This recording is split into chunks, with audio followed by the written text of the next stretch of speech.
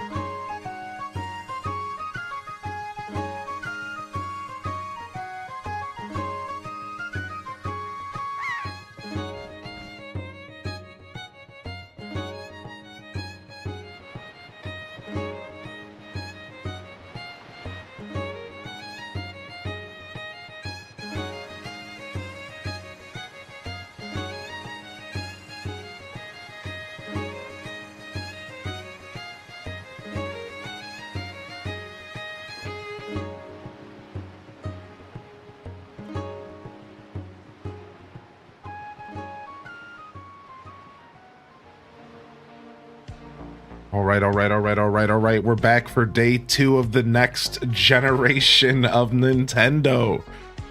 And we're ready to lock into some Hyrule Hustle. In fact, the first Hyrule Hustle of a new generation, baby. Welcome to the broadcast today. We got a big show ahead of us, and it all starts right here, right now, alongside the best community on Twitch. Happy freaking Friday. I want to see some energy in the chat, baby. Let's go.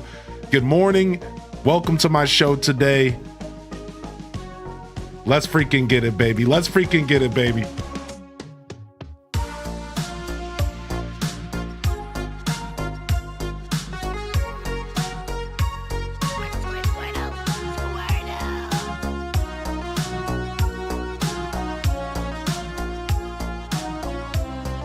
Let's go, baby. Yo, welcome to the broadcast today. What's up, Super? Welcome in here. First in the chat, Ryan Perpetrator, baby. I see the early birds out there. Thank you for your patience, early birds. I took my time this morning. Made sure all my I's were crossed and my T's were dotted so we could lock in, dude. I just want to play games today, baby. We'll go over our schedule here as the show progresses. All right, we'll go over the schedule for the day, but let's just lock in here. Good morning, Rusty, Taco, Spicy Sin Bun, where you at? Marshmelly, where you at? Happy Friday, Aria Vex, first sub of the day, 34 months. Let's go, baby. Matsuri, welcome back in here. Teeny Giraffe, Famed Guardian, Kalika, Fat Cat Plush, Albino Black Bear, welcome to the show. Druck, Bub Min, welcome in here, Famed Guardian. Good to see you today. Steph L. Thank you, Toffee Coffee, for the 31 months. Appreciate those primes, baby. Those primes all add up. Oh, here we go. We got another drop. Baby. Here it is, that Friday drop. Yo, Cincy Redlegs, welcome to the show. Stormy's in the house. Hello, Puppet. Chell Dog's in the house. Dazabomb's in the house, baby. Nintendo. Let's go, baby. There it is, baby. There it is, dude. Good to see y'all here today. Decade a Girifter. Welcome to the broadcast. Holy heck, dude. Aelith is in the house. Good morning, Aelith. Zana. Strayheart. Great Bambi. Asia's in the house. Welcome in, Asia. Good to see you today as well. Holy heck. Jita-chan. Sub-Etheric. Matsuri, thank you so much for the 42-month prime. Thank you, Sub, for the 11-month prime. The primers are rolling in. We love that, dude. Yo, good morning, everyone. Happy Friday. Yo, Jen is in the house as well. Welcome to the broadcast today. Stray Heart, you bunch of beautiful humans. Let me go ahead and set something up here real quick so I can see the game that we're playing here. Give me just a moment. I want to full screen project that over here. All right, and we can go ahead and bring this back over here. Boom. Very beautiful start to a broadcast. Let's go ahead and lock in here today. Let's go ahead and lock in here today. Needed them tank emotes. Oh, they're gorgeous. They're glorious. They're absolutely glorious. Okay. I think we're all good. All fronts are good here. Let's do a little beard check, and I think I can pull away from the OBS screen and just focus on the chat. Ooh, beard's looking spicy today. Ooh, we are in for a treat today. Good morning, everyone. I want to start off by saying good morning to the YouTube squad as well. If you're over there on YouTube, thank you for tuning in today. This is going to be a two-part video. Part 1 and part 2. They should be in order on the live tab on my YouTube page. If you're looking for part 2, I will be putting it in the description of this video. You can always go and find it right there. We have to split 12+ hour videos in half for the live stream. I do, however, later highlight these videos and post them in segments per the game on the YouTube later. So don't worry about that. If you're looking for specific content that goes to anybody, you'll usually find it all nice and cleaned up and post episodically. But these big, long live streams do have to be cut in half over on YouTube. So just a heads up on that. You'll find timestamps below most of the time about 3 or 4 days after the VOD goes live, sometimes right away. It just depends on how busy I am. So thank you so much for tuning in. Good morning to YouTube, and hopefully we have a great day today, and I hope you have a great day as well. Thank you again for choosing my stream to lurk on. Hit that like, subscribe, and good morning over here on Twitch. If you would like to come chat with me on Twitch, you'll find that link in the description as well. I do like to say I think the experience I provide on Twitch is always going to be the most pure, whereas YouTube is our lurker zone. So I encourage you, come over, say hello. Otherwise, enjoy the show. Enjoy the show. What's up, Hingy? Welcome back. Yeah, I agree with you, Hingy. Hopefully we get some more. I think they got them coming out monthly at this point. So we already got the next one for July. We got one for October. We're waiting for a date for Metroid, and we're waiting for a date for Kirby. So yeah, as much as I would have liked to have them on launch as well, we got a nice year. The rest of this year, half a year is going to be pretty hot, I think. I'm pretty excited. What's up, Prof Unknown and Pine Crossing? Thank you, Subatheric, for the 11-month Prime again. Thank you again, Matt City. And good morning to Mrs. Pirate and Midge. Ajita Chan, Minnie Mansky. Good morning, Tales from the Fandom as well. And thank you for hitting that daily check-in. Got to collect those rupees. What's up, Dark Half? Welcome to the show as well. And good morning. Good morning. I'm bummed out. I have to wait for my Switch 2. Oh, that does suck a little bit, but don't worry, because by the time you get your hands on it, we'll still be playing, right? This whole FOMO thing, it'll subside. You'll have your Switch, we'll have ours, and we'll have a good time together as the week progresses. So, are y'all ready to play some Mario Kart later today? I hope y'all are ready to hit the track again, because I've been thinking about Mario Kart since I turned it off. Man, is it good? I think it's great. Now, it is just a racing game, and I think there is a little bit of truth to it just being another Mario Kart, but I think this might be the best Mario Kart ever made for some reasons. However, it also seems to be the most party-centric Mario Kart. What's up, Matrix B? So, I think maybe some people who like that more competitive vibe might not get it from this game. I'm not sure yet, but I think the potential of Mario Kart is at this point, the sky's the limit. I think the potential of the strategy of grinding and jumping on walls and stuff might turn out to be really insane later. It might be. Thank you for the hype train this morning, chat. I didn't even know we were hype training. What in the heck? Yo, what's up, DJ Artemis? Thank you for the tier 226. Welcome to the show, baby. What's up, Raiders? Matrix B coming in. What's up, Meloray VT? Meloray? What's up, Nintendo Tom? Welcome to the show today, Teeny Giraffe. I missed the Target online orders. I still gotta wait for the restocks. Oof, Teeny, we got you, baby. Hopefully you're still enjoying Fantasy Life. I hope so. Yo, Unyawn, good to see you today as well. What's up, Raiders? What a beautiful way to start a show today. Matrix. Holy heck, man. Thank you so much for the raid. That was so kind of you, Matrix B. That's so cool. I've been seeing your post on Twitter about your excitement around the Switch 2, and it just made me really happy. I hope it's been a beautiful journey for you. I'm gonna throw you a sub on the house because I just think you're cool. And I really appreciate the love. I don't know, I'm just feeling generous. I just think you're cool, man. I loved your energy. And I've lurked on your streams before, and I like what you're doing over there. I just want to say, keep it up. I believe in you. And thank you, chat, for believing in me, all right? Yeah, that's super cool of you, man. Thank you for the raid. Welcome in, everybody. Welcome to the show today, man. Yo, what the heck, dude? I hope you all have been enjoying your journey with the Switch 2 so far. And if you haven't gotten a Switch 2 yet, hold fast. Hold fast, because this is a new generation, and generations last quite a long time. We'll be having fun for quite a while.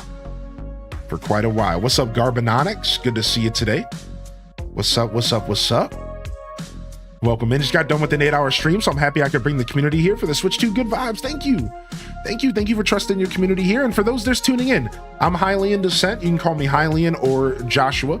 And here on this channel, I focus on Animal Crossing, Stardew, and I guess Zelda is definitely a third here, but I would argue that my niche is just life sims and farming sims with a nice chunk of Nintendo variety. That's what I grew up on, and that's what I like to showcase because that's what I'm most passionate about.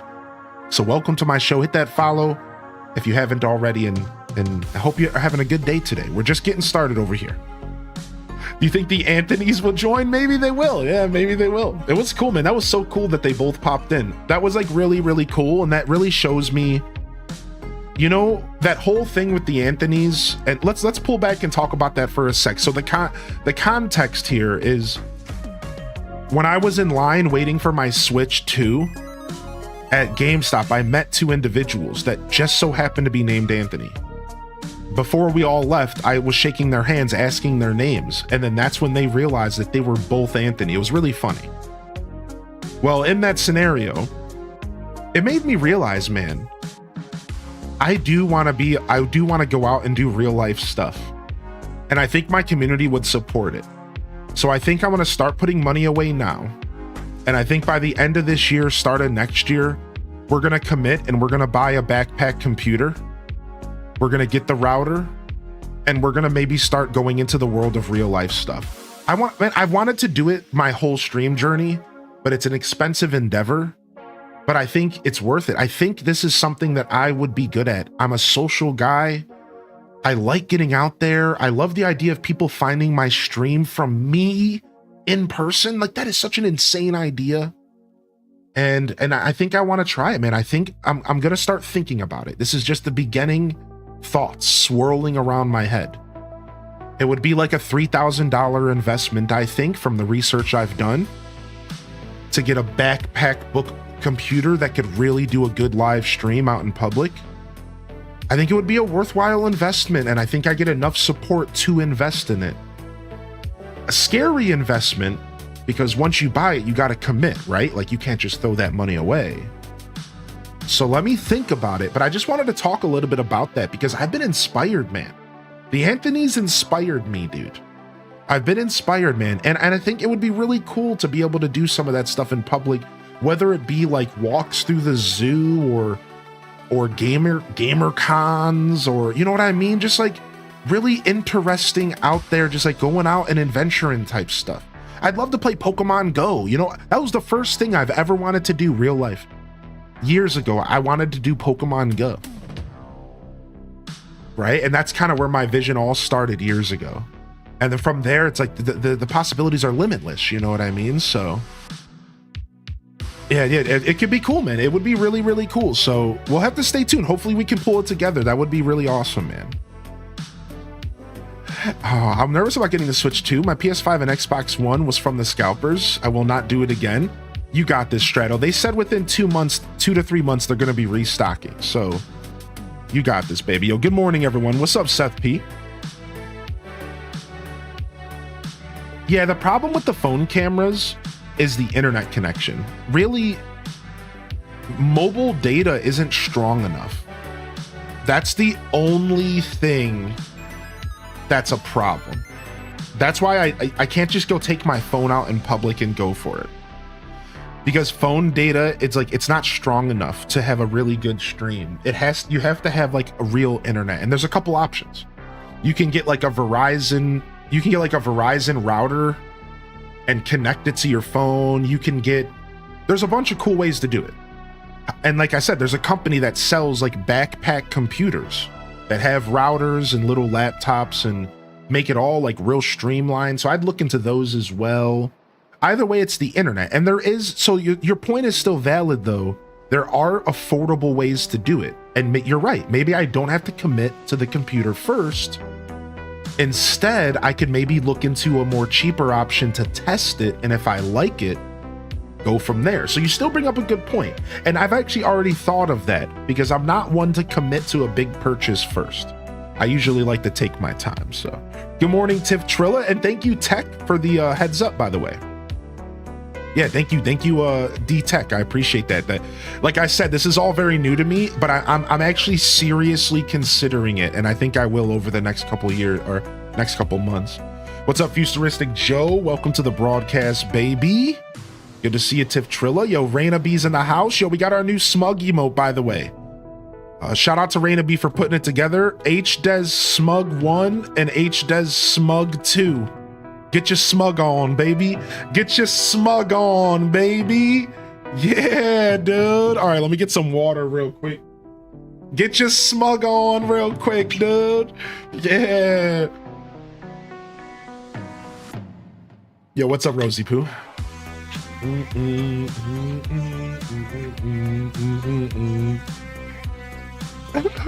I noticed earlier, I thought it was new.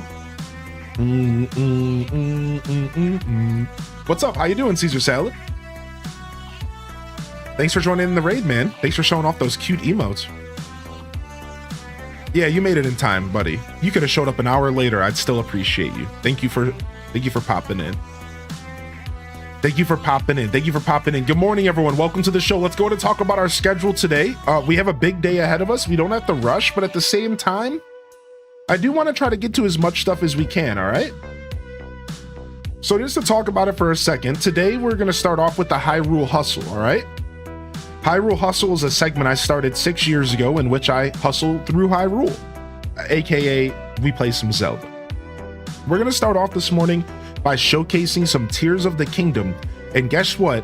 Your boy got his tablet set up on a second capture card, and we're gonna be hearing Zelda's sweet, sweet, sultry voice in our ears while checking out some of these brand new lore tidbits today live on stream. I also can pull the app up on the screen and we can look at it and we can explore it together.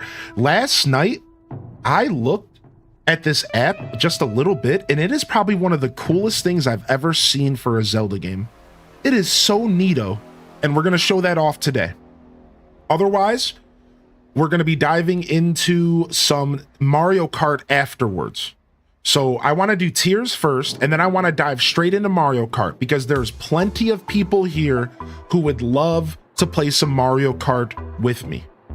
So we're going to be doing some Tears first, then we're going to dive straight into Mario Kart because I think plenty of people want to play some kart, and I think we're going to give the people what they want.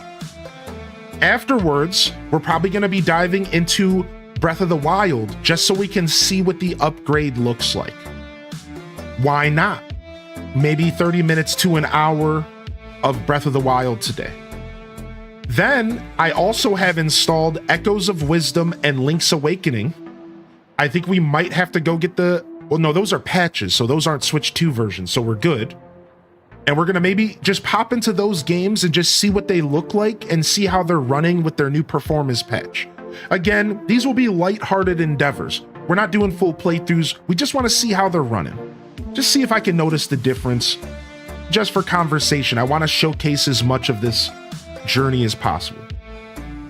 Otherwise, I would also like to maybe jump into some Pokemon Scarlet and Violet because I want to see how that game is functioning, and maybe we'll do a cheeky little multiplayer session if anybody wants to join me.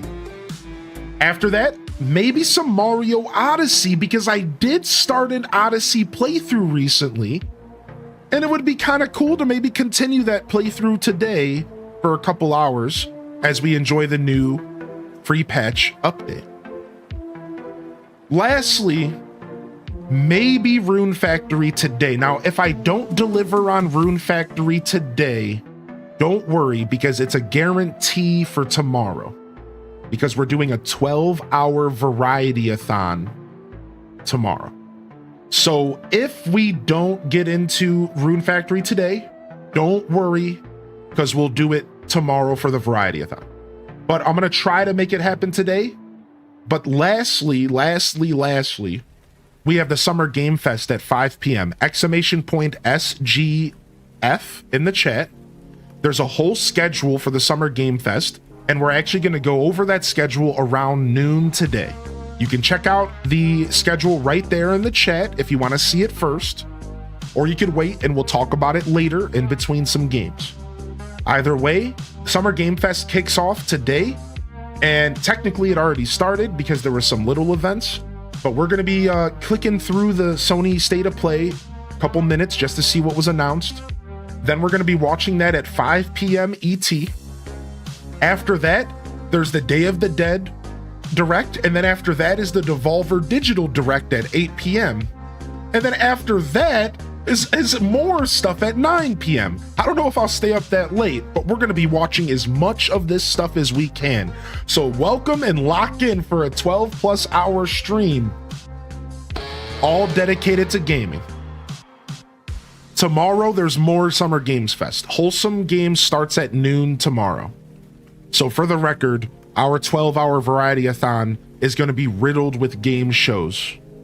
Tomorrow we have Wholesome Games at noon, women-led games at 1, Latin Game Showcase at 2 or 3, PC Game Show. Like we're popping off. We got so much stuff to watch. So it's going to be pretty sick, and I'm real excited. So we got a big day ahead of us tomorrow, but let's not get ahead of ourselves.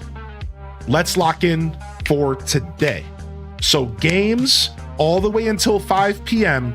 and then we're going to sit back, we're going to get some dinner, and we're going to watch the Summer Game Fest together. I don't know about y'all, but that sounds like a beautiful way to wrap up a day of gaming.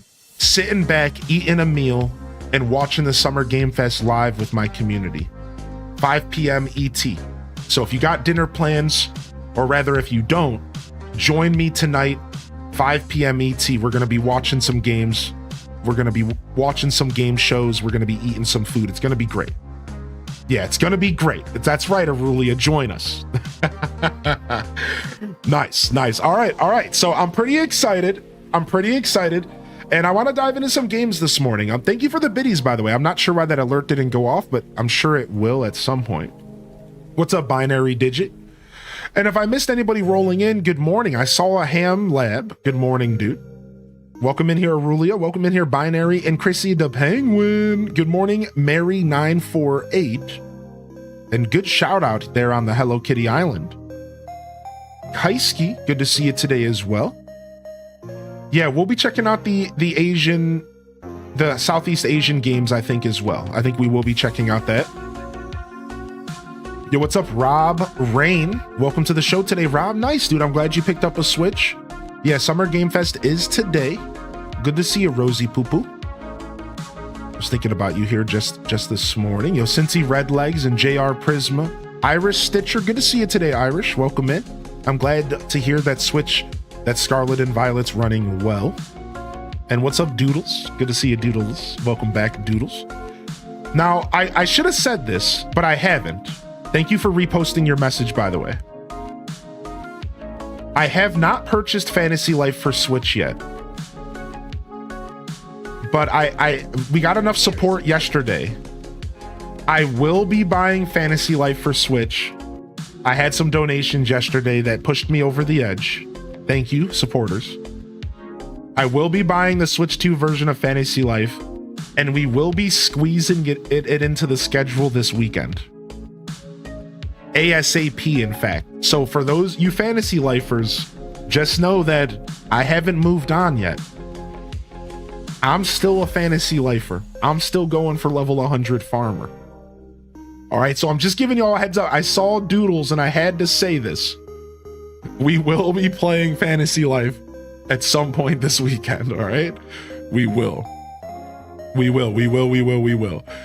Just want to say, don't let anyone give you grief for wanting to buy a Switch 2. A friend of mine tried to give me grief because of all the Twitter and Reddit posts, but they don't understand when every other console you've ever had has been purchased for you.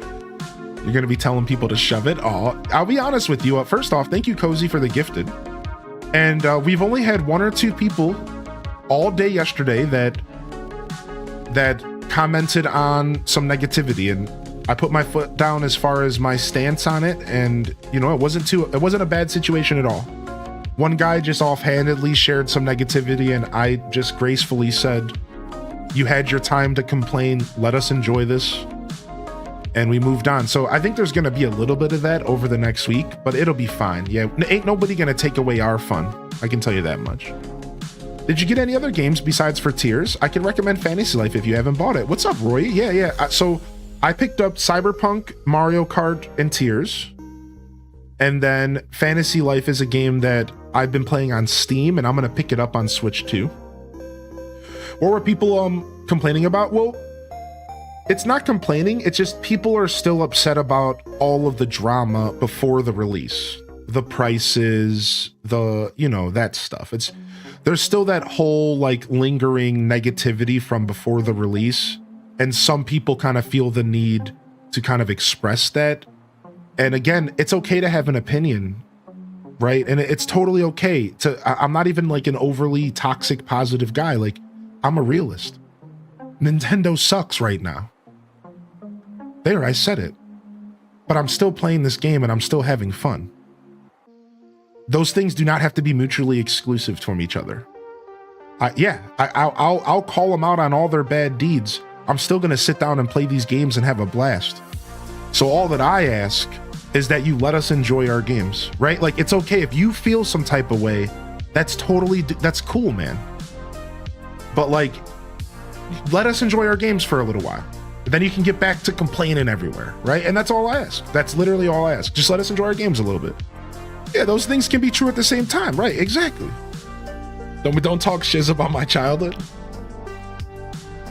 Right, and that's it. That's all we're asking. Like, it's nothing like that. It's fine, man. But you guys had 3 months to complain. Let us enjoy ourselves, right? And that's. I don't think we're asking for too much.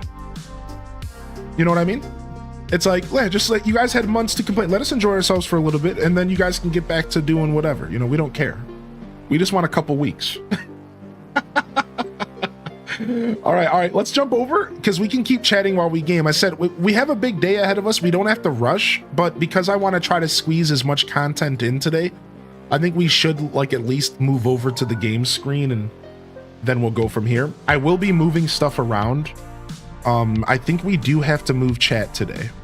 I don't do this often, but because I think I'm going to keep it on the screen over there because it was elegantly brought to my attention that usually the mini map is in the bottom right corner of the screen, so we can actually cover up the mini map with the navigation system, and we're not even losing any real estate.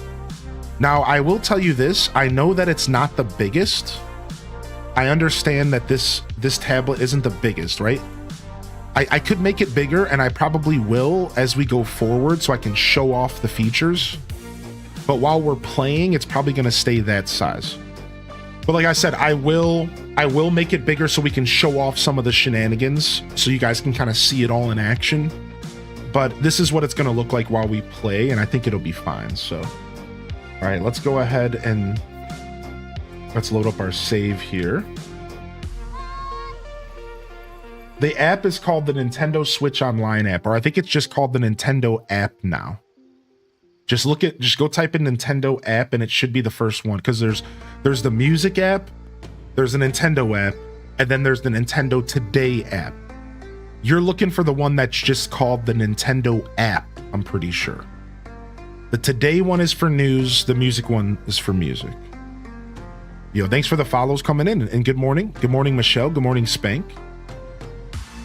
All right, so what I want to show off today is this navigation app, right? And this navigation app is really, really cool. So first off, let's go get our daily bonus here.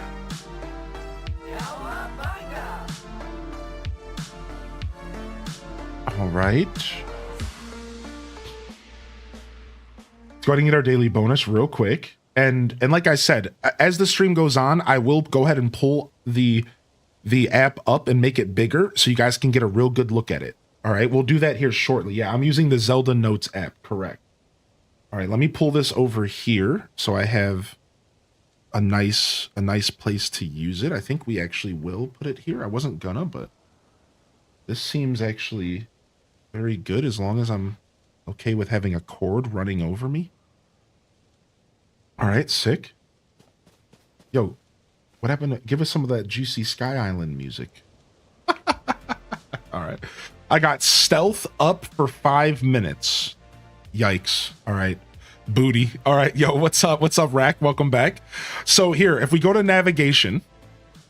All right. Now I'm going to show off the app a little bit. I'll actually do it now just because I want you guys to see all the features, and I want to show you what really blew me away last night. All right. So one sec.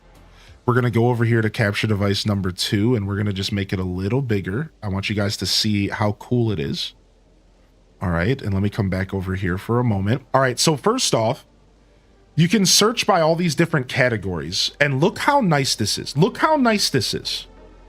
Listen, this has given me the freedom. I want to 100% Tears of the Kingdom finally. I was going to do it over time. Look at this. It tells you the percentage of locations and stuff on the map. So like, I only have 97% of the chasms discovered somehow. What? You're kidding me, right? 98% of the shops. I only have, if you look at the bottom, I only have 79% of the Addison signs found. I have 95% of the side adventures done. 85% of the Sage's Will. So now we actually have an 100% like counter. Like it tells you this is exactly how many of this thing you are missing. I'm missing 37. I only have 37% of the Froxes killed, right?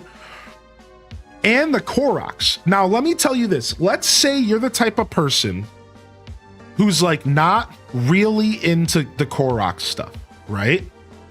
Let's say you're not really into hunting Koroks, but you would like to 100% this game. Take a look at this. I can go in here. I can click on a Korok, and it'll tell me if I've already completed it or not. So if it says hidden Korok complete. But if I click on this one and I say activate voice guidance. Guidance activating. Proceed north and downward. Now she will guide me. She will guide me to this Korok or whatever I want. Whatever the item is, whatever the thing I'm looking for. Proceed north and downward. She will guide me. So like, let's say you are trying to 100%, but you're really just sick of hunting every single Korok. Let's say you just get to that point where you're like, this blows, right? Proceed north and downward. Proceed northeast and downward. Right? Yeah, Siri, is that you? Right? Yo, what's up, Bliss, baby? Place to watch all things Nintendo. Keep up the great work, good Sir H. Desnes. Oh, thank you so much, homie. Thank you so much, dude. Zelda. Proceed northeast and downward. Proceed northeast and downward. U-turn, yeah. Proceed northeast and downward. Right? So like, this is really neat. And I Proceed swear, north and downward. I haven't been more. Proceed downward. I haven't been more inspired. In this vicinity. You have reached your destination. Guidance deactivating. I haven't been more inspired to finish my 100% ever. Listen to this, dude. Now, I don't think I'll be using this to get all the Koroks because I do like hunting the Koroks myself. But like, I could see myself getting to the point to where I have like 100 left and just being like sick of it, right? Right? Like, yeah, like sure, like once I hunt down enough of them, maybe I'll be like, okay, I'm sick of this. Right? Now, like that's like pretty crazy. I think And again, you can do anything, right? So you could go in here and you could say, you know what? I really don't like the fact that I missed a Talos, right? So you could search by enemy. So now I can go down to this island. All right, I put the marker, see the Talos there. This one has been defeated. I can scroll. All right, I can say, all right, boom, there's a Talos here. This one's completed. So you can like look and you could find, all right, you know what? Here's one that I haven't fought. And if you're really struggling to get there, you can activate the voice guidance, but you don't need the voice guidance. You can simply just go ahead and take a look at the map and say, okay, like I'm going to the Drennan Highlands. It says it right there on the minimap, and I could just head there myself and proceed to go fight this Talos that I missed. So this is this new Zelda Notes app, right? That they released and to coincide with Tears of the Kingdom. And it does a lot more than this, chat. We can also trade items with each other. We can trade items with each other. We can you get like a daily bonus. We can trade designs with each other. Like I designed a speeder bike and I posted the design in the general chat last night, and you can all scan my bike that I designed. Yeah, so like if I show you here, I can go in here and I can give you guys my auto build right now. You guys can go ahead and scan this. You guys can go ahead and scan this right now. Like this QR code on the screen, you can scan it. Now, I don't know if I can make this bigger right this second, but you guys can scan this QR code and you can use my design. So now in the reverse, you guys can take my designs or you could give me designs. If you guys designed like a really cool tool or like vehicle, you could trade it to me and I could check it out on stream. Right? And then again, there's also the item trading. So we actually tested the item trading out yesterday. We tested it and it works really well. So there's two different ways to trade items. You can either invite a friend to give you access to their item box, and in turn, you can give them access to your item box. And then in this item box, you can set it up to where people can freely take from it. You don't have to, but you can. So you can I could give Leia access to my item box and I could put a sword in there and they could take the sword out and it would appear in their game. We tested this yesterday. And then you could do it for items as well. I think you can do it for any item, right? So if I go into the game, all right, new apps have appeared. Take a look. So there's new apps in the game now. And if I go here to item sharing and deposit, I can deposit any bow, any shield, and any weapon. So I'm going to go ahead and I'm going to take my Sea Breeze Boomerang and I'm going to deposit it. Now the Sea Breeze Boomerang is in my app. And if I go over here and I refresh it, I think you might have to refresh. Now you see the boomerang is sitting in my app. Look. So now I can either click on this and I can figure out a way, I can send it to you, I think via a QR code. Or again, if we have our boxes connected, I can click gift and I can click Neanderthal and I can give him that Sea Breeze Boomerang. Now that is sitting in Neanderthal's box. And Neanderthal can load the game up and he can take that boomerang out and he can go slay some enemies. How sick is that? Right? So very, very cool system. Very, very, very cool system. Can you pull up that QR code again? Yes. Now, I don't know if I want to take the time to make it bigger. So hopefully this is big enough. Let me know if it's not. I might be able to make it bigger for you, but I did share it in the Discord as well. I could probably do that again if I have to. So yeah, isn't this very interesting? So I wanted to show off this app today. Now there's one thing that we haven't talked about with this app so far. All right, first I'm going to fight this Talos and then we're going to talk about it. There's one thing that we haven't talked about yet, and that is the Zelda voice memories. So now that we have it activated, it's searching for a voice memory and it becomes a sensor. So what I'm going to do is I'm going to teleport back up here because there was one up here that I noticed. All right. So if we go up here, now there's different voice memories that you can access. I don't even think it's just Zelda. What these voice memories are is that the game will commentate on a specific area. All right. And you can get little tidbits of lore based off of that area. So right now it says you may come upon a voice memory as you explore the game's world. The sensor below will react when you get close to a voice memory. All right. So we're reacting. Let's see if it's up here. Dude, how cool is that, Rack? How cool is that, dude? Yo, what's up, G-Ski? Just wanted to say that you and your community made the Switch 2 release even more special. You and chat's excitement was contagious. Dude, it was so fun, man. All right, so I don't know if I'm any closer. Is there any, like, indicator? Okay. I don't know if there's going to be, like, a visual marker in game or anything. I have no clue what this is like. This is the first time I'm doing this. Okay, beep, beep. Okay, beep, beep. Okay, beep, beep. We're getting double beeps.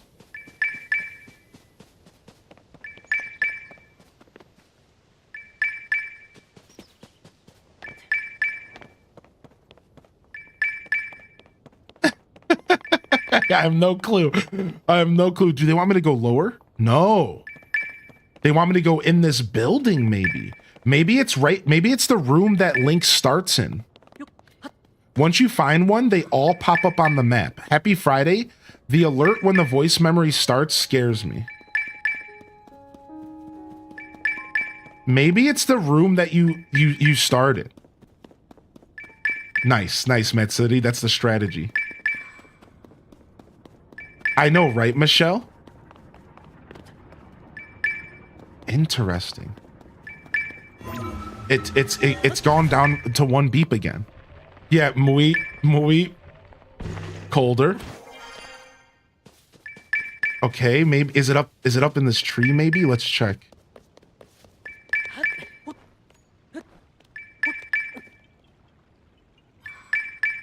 I feel like it's gonna be up here. Wasn't there like a building that we had to jump out of at the beginning? Is that what I'm on right now?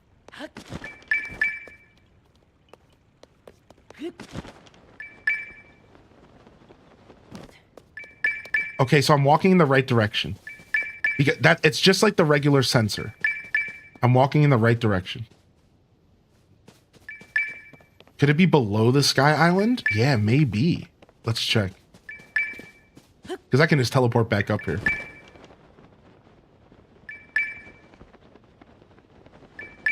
I think it's in this building. I think it's in the starting zone, right?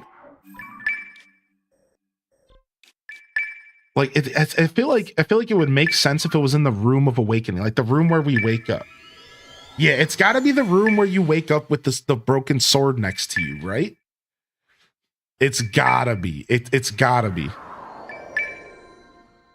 We're only getting one beep in here, though. Oh, there's a Korok in here, though. That's funny. I don't even think I knew that. Oh, maybe it's up here. Let's do this thing. I'm bummed I can't use the app with the Switch 1. Yeah, apparently you can't use the app with the Switch 1. That is a little bit bummerific, I agree. Because it's just so neat. Like, I'm sure people are going to want to interact with it. How much better does the Switch 2 look than the Switch 1? Pretty substantially better. I'm not a big graphics guy, so I might not be the best person to ask, but so far everything has looked a lot smoother and just... Like, the best way to tell is to play these old games. Because these old games that I've played a bunch on Switch 1, it's really easy to tell how good they look. Alright, I think we're onto something. I think we're onto something.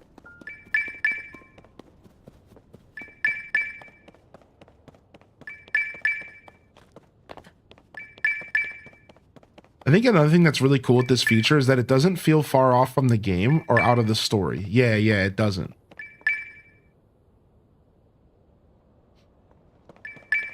Yeah, I have no clue where this memory is. This is hard to find.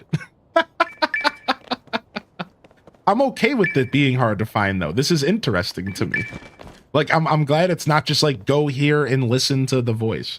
But apparently, after we get the first one, they all are easier to use. So, where's Navi when you need her? Honestly, just watching the stream, you can see how much smoother the details are, but also the frame rate. And that's through the compression of a 1080p stream. I'm playing only on 1080p right now, yeah, because I don't have a monitor to support it. So I figured I'd keep it at 1080. Right? Do we think it's maybe below me and it's just not registering height? Lupe Fiasco's verse on the new Aesop is so sick. Yeah. He's collabed with Lupe once before in a single, actually. If you haven't heard it, I can share it with you.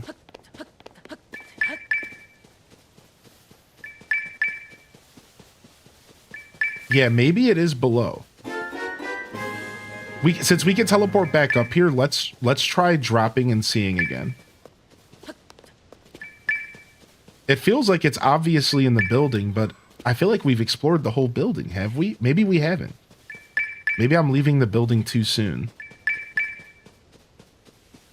Yo, good to see you, by the way, Bottled Up Jam. I'm hip to that one. Yeah, that cute little single they did.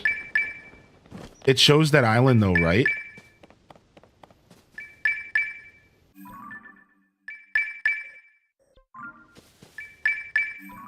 There is that mining cave. Maybe there's like a mining cave below this place. Is that what we're missing?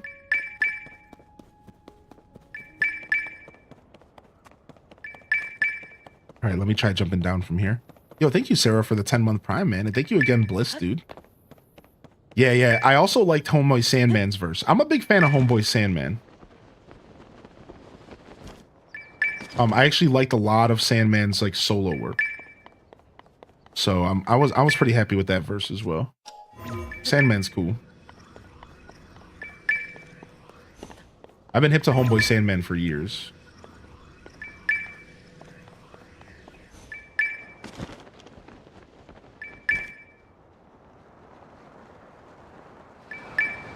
Oh, it's still beeping.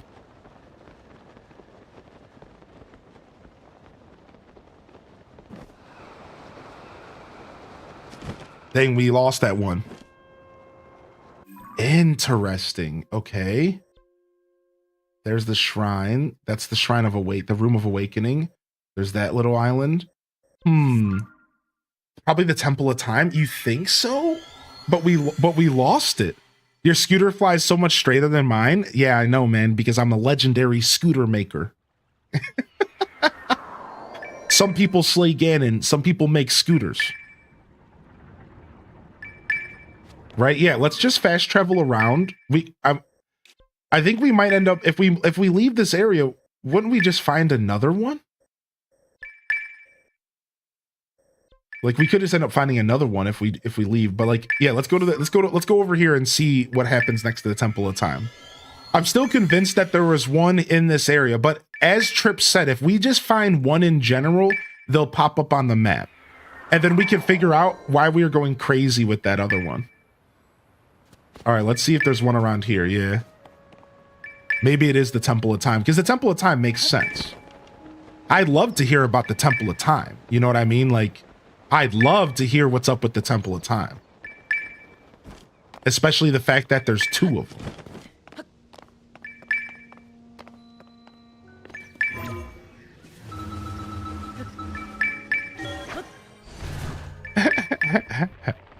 Dude, Hamlabs, you gotta bust out that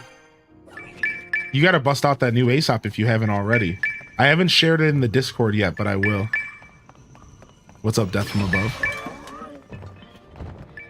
We're on to it. We're close. No, then we lost it again. It must be on the roof. It's got to be on the roof here, maybe.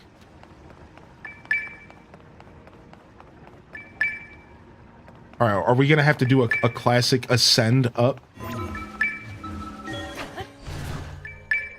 I was this close to sharing it yesterday. Oh yeah, dude, I've been jamming on my Spotify profile. Yeah. I'm glad you saw that.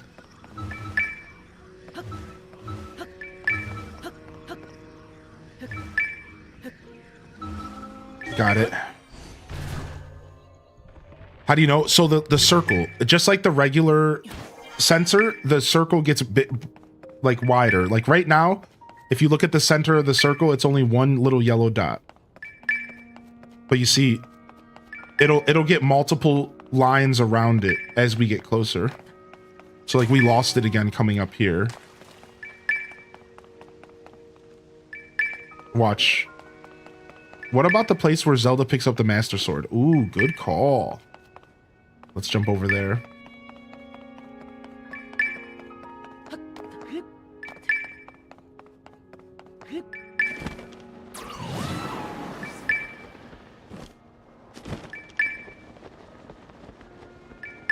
Right, see, so it's not, we're not getting the double tap anymore.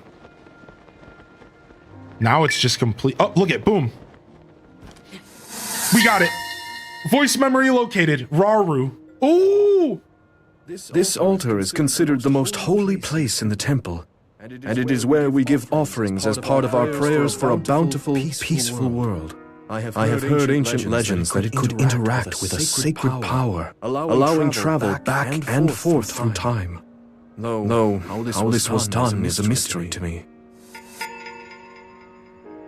And there it is. There's our first memory. So now it shows the altar. And there's apparently 35 of them for Raru specifically. Raru's memories during his pilgrimage. During Raru's travels, he built shrines to purge evil from the land. Listen to his words as he traversed Hyrule in its founding era over 10,000 years in the past. So it's Raru's original pilgrimage to go around and cleanse evil from the land via these shrines. So like, look how interesting. And this is just Raru. Like there's more voice memories than just that.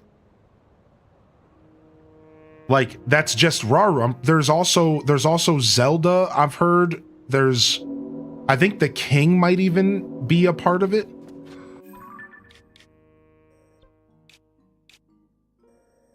I heard there's multiple characters. It's not just Zelda. What's up, Decade? Dude, I love this time of the day up here. There's 125-ish. In breath, did you mean in Tears of the Kingdom? The voice member doubled in audio. Oh, thank you. Thank you for the heads up. I really appreciate you saying that. I didn't think about the audio doubling at all. I gotta remember to deactivate this. Thank you very much. We can just turn this off completely. Voice capture D, and then we can just hide this because we are using our mixer.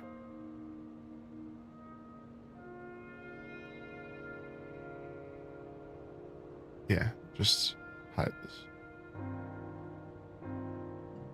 Yeah, we don't need that because we are using our mixer, right? Let me go back and we should be good. Yeah, because you guys can hear the game through my mixer. And then, yeah, so that was the first voice memory that we unlocked. Now, if we go back here to the navigation, it would be cool just for accessibility if like, oh, here it is. Boom, look at voice memories. So we can unselect all, click voice memories, and take a look. Now I can populate the whole map with the voice memories. Look at that, question marks. Now we can just literally go to them. There's even some in the depths. We can literally just go to them. So let's go back to the one that we couldn't find because it was obviously trolling us. Guidance activating. All right, it shouldn't be doubled up anymore. Let me know if it, I think it's fine now. Because I had it playing through OBS. So I think it's fine, but thank you so much, mod team. I couldn't do this without you. What is the map? So what we're showcasing right now is this is a brand new Zelda Notes app that connects with Tears of the Kingdom. Proceed a short distance north. Wait, hold on a second. These voices are also in Breath of the Wild? Wait, they did the Zelda Notes app? What? I can go and get lore in that game? North. Dude. Yeah, okay, it's a little quiet now because when it was doubling up, Cozy, it was louder because like it was doubling. So I do have to turn it up just a little bit. So thank you for that. Yeah. I'll turn it up a little bit now that it's not doubling. Distance north. Okay, you don't need to yell at me, girl. All right, you know, I'm going to turn you down a little bit. Also, who voice acted this? Because I'm very curious who voice acted this, you know what I mean? Who's the voice of the navigation? It's a nice voice. Proceed a short distance northeast.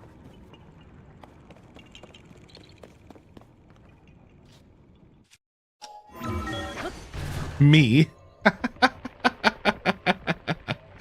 So, do you have any feedback on the Pro Controller? Is its usage worth it if you have the OG Pro Controller? So Cryptic Chaos, to answer that question, I would say that my current interactions with the Switch Pro Controller 2 is that the sticks feel like some of the best joysticks I've felt in a while on a controller. However, the controller is brand new, short distance north, and it could very well like change over time, right? Like with wear and tear. So you might have to give me more time to give you more proper feedback. But as of this moment in time, the Pro Controller 2 does feel really good. Proceed a short distance northwest. I couldn't tell you if it was worth your money, though. How did we miss it? It was right here. The lives of our people and this tree are interconnected. As we prospered, so too did it. It was the site for many of our rituals, and though that role has since been taken up by the Temple of Time, I am sure this sacred tree watches over us still. What? Like original Deku tree or something? I guess I didn't think of that. Well, I guess we never considered that maybe this was the original Deku tree location before they raised everything into the sky?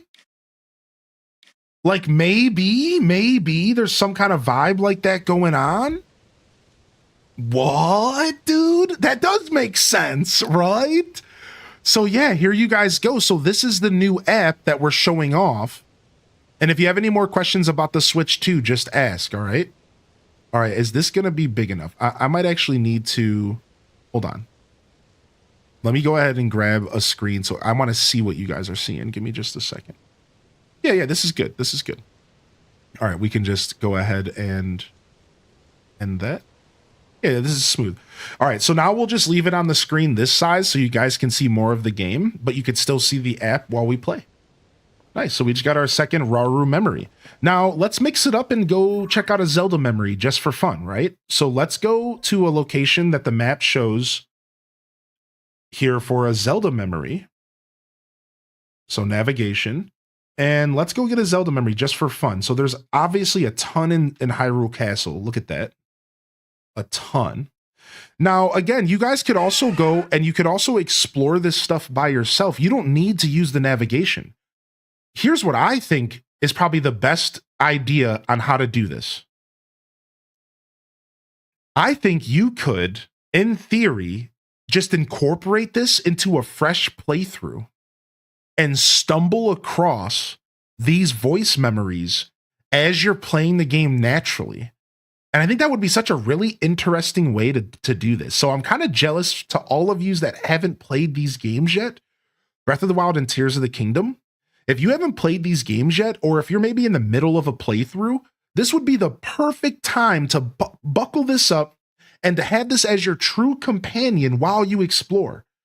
I think that would be so rich to be able to get all these little bits of lore as you're exploring the game naturally for the first or maybe the second time. Now, but again, if you're the kind of person like me who's maybe gotten pretty close to 100%ing the game, I kind of like just going straight to the memories. Because like I've done a lot of the content and now I want the new content. So I just want to point out that it's kind of an interesting thing that we have a little bit of both. Like you could choose kind of how you want to approach this. Now, somebody mentioned Hateno Village, and I think that was quite the delicious call out. And it looks like there's 2 memories over at the Hateno Village. So let's head over to Hateno and see what she has to say about Link laying the smackdown on her at that house. We all knew what was going on in there. Come on. We all knew. Yo, what's up, Adelbot? Yo, welcome to the show, Adelbot. Howdy cuties. I hope everybody is having a great day. Day love. Yo, Lynx man, what's up, buddy, dude? Thank you so much for 72, dude. What's up, man? What's up, Miss Skeeter? And what's up, Freddy Kala, man? Is the Switch 2 worth the cost, Mr. Descent? I really want one. I mean, it was worth the cost for me as a streamer, and I will tell you that it would have been worth the cost for me as a gamer as well. Yeah. And that's the best I can do for you. I can't tell you if it's going to be worth the cost for you. No one can. But since you asked, I will say it was worth it for me as a gamer and a streamer. Because this is a new Nintendo generation, and how many of these happen in a lifetime? This is the first one I've ever bought, like, participated on release. You know, like, I'm having a lot of fun. I will tell you this, though, Freddy Kala. I think the longer you wait, the better it's going to be. Honestly, that's my best advice. If you aren't champing at the bit to play Mario Kart, if the idea of playing upgraded versions of Switch 1 games, if the idea of playing games that were already released on other consoles just on the Switch 2 doesn't appeal to you, if all the things I just said doesn't appeal to you, I would wait. Because the Switch 2 is going to be readily in stock by the end of the year, I'm pretty sure. And you'll find a reason to buy the Switch 2 later, when they release that Zelda that you're looking forward to, or that Animal Crossing, or that Mario. Because that's the truth. The truth is that at this very moment in time, it might not be worth it for you unless you're really looking to play one of these games. And they already said they're going to be restocking them in 2 or 3 months. And I think by the end of the year, they'll be back in stock regularly. So yeah, I think waiting is the play, man, right? Like, if you're not too sure.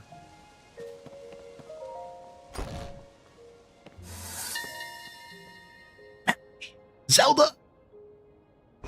This room feels a little lonely, so I've decided to decorate it with pictures of the people and places I encountered on my travels. And also with the memories of my dearest friends. Cute. So she just came in here. So she really did just come in here and just take over Link's house and just decorate it. She really did just come in here and take over Link's house, dude. She really did. Just like, yep, this is mine now. Now we got to go to her secret exit, though. There's another one here. You ready? There's another one.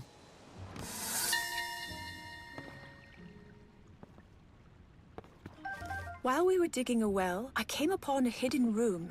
It may have been connected to the main building at one time, but it seems it was forgotten as years passed. Still, it could be used again, with a little work on the more decayed areas. I imagine something precious was once stored in that treasure chest. What could I put there? Oh, that's where you get the headband. Yeah, that's where you get the headband. Yeah, thank you so much for the first time tier 1 sub. Yo, can we get a round of love in the chat for that first time tier 1? Thank you, dude. Thank you so much. Mega City, welcome to the show officially. Enjoy the emotes. We got a handful of them for you. A good 60 or so, I think, for a tier 1. And I really appreciate the support. Thank you. Thank you so much. Welcome to day 2 of the Switch 2 release. A brand new generation, our first Hyrule Hustle of a brand new generation. We're going to be checking out a couple different Zelda experiences today. But I wanted to start with tiers, and I wanted to show off this app for the community. All right, I wanted to show off this app for the community here today. How do you make a character do like a roll if you wanted to roll back and forth? I've seen people do that. I think you're talking about the rewind feature, and I'm not sure off the top of my head, but Once we load up Mario Kart World, I'll be able to help you further. Yeah, we will be playing Mario Kart. So what's up, Zezaver? Welcome back. What's up, Tweediculous? Yeah, that's my app here on the bottom of the screen. So let's talk about this real quick. So today's schedule is Zelda first, Mario Kart second. Yeah, Zelda first, Mario Kart second. That's right now, that's the vibe. We have a bigger schedule, but just so you know, we're doing tiers first. We're gonna check out this new app for a little bit, and then we're gonna dive straight into Mario Kart within the next 2 hours. Like, we're going to Mario Kart pretty early. So for those of you that want to get on the racetrack with me, we will be doing a game switch relatively early, but we're starting with some cozy tiers, and then we're gonna switch over. I'm actually still playing this game myself. Nice, Mega City dude. Hopefully you pick up the Zelda Notes app if you gotta switch too. You can also toggle an option that gets rid of the icons if you've already heard it. Oh, really? Let me check. Hide discovered destinations. Beautiful. All right, let's continue running around Hatino and getting more lore of Hatino.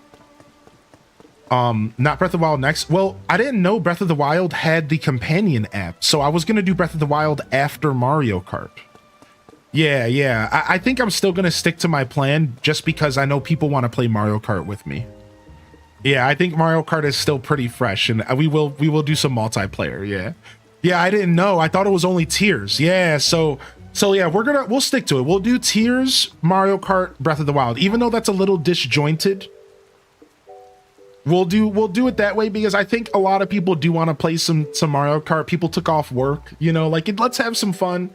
Then once we get bored after 2 hours, we'll do some Breath of the Wild as we relax into the afternoon. So, but yeah, I didn't know. I thought Breath of the Wild was just going to be a 10-minute showcase of the graphics, Toad. Straight up. I straight up thought Breath of the Wild was going to be a 10-minute showcase of the graphics. I might spend a good hour in Breath of the Wild now that I know there's this app, right? So that'll be fun. All right, so now there's some other features with the app.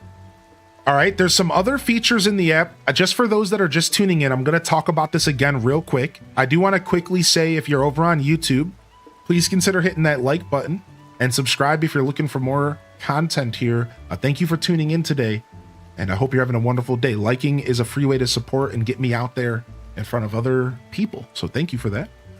Now, there's a handful of things this app can do, and we're going to show it all off real quick, and then we're going to go back to looking up Zelda memories, or just memories in general. So before I get too far ahead of myself, I forgot that I did want to show off a couple other features. So real quick, let's take a look-see-poo. So I've already shown off the memories, and I talked a little bit about the item sharing. Yes, that's right. We can trade items in real time with each other. If anybody wants to test this morning, and you're playing the game today, let's trade. So Rackball, would you like to trade? Would you like to enter my item box here this morning? Would you like to do this little item box thing, Rackball? Do you want to, if you're still playing, do you want to test it out?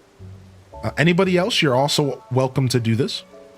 Otherwise, there's also the auto build sharing, and you've already tested the auto build sharing on your end. If you wanted to share a QR code with me in the Discord, I could maybe scan that and we could test that out. Otherwise, let's go ahead and go back to the item box so we can show it off to the community. So here's what I need from you, Rack. I need you to give me the QR code from the bottom of... I need your item box QR code, which I think is found... How do you find your item? Here, share your QR code.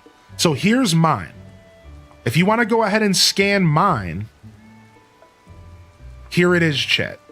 Anybody can scan this to have access to my item box. All right, and then I have a no drift bike code. Yeah, I have one as well. Mine's pretty drift free as well. I'd love to see yours, Top Cat, at some point. Feel free to post it in the Discord though if you're interested. All right, so here's mine. I'll leave it up on the screen for a couple more seconds here, and then we can also share this in the Discord. Let me quickly go and hide this screen a quick moment. And just let me make sure that I've kept this device docs free by saying, first I'm going to save it, allow. Image saved. I'm going to go click the share button and see what comes up. Okay, for some reason, my neighbor comes up as a text message option. Okay, good thing it just their name's Rebecca, like whatever. I think I have Discord on this app. Okay, let me go to Discord real quick. Added you to item box. Okay, now I need you to give me your QR code, I think, as well. So I'm going to go drop this under gaming discussions. I'm not going to use general chat. I don't want to clog it. All right, so I'm sharing my item box code now. We might need a whole separate channel for this at some point. All right. And then go ahead and post yours. And then I can go ahead and scan it. Let me know when you've posted yours, and I can go ahead and scan that as well. And then meanwhile, I'm going to quickly check and see what happens when I click images. Is this going to pull up any... So this does pull up my private pictures because it's synced up with my phone. So that's what I thought. So I am going to avoid doing that on stream. And I'll have to unsync it later. You can post it anywhere, dude. Go ahead and drop it in the gaming discussions channel, or go ahead and post it in wherever, whatever's comfortable for you, man. General chat, it's fine. I'll pick it up wherever you post it.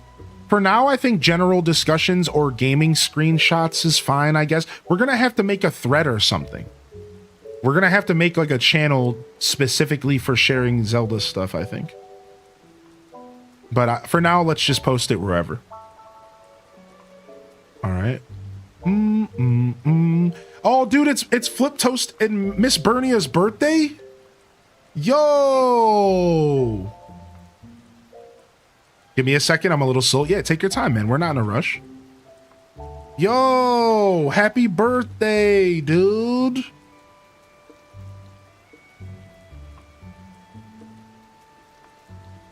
Oh, how cool is that, man? You guys got birthdays around the Switch 2 release? Neat freaking oh. Yeah, happy birthday, man. Yo, very cool. All right, so for those just tuning in, we're testing out this app. We're testing out some item trading and stuff in the app. I just wanted to show off the app stuff. Okay, cool. I got you, Rack. All right, nice. So now we're going to say scan with camera. And I'm going to scan this QR code really quick. Boom, got you. The item box is sharing disabled. Okay, so you have to enable item box sharing at the top of the screen real quick. So here, I'll show you how to do that if you need, but so go over to the sharing enabled button and click enable item box sharing. For some reason, it wouldn't let me add you without that enabled, Rack. And then let me know when you got that enabled. For some reason, it said it wouldn't let me. Enabled? Okay, cool. Let me try scanning it again real quick. So sharing enabled, add another user's scan with camera. Boom. I'm in. Register item box. All right, so now let's go ahead and show you all what we were just figuring out. So this is the new item box system, and look at how cool this is. So I'm gonna go into my inventory. I'm gonna go all the way to the key items section, and I'm gonna go to the new item sharing app. I'm gonna click it, and I'm gonna click deposit. And I'm gonna go ahead and hook up Rack, who I heard through the grapevine is a little low on bombs. So I'm gonna drop him 8 bombs because homie needs those so he can go explore some more caves. Now those bombs are gonna appear in my box. Now 8 bombs are sitting in my box. You see that? Now what Rack can do on his end is Rack can load up my box and he can take those items. I'm pretty sure he can just take them straight out of my box because I have that enabled, or I can give them to him. So I can say bomb flower to Rack, give 1 item. And now Rack would get that item. So see, he was already taking them. I have them now, right? So you can either gift them to each other, or a player can just take them if you have it enabled. So you don't have to let people take stuff freely, but you can. So if you have like close friends, you guys could just have like a bunch of items sitting around. And you can share freely between each other. So for example, one of the things I want to do is I am going to go into the game and no, you can have them, Rack, enjoy. I'm going to go around and I'm going to make a bunch of the best weapons in the game. I'm going to craft a bunch of the sickest weapons in the game. I'm talking the highest damage possible. Claymores with Molduga skulls. And then I'm going to put them all in my box and then people can just take them and use them freely. Right? Like that's the kind of stuff we can do. We can trade these items between each other. So I just wanted to show this off and how neat this is. Now I haven't shown you the final step. How do you get them back into the game? What you do is you go into the app and you would click withdraw. And then you can pull them from the phone app into the game. That's the final step. So now Rack would have to do that. Rack, you have to go into the game and you have to withdraw the bombs and you can take them into your game. And that's the final step. You have to go into the game and do that and just make sure the app is connected. So I just wanted to show off this item sharing feature. This is a Switch 2 exclusive thing. How freaking cool is that? So look at this. Yo, Silver Lionel Reaper. What? So you have to, oh, I missed a step. You have to send it to the game. This is how you do it. Watch. So now I send it to game. And now it's been sent to the game and can be removed. So now I click remove. Boom! Now I have a Silver Lionel Reaper on a Zora sword. Look at that, dude. That somebody else gave me. Look at this nice piece of hardware, baby. Look at that. And if I get wet, then I do more damage. Watch this. If I summon this bad boy, oh, I can't because I'm in town.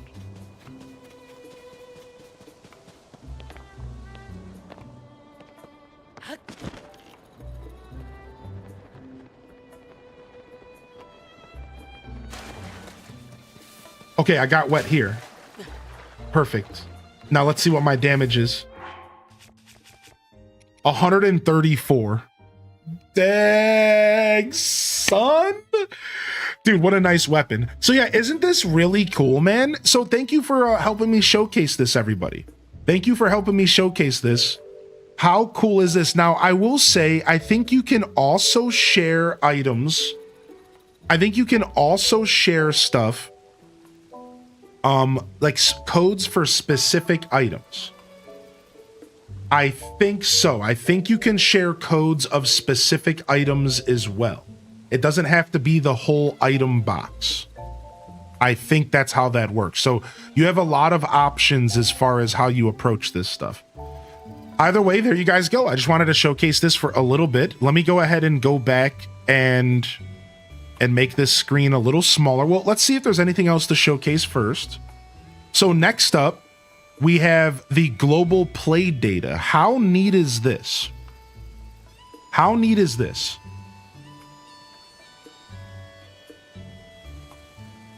There's actually a global play data now where you can see how much you've interacted with the game with stats. So like I've opened 1,256 treasure chests.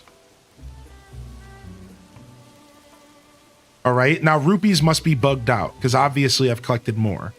Materials and all that stuff is probably not counting until now, right? But there is some stuff that does. So which of masteries do I use the most? You know, sage powers use the most. Enemies defeated. I've defeated 4,193 enemies, and I'm known for defeating bokoblins. And if I look at the global, most people also kill bokoblins. So there's like global data, your weapon preferences, your deaths experienced, your cause of death, fall damage. Shut up, game. Adventures and quest cleared, right? So like there's all this data and stats to kind of go over and have fun with. Apparently there's an amiibo tab. Registering an amiibo. When the Legend of Zelda amiibo is scanned in game, it will be registered within the amiibo feature. In addition to viewing images of the amiibo and the packaging, you can get a bonus by scanning the same amiibo 5 times. Scan the Legend of Zelda amiibo in-game. Whereas you can normally scan an amiibo once a day, when you've earned the bonus scan, you can scan that amiibo an additional time. Receiving the bonus, check the amiibo screen after scanning the same amiibo 5 times in-game. So apparently, you can get more out of your amiibos using this app. Once you close this screen, the amiibo feature will be enabled. Not only the Legend of Zelda amiibo can be registered to Zelda Notes. Please be aware that amiibo scans are still recorded when the game is not connected to the internet. So all my amiibos are not in the room right now, but we can check that out at some point. So here's my play data. Oh, nice. We got sound effects. So here's my play data, and it has all my medals and stats. So we've spent 468 hours in this save file. Take a look at this. Yo, good morning, Flip Toast. Happy birthday, bud. Look at materials collect. So some of these stats are not accurate, but some of them are. We visited 1,581 locations. I've visited 79% of the overall map locations. I guess I got a lot of work to do. So yeah, isn't this neat? And then there's like medals. So you get medals for like using a certain amount of sage power. So these are achievements. Now, they finally added achievements to a Zelda game. Unfortunately, the achievements are locked behind an app. But look, we have achievements. We have achievements. Look, Treasure Hunter. Open treasure chest achievements. Look, question mark achievement. We have achievements. Traveler. I'm a golden traveler. I've visited certain amount of locations. Korak transport. How many Koraks have you reunited? Explorer. I'm a gold explorer. So we have achievements, dude. We actually have something to strive for, dude. How neat is that, right? And then lastly, there's the photo studio, which I'm assuming this is going to have something to do with my camera, so I'm not going to do this at the moment. I'm not sure. Let's see here. I'm going to read about it, though. You can add the Legend of Zelda themed stamps to images captured in-game using the camera, or to screenshots from your Legend of Zelda Tears of the Kingdom that you've saved on your system. You can import pictures taken in-game or screenshots from your system and then edit them in Photo Studio. Only screenshots that were captured in the Legend of Zelda Tears of the Kingdom can be imported to the Photo Studio. All right, how to import images. I'll catch up on chat here shortly. All right. When importing images that were taken using the in-game camera, press the left stick on the controller while in the album screen, select the images you want to import, and then press the indicated button to send the images to Zelda Notes. Then, on the Photo Studio screen, press the circular arrow to import the images. For screenshots that were captured using your system, you can import those by touching the icon in the lower right corner of the Photo Studio. Images you can import can be viewed within Photo Studio. Placing stamps. You can make your images even more unique by placing stamps on them. The stamps available will differ depending on the game selected. Images imported to or edited in Photo Studio are saved for 30 days, a maximum of 300 photos. All right, so we're going to close this. And this is apparently for all Zelda games. Did you see that at the end? It showed all of the Zelda games. Look. You can Photo Studio for... Look at all these different Zelda titles. Well, I guess it just shows different stamps. Are they teasing that are they hinting towards Twilight Princess? Look. Is there some Wind Waker in there? Is there some Wind Waker in there? Like, what's going on here? All right, let's test this out real quick. Hold on. All right, so album. So let's send one of my best photos, chat. You guys were here for all of these wonderful photos. We took some of the best photos in the game. We are the photo master. How about Bearhead? Do we like Bearhead? Or do we want Bugaboo? Or do we want hanging out on the dragon? Yeah, Bearhead. All right, let's go to Bearhead. All right, batch, select, send. All right, now it's sent over to Zelda Notes. We're going to refresh, and we have our picture. We're going to click, and we're going to edit it. You can use 2 fingers to adjust the size of the screen so we can zoom in. All right, so we can maybe make it a little bit more focused on the bear head and less on the background. Then we can even change the aspect ratio. So we'll go here. Next. Now we're going to go ahead and we're going to grab this stamp right here. Oh, we have icons. Whoa. QR codes or frames. You can do QR codes. Wow, you can do like a QR code so people could scan it for your item box. Or frames. Ooh, we have like a cooking pot. Look. Some food. What is this? This is so dumb. Koroks. This is so dumb. I love this, dude. I love this. Look at this. The shield, dude. This is so dumb. The Korok buddies just watching me. Look at the Korok buddies, dude. All right. And then we can put a logo up. All right. And we got to add some sort of icon, right? So let's add the rusty sword icon. No, the icon's dumb. Cancel. All right, complete. And here is my new piece of art. Take a look, everyone. My new piece of art. Yahaha! You bared me. Yahaha! I'm gonna save it as a new image. Hold on a second. All right, let me pull it back up again. There it is, my brand new image. I'm going to share this in all of the land. I'm going to share this everywhere on the internet. My brand new image. So here you guys go. This is the new Zelda Notes app. Apparently it's for Switch 2 Breath of the Wild and Switch 2 Tears of the Kingdom. And it connects to the game and it offers all of these features that we just went over these past 30 minutes to 45 minutes. How cool is all of that? Somebody sent me a sword. Take a look. Whoa, somebody sent me a weapon. Thank you. And I got room for it. We're going to send it to the game. And we're going to withdraw. And boom, now I have my brand new Molduga hammer. Thanks. How cool is that, right? You guys, you have to admit that this is pretty neat. Sorry, there we go. That's what I want. I know that was flashy, but that this is pretty freaking cool, right? Look at that, dude. So there you guys go. Like, there's all these really interesting interactions. Boom, boom, boom, boom. All right, I'm gonna copy this.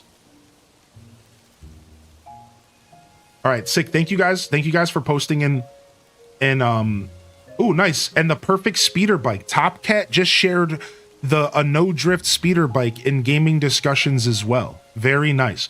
I'm going to make a point to make a channel and we'll move all of these pictures over to like a specific channel at some point.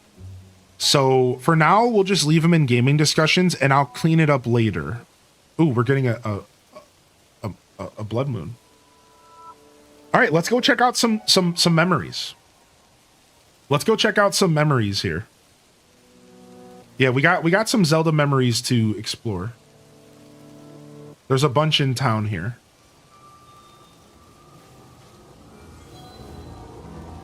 You know what game I haven't seen the new loading times for? AC&H. We're going to be showing off AC&H on Monday, Sensory. All right, let me catch up on chat real quick, okay? I know I missed a bunch of chat. Let me catch up on chat real quick. The blood moon rises. Yo, good morning, Jessica. Yeah, the Zelda voice notes give more lore. We're going to go do some more Zelda voice notes right now. We just did a couple, and it's not just Zelda. It's Koga in the depths, it's Rauru in the sky, and it's Zelda on Hyrule's surface. I forgot. I do know who the third voice is. It's Koga in the depths. You get to listen to Koga in the depths. We got to go check that out, dude. We'll do that here after a couple Zelda ones. Yeah, I forgot. I do know who the last one is. Yeah, we did show off the daily bonus just a little bit, and I've actually already got my daily bonus today, which is a sneaky meal. So now I'm sneaky for 5 minutes. There we go. All right, so Miss Petch, good morning. I saw Sister Honey pop in. They had a question. Did you buy Tears Switch 2? Yes, I am playing Tears Switch 2. This is the Switch 2 version of Tears of the Kingdom. Yes. Thank you, Top Cat, for sharing. And yeah, we're showing off the new Zelda stuff. So we're showing off the $10 upgrade for Tears of the Kingdom on the Switch 2. Thank you for your patience, Sister Honey. I apologize. I thought your question was more complicated. How are we feeling about the Switch 2 versions? I've been playing Guardians of Azuma and it runs beautifully. Ooh, so far, everything I've played that's a Switch 2 version has been gorgeous, but that's what today is about. We're going to be showcasing a bunch of Switch 2 stuff today. That's actually what today is going to be about a lot. I want to check out Scarlet and Violet. I think I want to check out Mario Odyssey as well. So we're going to be checking out a couple. Wait, hold on. We missed one back here. I think there's one over by a pond down here. Okay, it's up here. The camera app? What are you talking about? What about a what camera app? All right, we're going here. The new Switch camera. Yeah, I have the new Switch camera. We might mess around with some game chat stuff, but it's nothing special. You know what I mean? I can like show it off, but it's just gonna be my face again, but on the Switch 2. Well, yeah, sure. Yeah, you know, it's not. I'm not really too pressed to show it off because like it's nothing big. I promise you, the camera app it's literally just a camera plugged into the Switch. Like it's not anything fancy. Now there is the new game chat feature. I did set game chat up last night, and I plugged my phone number in and stuff. And we could maybe do some vetted game chatting at some point if anybody else picked up a camera. Now, I read this morning that you can plug any old camera into your Switch and it works. Any old webcam. Ooh, new memory. A strange horned statue. It suddenly spoke to me, calling itself a dealer in life and power, and I felt an overwhelming sensation, like my life was being drained away. But just as suddenly, a bolt of lightning struck the statue, toppling it into the water. That feeling... I do not think the statue had good intentions.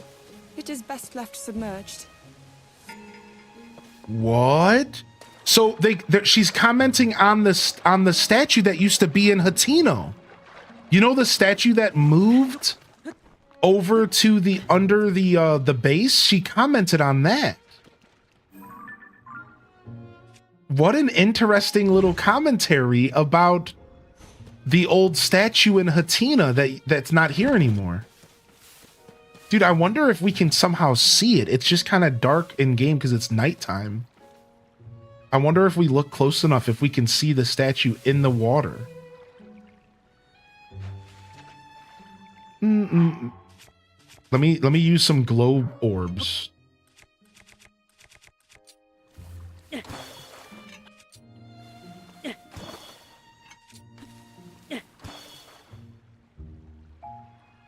Dude, that's one thing I've always wanted from Breath of the Wild and Tears of the Kingdom is I want to be able to swim underwater.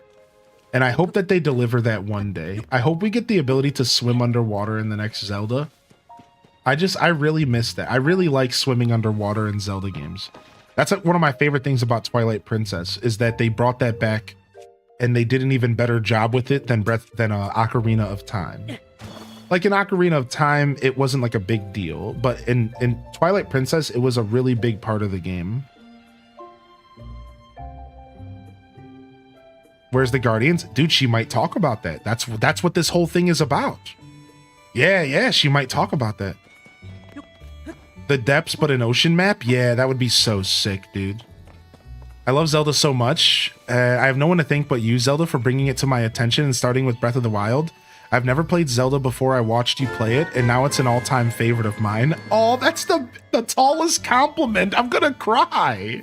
H-Day Wade. What? You're giving me that kind of compliment? I got you hip to Zelda and it's a favorite game of yours? Well, you just made it all worth it, man. You made it all worth it, dude. The Water Temple Part 2. What's up, Chomsy Womsy? Yo, Iris LeBurb coming in with 43. How you been, LeBurb? Good to see you, Sam Squatch.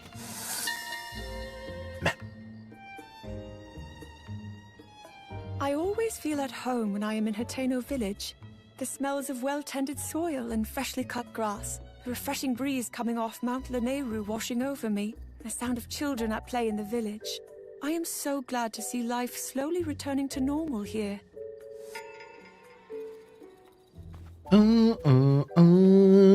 So this is cool, man. We get to walk through Hateno, and there's just a bunch of little commentaries from Zelda as we walk through Hateno. Let's keep going. There's another one here right on the left.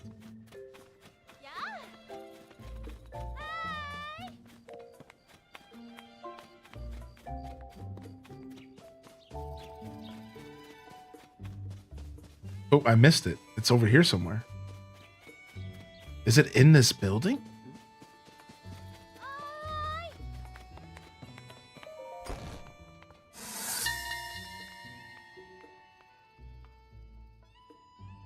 That people have time to consider and enjoy fashion is a sure sign that life is returning to normal in Hyrule. I'm sure much of the credit for the interest in fashion is thanks to Cece's determination and inspiration. I hear the idea for the mushroom pattern came to her when she visited Tarrytown in Akala.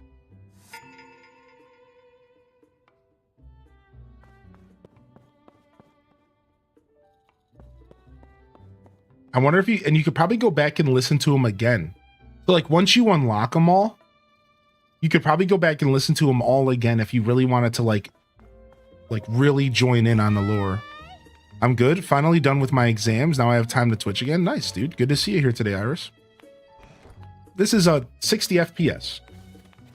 I'm pretty sure all the upgrades are 60 FPS. I think so. I'm not sure, but I think so.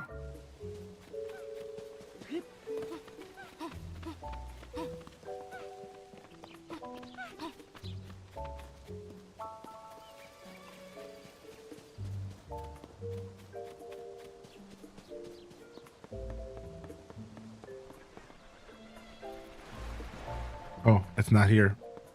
It's over here. Yo, Sam Squatch hitting us with a 9-monther, man. Thank you for the support today. Ma. Mina, ma. Mo, mon it.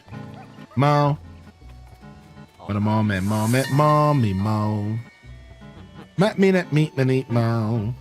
Kochi Dye Shop here in Hateno village specializes in dyes. The owner, Sage, stuck his own head into his dyeing machine and turned his trademark red hair black. Apparently it happened while he was working on an idea he got from some drawings his son Safaro made. I must admit, I am intrigued with what he's up to. Cute. So yeah, this is like I think it's really interesting because it's not necessarily just a bunch of like, here's a bunch of deep cut lore. What this is it's like world building. Like a bunch of this, like here in Hateno Village, is more about Zelda's personal experience going through Hateno Village. and her thoughts about some of these locations. Whereas in some locations, it might give us that juicy lore that we're looking for, right? Like maybe we'll go to Hyrule Castle. Maybe she'll talk about something like very like the throne room or something, right? Maybe she'll give us some deets about like that. Or I know people were talking about like the Guardians. So first, let's finish up Patino, and then let's go to let's see if there's something at the tech lab. There's 2 at the tech lab. Maybe she'll say something about the tech lab. All right, let's go to the school. Also, thank you, Sam Squatch. They said, so happy I stumbled upon a random Fields of Mystria stream and I get to share in the Switch 2 release. Hype, 9 months later. Hope y'all are having a great day. Sorry, I was trying to be like the TTS. I hope you don't mind. Yeah, thank you, Sam Squatch Butt. Yo, what's up, Planet Kitties? All right, and then finally the school, which we know was a big part of Zelda's journey, was the school, right?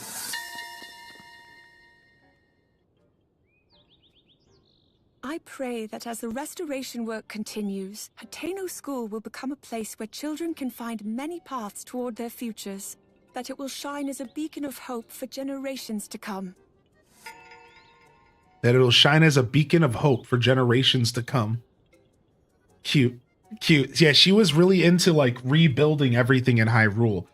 And like we learned about this during Storyteller Sunday. When we played Storyteller Sunday, we learned that Zelda's influence around the whole world of Hyrule was huge. Lurking and working. Thanks for always making the day brighter. Oh, thank you, man. Thank you so much for saying that. Right? So yeah, we learned very much so that like her influence was huge, right? Storyteller Sunday really taught us a lot. And Zelda's influence around Hyrule in between Breath of the Wild and Tears of the Kingdom cannot go like unnoticed. Like she was she had her hands in everything. Yeah, sensory. I just found out this morning that they did this in Breath of the Wild as well. I didn't actually know that. Yeah, what's up, DeGrot? Yo, thank you, Mars, for the biddies, man. I appreciate that.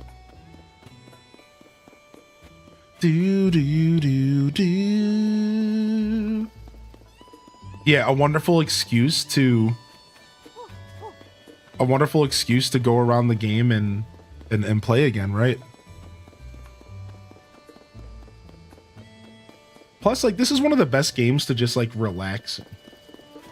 So this is like, it's so nice to think that when I'm in the mood to go relax in Zelda, I can go around and also do some extra stuff, like get some voice memories. Like, yeah, you're good, Nick Jr. What's up, buddy? I snagged the Switch, then went to sleep. They were sold out when I woke up. Dag, nice, dude. Nick Jr. getting them. Oh wait, we missed it. It's right here. This farmhouse. Bum, bum, bum.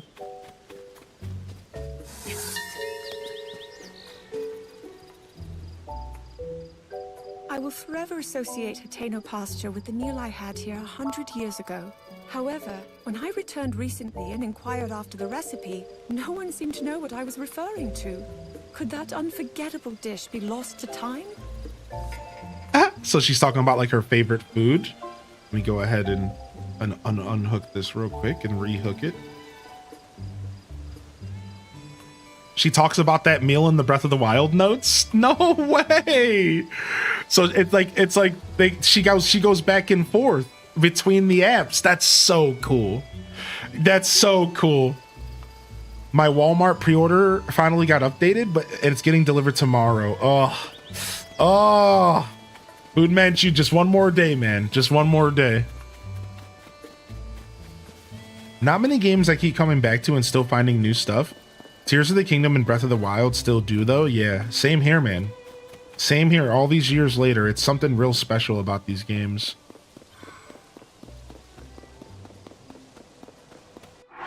Enjoy the Pringles and the Coca-Cola. Wait, they gave Pringles and Coca-Cola away at Walmart? Is that a thing they did? I Prime subscription Grandma H Day LUL hugs to all. Hey, thank you, Coffee, for 70. You inspired me to grab Cyberpunk. I'm super intrigued. Yeah, we'll be doing Cyberpunk at the end of the Variety-a-thon tomorrow. Our anchor game for the Variety-a-thon tomorrow is going to be Cyberpunk. It's going to be our PM game. Well, it'll probably start around 5 p.m., maybe a little earlier, maybe a little later. It's going to be fun. All right, here we go. It seems that when the Calamity was defeated, all of the ancient relics here at the Hitano Ancient Tech Lab turned to dust and disappeared. All that remains are replicas of the originals. And with those gone, these are even more valuable. They will doubtlessly help tell future generations of the history of Hyrule. Yo, shut up. I'm trying to listen. Get out of here. Go somewhere.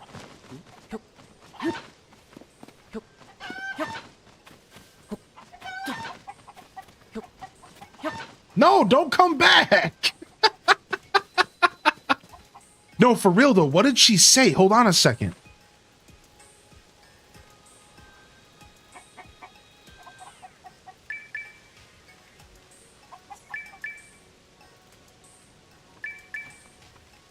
Oh, it's like it hasn't updated yet that I've discovered more here. Let me go to voice memories. 9 discovered. I was about to say it needed to refresh. I'm like, I've discovered more than 2. Here we go. I want to hear the puff of smoke comment. You made it. It seems that when the Calamity was defeated, here. It seems that when the Calamity was defeated, all of the ancient relics here at the Hitano Ancient Tech Lab turned to dust and disappeared. All that remains are... Okay, you guys are doing this to me again, chickens? Are they trolling me right now? Shut the frick up. Okay.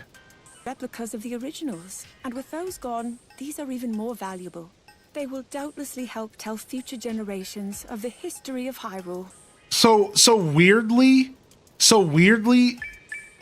when what? So basically when Hatino, when the Calamity was destroyed, oh, I gotta reload the app.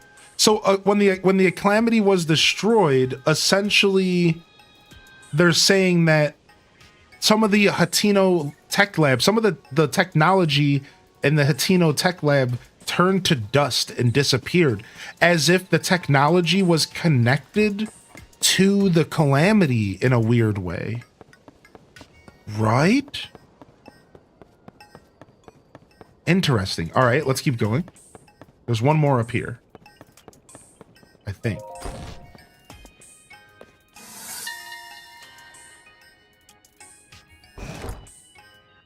Pura has used the blackboard in her room to write out the details of how she reversed her physical age. I still can't believe she got the idea from sheep's fat. Regardless, it seems she quickly got bored of her childhood form. It is amusing that, despite 100 years passing and Pura growing old, then young, then a little older, she hasn't changed in at least one way. She will become obsessive about something, yet grow tired of it quickly.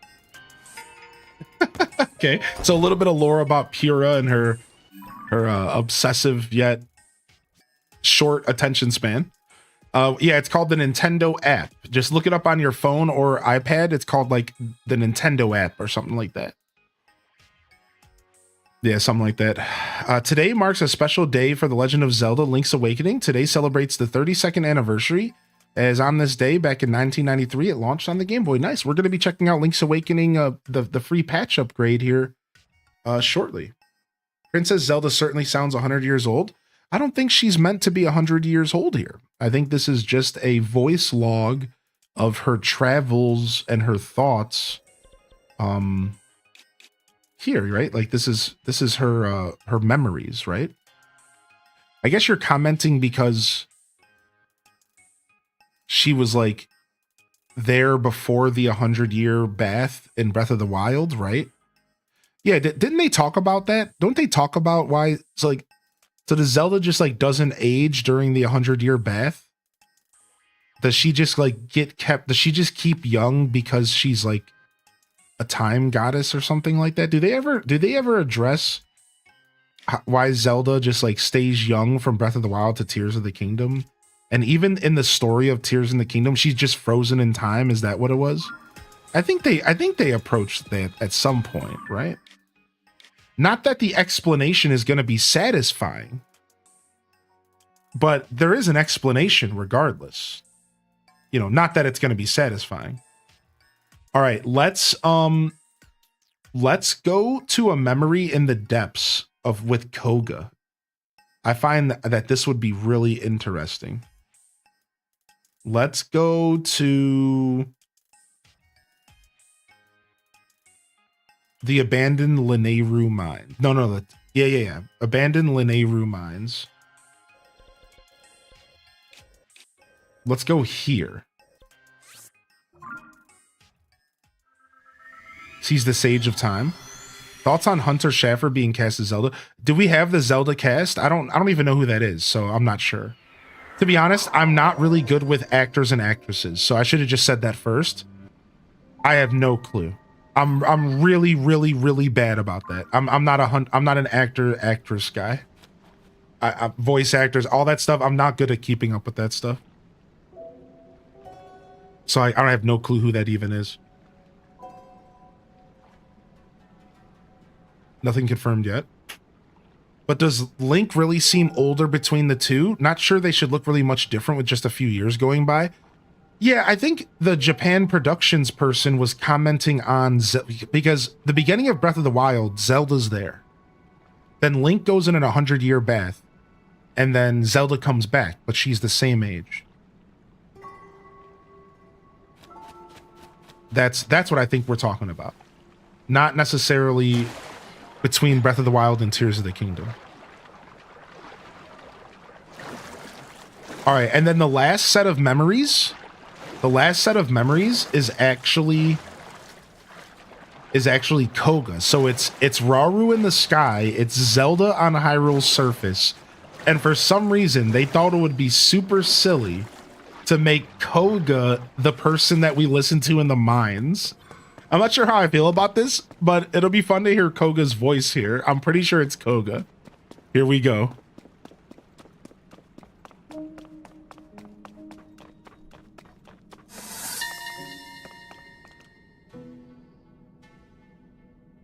So this is where all those Zora statues were leading me to. Kinda like how the Gerudo statues pointed the way. Must be important. And sturdy by the look of it. A perfect place for a Yiga clan base.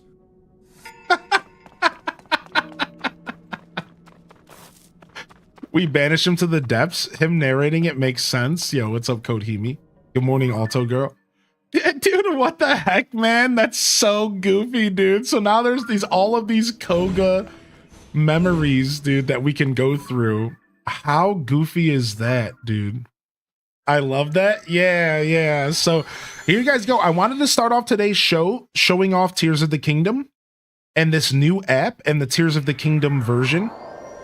We're going to be playing plenty of Zelda.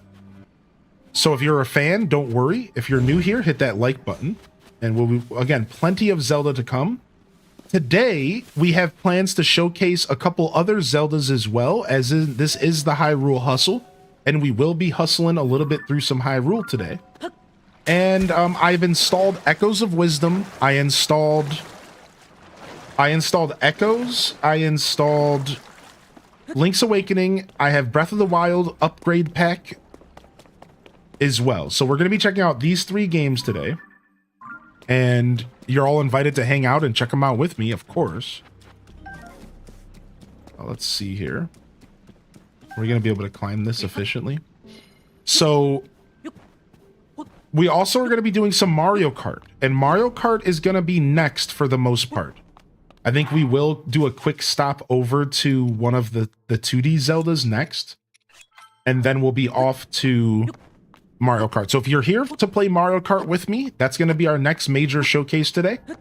So stick around and get your racers ready to go. So let's go ahead and dive in. But first, I want to get another Koga memory, which there's one actually right around here. So let's go get this. Let's go get another Koga memory real quick. I'm very interested in getting another one of these. I think Koga's such a goofball. Yeah, my plan as we get into the afternoon is to hopefully, as we get into the afternoon, the plan is to check out some Zelda today as well, maybe even Mario Odyssey. So the schedule for today is Tears of the Kingdom, Mario Kart, Breath of the Wild. Then from there, we might check out some of the patched games. Pokemon Scarlet and Violet, Mario Odyssey, Rune Factory, Guardians of Azuma. Now, if we don't get to Rune Factory today, which there's a chance we might not get to Rune Factory, we're going to do it tomorrow. Just a heads up on that. Lastly, we are doing a full watch party of Summer Games Fest. It's actually in my title, and if you type !SGF in the chat, we have a link with all the events going on this whole weekend long as well.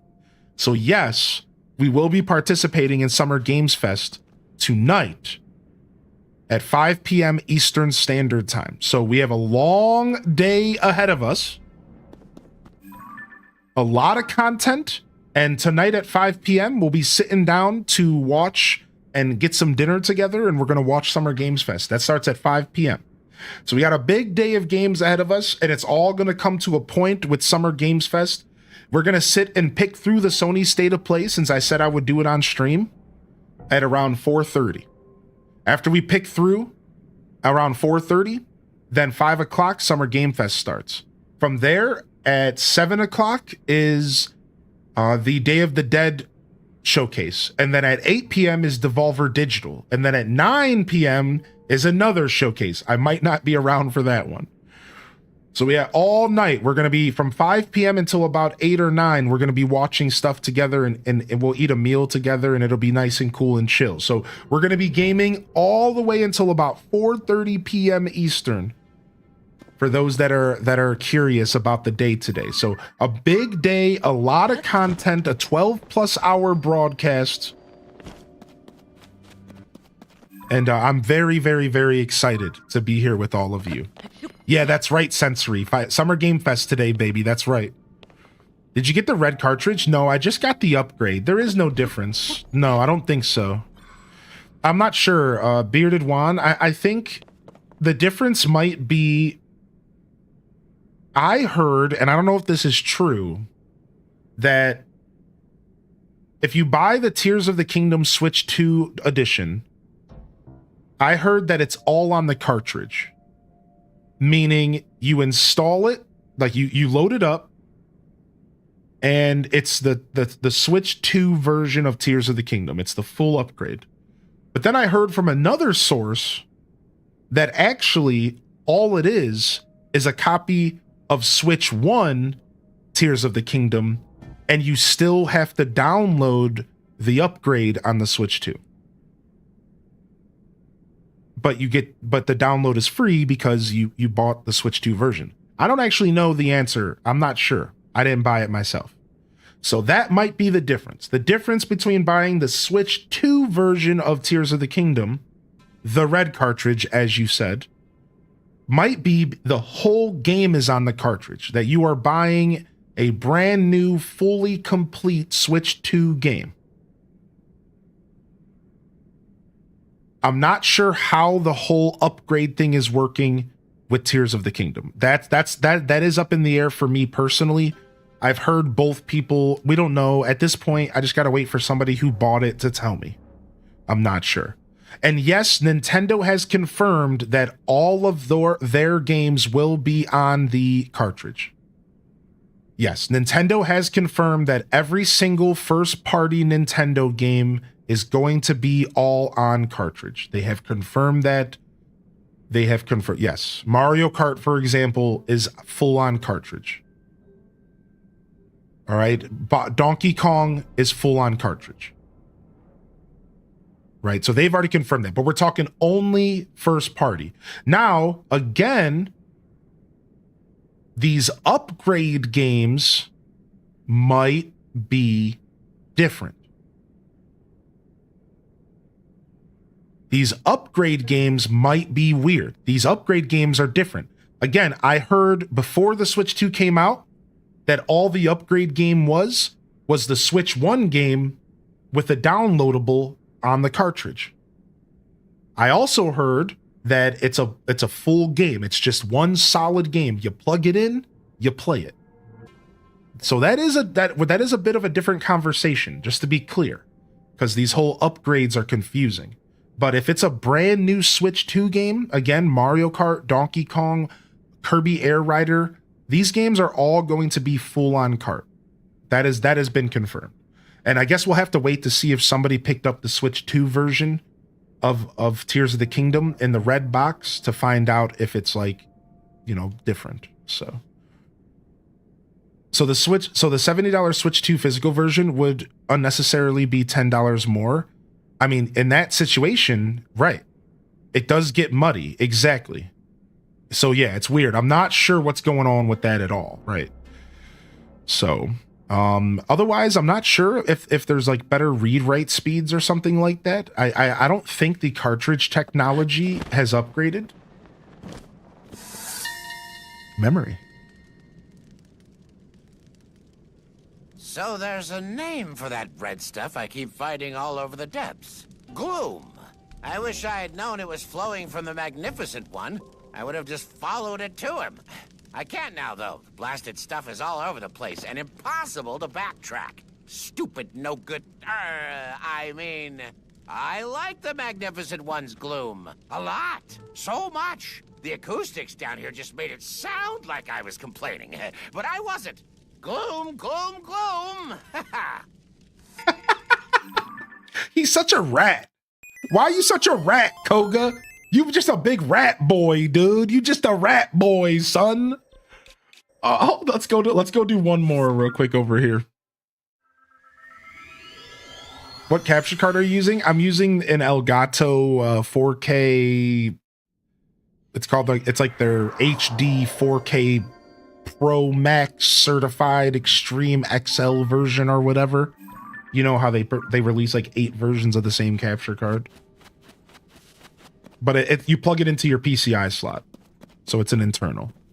I have an external as well. If you're looking for a capture card recommendation, I actually kind of recommend the external. It's called the HDX, and it plugs into a USB 3.0 port, or even a 2.0, I think.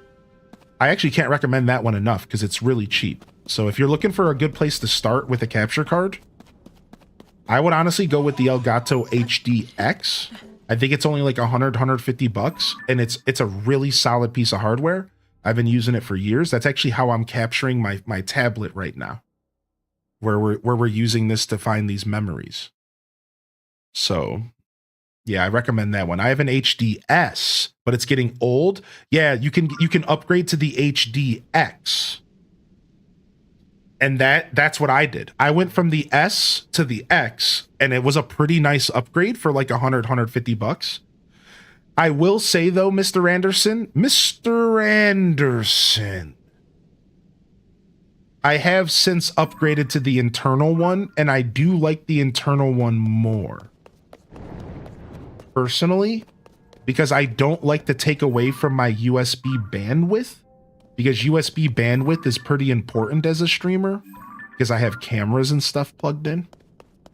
So that's my advice. You didn't ask for all those words, so my bad if that was unsolicited, but yeah, that's my advice. I think the internal's really nice if you have space in your computer. If you don't got it like that, just go for the X. Just go for the X. The X is a pretty nice upgrade. Plus, the X can run 4K, I think. So look into, I think it actually can do 4K. So if you have the setup, I think so.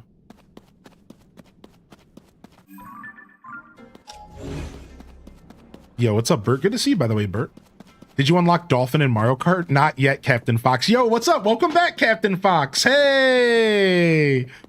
What's up, dude? Yo, good to see you, man. No, I didn't unlock Dolphin yet. Ow! We're gonna play some Mario Kart here shortly if you got some time to play, Captain, though. If you're going to be hanging out, we're going to be doing some Mario Kart here in a little bit. I haven't unlocked Dolphin yet. No, I unlocked a couple characters though. Do you have to pay for Zelda Tears of the Kingdom on Switch 2? So this is how it works. All right, everybody. Here's how the Switch 2 works. The Switch 2 can play all Switch 1 games backwards compatible. Pause. The Switch 2 can play all Switch 1 games except for a few. I'm sure somebody's going to hit me with an actually. Backwards compatible. You don't have to pay a single dollar. You could just load up your Switch 1 game on the Switch 2 and play it. However, if you want to play the upgraded version, you have to spend $10. So yes, if you want to play the upgraded Switch 2 version of Tears of the Kingdom, you would have to spend $10 on top of already owning the first game. But let me just make it clear one more time. You do not have to upgrade. You can buy the Switch 2 and play almost every single Switch 1 game on it without ever opening up your wallet. So no matter what, you're going to be able to load up Tears of the Kingdom on a Switch 2. It's only if you want to play the upgraded version that you have to spend money. All right. So hopefully that helps anybody. And good morning, Bert. Yeah, no questions are dumb, man. Ooh. Oh. That is a really big lake. Perfect for the aquatic division of the Yiga clan. We'll have to move quickly to build powerful water vehicles. And obviously we'll need to train Yiga to use them. We must be ready for whatever the Magnificent One needs. Cute. What's the difference? The difference is higher frame rate, better visuals, taking advantage of the Switch 2 technology, as well as access to the Nintendo Switch Zelda Notes app. So you get access to this whole cool app thing that you can connect your phone to the game. It's kind of novel, but it's cool. And you get a better looking game visually. You get a better looking game FPS wise. So I just got a really cool question. The question that I just got here was the following. Do I genuinely notice the difference between the two versions? Freed Mike, stick with me. All right. Just hold pause. Now I'm going to go ahead and say something here. First off, I want to make it clear that I am using the exact same setup right now that I was using to play my Switch 1. Same monitor, same capture card, same everything. The only thing that has changed is that I am now playing a Switch 2. All right, so let's just make that very clear that I have not changed anything in my setup at all. Now that that's being said, the second thing I'd like to say is that I am not that big of an FPS guy.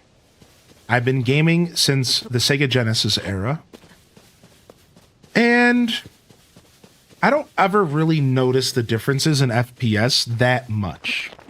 I'm just old, I guess. I played games when there were 15 FPS.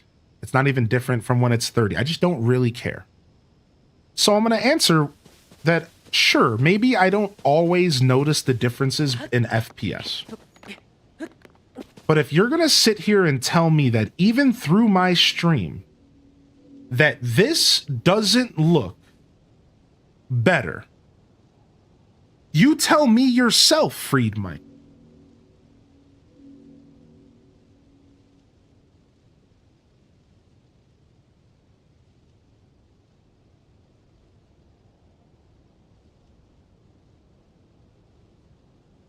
Okay, it definitely looks better. So do you notice the difference genuinely? Because I do. And that's the point I was making. Because I do. That's okay. Freed Mike, you don't have to spend the money. That wasn't your question now, was it? Your question was just, do I genuinely notice the difference between the games? And did I not answer your question? I notice it, and so do you. I answered your question. Now, is it worth the money to you as a gamer? I mean, I hope you guys realize that you're getting more than just Tears of the Kingdom upgrade with this game. So and again, this isn't a criticism to, by the way, Freed Mike, you asked a very valid question. And I just wanted to use you, I wanted to kind of lead you up to that answer because I thought it would be cool for you to answer it yourself. Well, now let's talk about this for a second. The Switch 1 released with 6 games. The Switch 2 is releasing with 26 of them, albeit only one of them are brand new Nintendo titles. So even on release, this console is already worth more than the Switch 1 was on release. Now, is it $200 more? That's definitely an argument for another day. But let's talk about a year from now. A year from now, we're going to have Mario Kart, Donkey Kong, Metroid Prime 4, Kirby Air Rider, Pokemon Legends ZA. There's rumors of another 2025 Zelda, and probably by the end of the year, we'll have 2026 Mario lined up, and another Zelda, and maybe Animal Crossing. So maybe by the end of the year, that price tag might start being worth it. Let's say by the end of the second year in 2026 into 2027.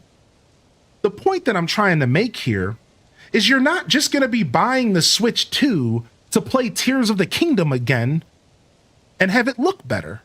Of course, that's not worth it. Of course, that alone is not worth $500. What's going to make this console worth it for people is the games, man. And if you're not interested in the games, then it's not for you right now. And that's totally cool. Nintendo's already made it clear that this console is going to be readily available within 3 months. A restock should be occurring. By the start of next year, this console is going to be readily available. So if you're thinking to yourself, this doesn't look like it's worth $500, it's just because they haven't sold you on a game yet. If you're a Nintendo fan, you're probably just waiting for the game that speaks to you as a Nintendo fan. And if you're not a Nintendo fan, then why are you even having this conversation? Not talking to anybody specifically. Because clearly you're not going to be sold on a Nintendo console if you're not a Nintendo fan. Because Nintendo consoles have always been about the games first. That's it. That's the end of the conversation. Right? You know what I mean? It's all about the games. So if you're not into Nintendo games, well, then it's probably not worth it for you to spend $500 on a game console. That would be like buying a PlayStation 5 and not playing Final Fantasy when it came out for the first time. That would be like buying a PlayStation 5 and not playing Spider-Man 1 and 2. That like why would you go buy a PlayStation 5 but then not play the console exclusives that came out for it? Like, that would be a weird decision, and it wouldn't really be worth it, right? You know what I mean? Dude, it's all about the games. It's not worth it to just buy a console for a $10 upgrade to a game that came out at this point, how many years ago? 3 years ago? Tears of the Kingdom getting an upgrade is far from the selling point of the Switch 2. This is just a nice perk for Zelda fans. We get to look at our favorite game in a beautiful light. We get an upgrade to one of our favorite games of all time. Right? Like, I love this game, and I got to spend $10, technically nothing because I have Nintendo Switch Online, to play it and have it look better. You know what I mean? Yeah, so I think anybody who's overthinking if the Switch 2 is worth it really should just be thinking about the future. What's the Nintendo Switch going to do to sell you in a year? You might not need to rush and buy this thing on release, right? And that's the vibe, right? So I wanted to come up here and show y'all, because like this is really the conversation is about what's going to happen over the next year and what games are they going to release, right? So it's free for Nintendo Switch Online. Yeah, exactly. That's why I didn't spend $10 on this. What about your save file from the Switch 1? Can you continue playing on Switch 2? Yep. All you have to do is go to your cloud. So if you go into your console and you go over here, you can go to data management and you can download stuff from the cloud. Now, you have to pay for Nintendo Switch Online to use their cloud, which bites. But let's say you don't want to pay for Nintendo Switch Online. You want to know what you can do? You can click transfer your save data. You can grab your Switch 1, bring it close to the Switch 2, and you can just manually transfer your data over without ever using the cloud. So you have two options. If you have your Switch 1 and your Switch 2, you can just transfer everything over and just keep playing as if you never bought a new console. Or you can use the cloud and just transfer stuff manually via the internet, whatever your choice is. So all your save files and all that stuff is seamlessly a part of the new experience. No overthinking in that department. Yo, good question. And what's up? What's up, Emo Eyes? Good morning. Enjoy your lurk today, Courtney Brielle. What's up, baby? What's up, Virgo chick? So yeah, I hope that helps you feel better about the conversation, Freed Mike. Yeah. I hope that makes you feel better about it. Again, and it's not a bad question at all. It's okay if you're speculating if this is for you. If you're speculating if this console is for you, you know what I mean? Like, I think that speculation is fair. $500 is a lot of money. So we're not here to judge people who are speculating. We're not here to judge people who are questioning the value of the Switch 2. I want to make that clear. It is okay if you are questioning the value of the Switch 2 and you want to ask a question. That is okay. That's not a negative thing. There's nothing wrong with that.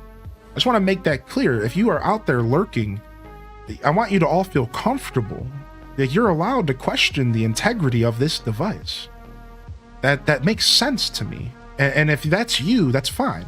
All we ask is that you keep it 100. You know, don't come in here throwing a bunch of negativity at us. Ask questions freely and we'll answer them. I just don't think it's for me at the moment because I have my doubts about Nintendo in general, which is totally fair, man. Yeah, Nintendo's making some pretty icky decisions. I also don't know where Nintendo's going to be in 5 years. Part of me is pretty worried about it. But listen, we're not here to think about that today. You know what we're here to do today? We're here to play some Mario Kart. Let's freaking go, baby. Let's freaking go. All right, so that was my Tears of the Kingdom showcase today.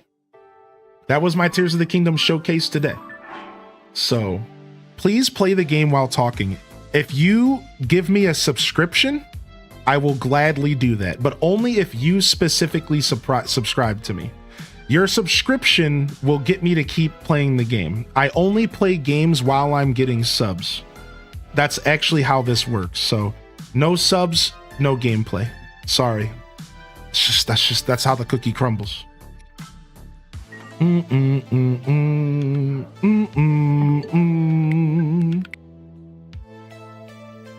Do I need the expansion pack to play online? No, you just need regular Nintendo Switch Online to play online, I'm pretty sure. Yeah. That's a ripoff. Cheers to that.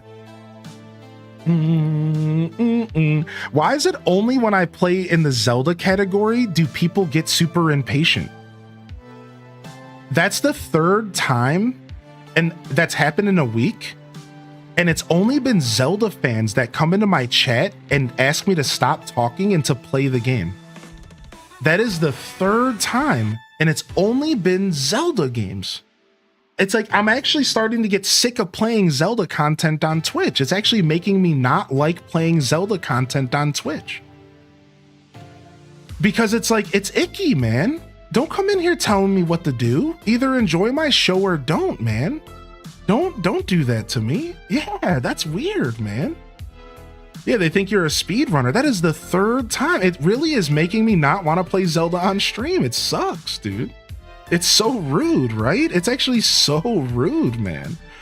Yeah, just either enjoy the show or not. We're literally helping people decide if they want to play the Switch 2. I'm in the middle of changing games. Like, it's just so weird, man.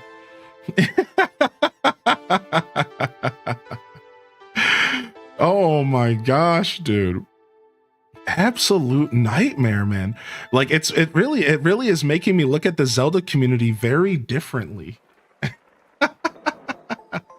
You know, you can't judge a community by its bad eggs, but geez Louise.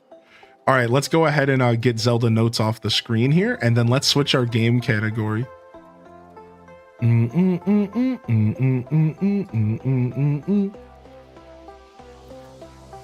bam, bam.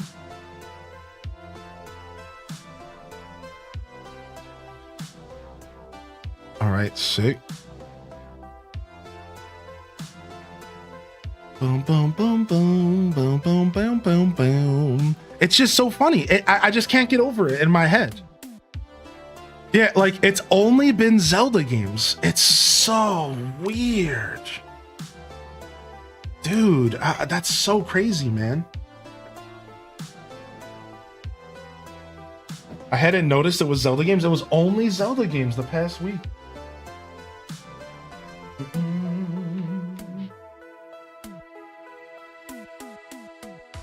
Clearly, what we need is we need a bunch of people to come and complain while I'm playing other games. We need to balance it out. So my request is I need everyone in the chat to balance it out. So, I mean, I need you all to complain while I'm playing other games.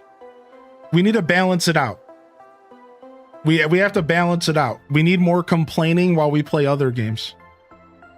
Start driving! Got it! For those of you hanging out over in our lurker zone on YouTube, yo, thank you for hanging out, and please consider hitting that like button if you are looking for more content. I appreciate you. Where's the cow? And we do, for those that don't know, we do provide a space on YouTube for you to lurk and enjoy the show. I just need to switch my titles and game category, and we're all good to go, all right? Let me just go ahead and switch my titles and my category, and we're ready to play some Mario Kart. Don't worry, chat. I'm never gonna stop streaming Zelda. I promise you. Don't worry. I don't want to worry anybody. Don't worry. We're never gonna stop. We'll be playing plenty of Zelda. Bum, bum, bum, bum. Hold on. I actually need to change this thumbnail real quick. Yeah, hold on. I need to change out this thumbnail super quick because I didn't even realize I was using a Mario Kart World thumbnail all day, even while we played Tears. Oopsies.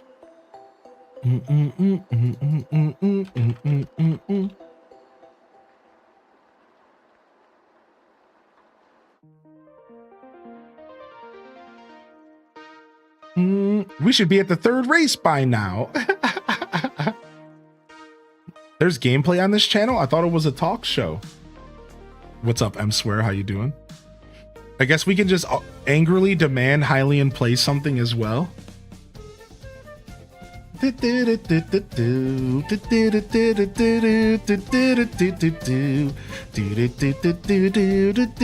up, Rainbow Kiko? Yo, what's up, LPK? Good morning. How are you today? Still to this day, my favorite though was when somebody demanded Animal Crossing. That still to this day was the best.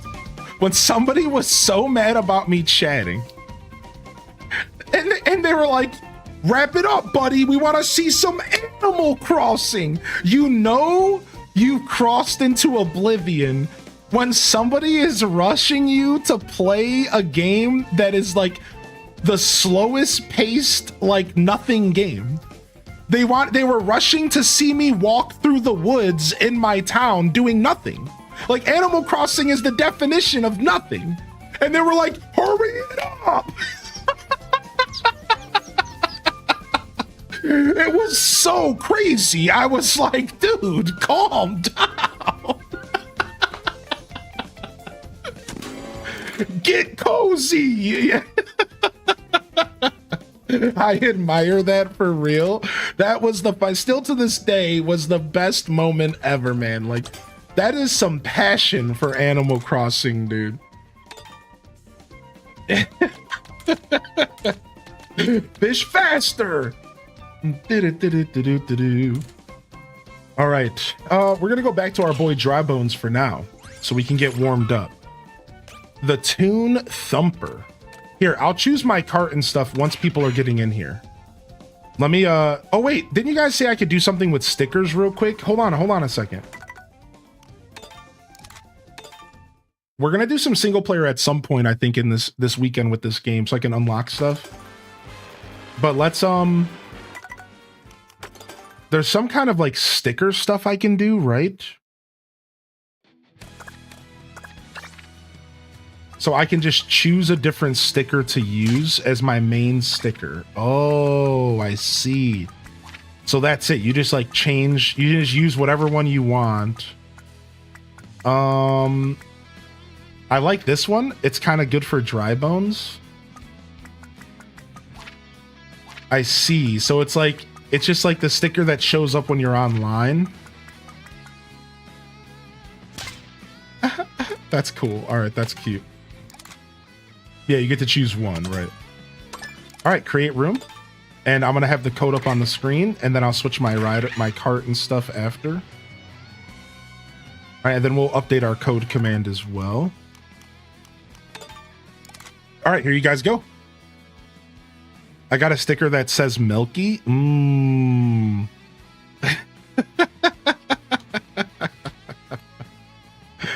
All right, sick. Y54LRN is the code. All right, let me edit com space code. Boom. Current Mario Kart World room code. All right, sick. There you guys go. So how do you join? Is you want to go to online play, then go to friends, then go to join room with a code and enter the code right there.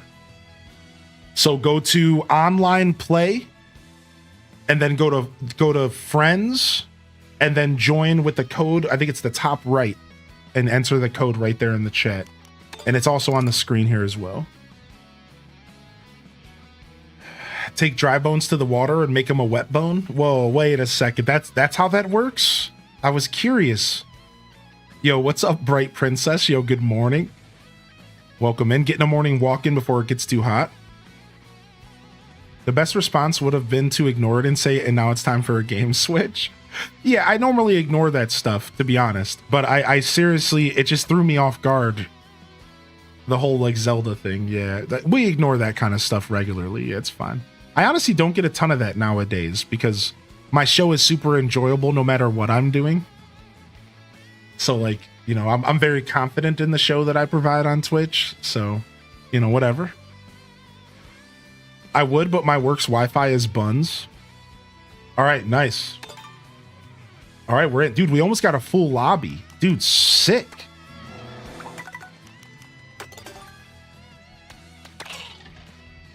All right, I want to see what's up with the new card here. I kind of want to check out this thing. This thing is the acceleration king, but it's slow as heck. It is so slow though. I'm gonna rock this thing, dude. I'm gonna do it. This thing looks sick. Let's test it out.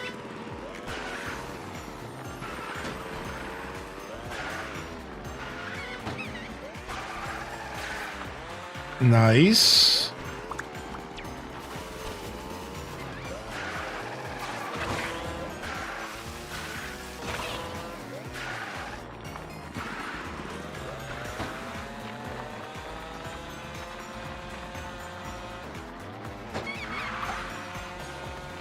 See, that's it. That's it. I was trying to do that. You see that? You see how you can do a fast turn in this game? Watch. You like that fast turn?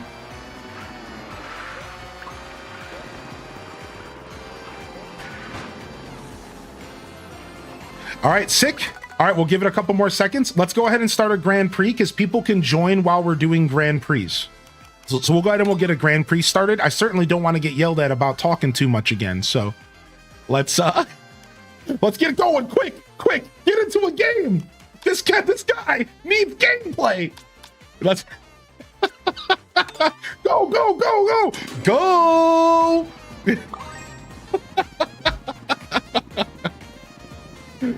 Yo, what's up, Alt075? Move.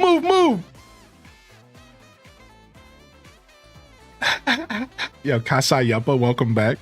The bikes are so jumpy in the game. Have you noticed that? All right, let's go. Let's start with Rainbow. I'm gonna keep picking Rainbow Road till we get it. We have yet to play Rainbow Road on stream. I'm gonna keep picking it till we get it.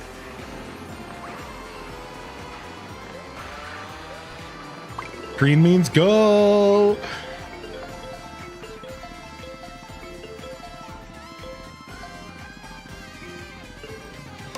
Ooh, close. I'm obsessed with the Rainbow Road map. It's so pretty. I just can't be mean to you, dude. Oh, thank you, Stormy. I appreciate y'all. No, jokes aside, I think that sometimes it's nice to make jokes like that and just kind of lighten up the energy in the room and just, you know, once you make light of something like that, it's less frustrating. I honestly don't let that kind of stuff bother me too much nowadays, but sometimes it's nice to just make light of it, you know? It feels good. We can all just laugh and just move on. Good luck, have fun.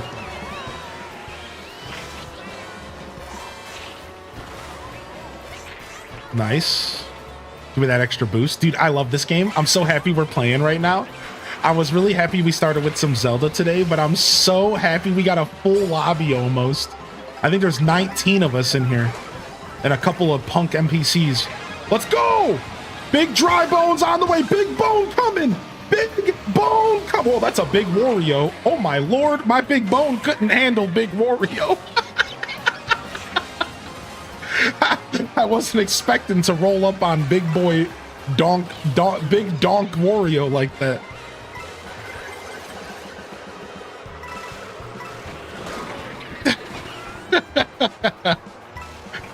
This is our first race of the day. That was not worth it. Ow, get this car out of here. Who let these cars on the road? We're racing, dude. What is this? This game is all about I don't like Mario Kart World. It's promoting street racing. And street racing is dangerous for everyone included. So actually, dude, never mind. I don't think we can play this on stream anymore. It goes against my code.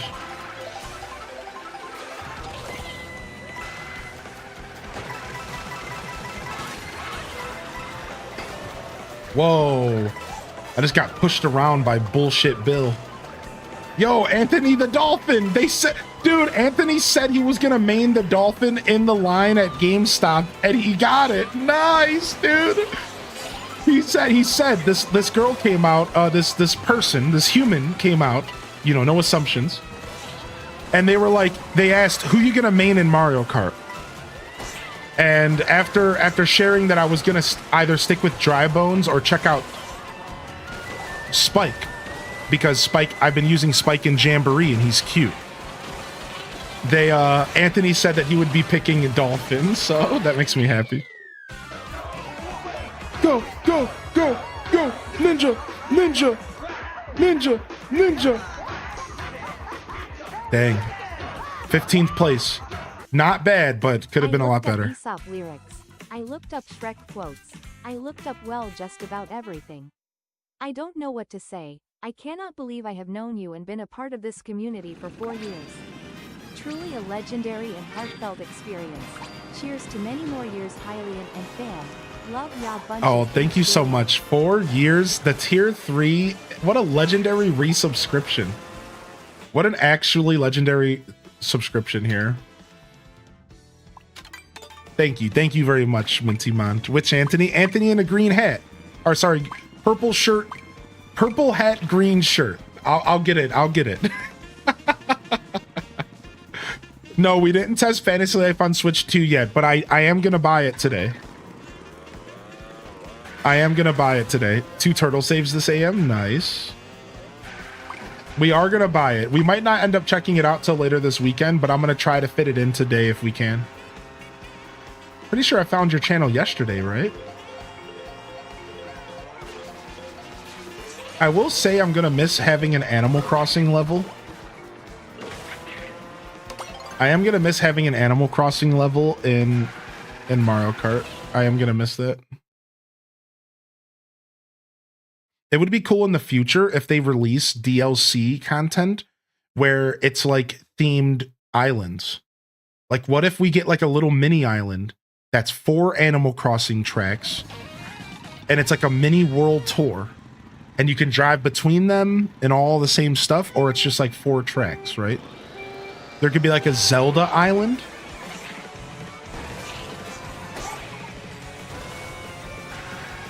Or they could just do like a DLC island with like a Zelda track, an Animal Crossing track, a Paper Mario track, and you just travel between them as well. I just think it would be cool if it was in the same world, because like, imagine like a Hyrule map and it's just locations from Hyrule. And like that, there's plenty of content to be had, you know? That's lava. That's lava. I'm burning. Wow, going into the lava blows. You just seriously waste so much time. Dude, if you fall into the lava on this map, it's like game over. You see how long I was sitting in the lava? That sucked. Ow, no, I was trying to read chat. No. That was my bad. I'm usually pretty good about reading chat and driving. That was just a bad scenario. Chat, don't read chat and drive. Don't do that.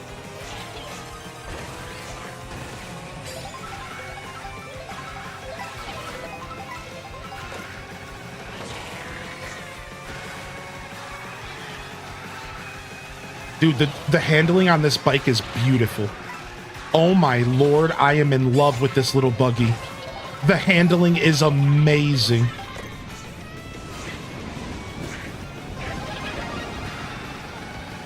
Let's go!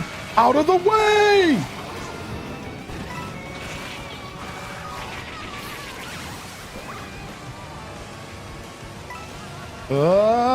No! Don't go off the road, man! It was tough, dude. That lightning bolt really messed me up. And so did that meteor, apparently.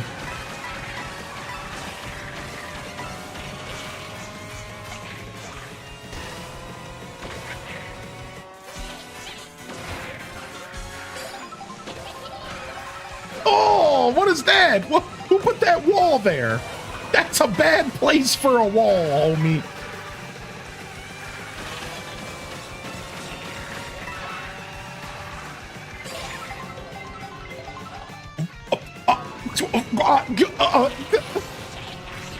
I'm going too hard. I'm going too hard, dude. I need to calm down, dude.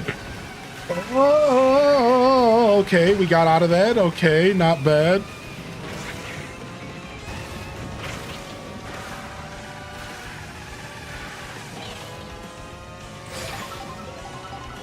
All right, for the first time I get up on the high road here.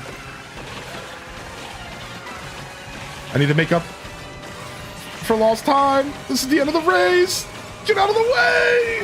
Oh my gosh, that was intense. Holy heck, man. Holy heck. Did we lose Isabelle as a playable character too? We did. There's nothing but Mario characters in the game right now.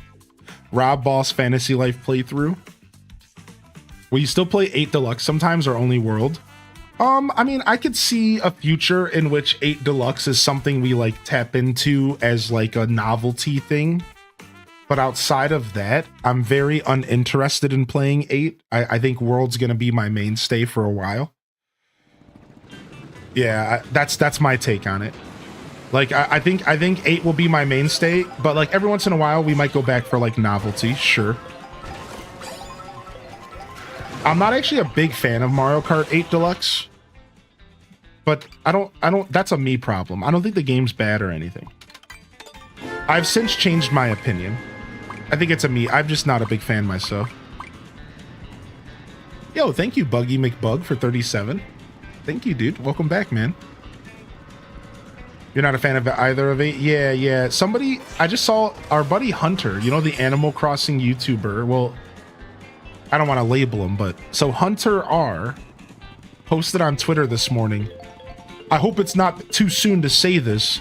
And then he posted Mario Kart 8 Deluxe greater than Mario Kart World. And I about spit out my morning coffee. I almost took his bait and commented, but I didn't take the bait. But later on when I was in the shower, I thought to myself, you know what I should have commented? Okay, if that's the case, then Double Dash is better than all of them. That's what I should have said. Okay, if that's the case, then Double Dash just trumps them all and get out of here. That's what I should have said to him, but I was like, whatever. Thanks. Go do it. Yeah, I probably will later. Because like, if I were to entertain the idea that Mario Kart 8 was somehow better than World, then I'm gonna instantly call out that 8 was nowhere near as good as Double Dash. I'm just gonna say it. There's no way. There's no way. Now, I think that World might be better than Double Dash. But, you know, it's just, we're just having fun. Like, it's just, like, for the record, it's just fun banter. Like, no one actually cares. It's just an opinion.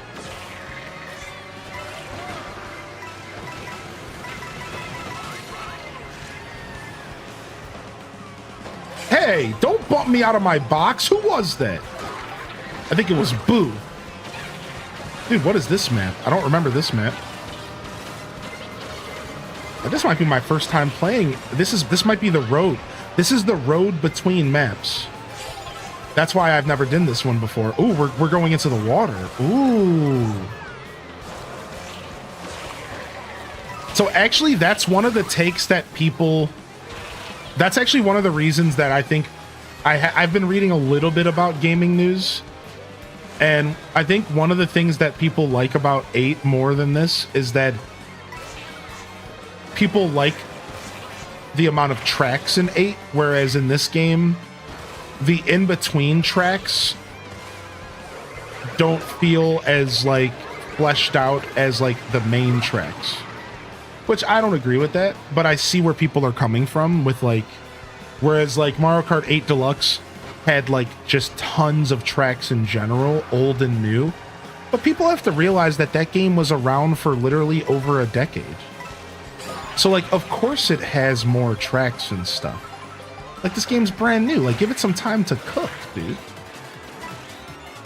Like I bet you when this game is being resold to us in the Switch X Delta in 10 years, and they're still milking this game dry, I'm sure we'll have 74 tracks to play then as well. I'm sure we'll have plenty. Ooh, nice. We've entered a classic all of a sudden. All of a sudden, we're just at a classic racetrack. Dude, that's so sick. How did we end up here? Dude, Anthony took first. I'm right behind you, buddy. I'm right behind you, buddy. I'm coming for you.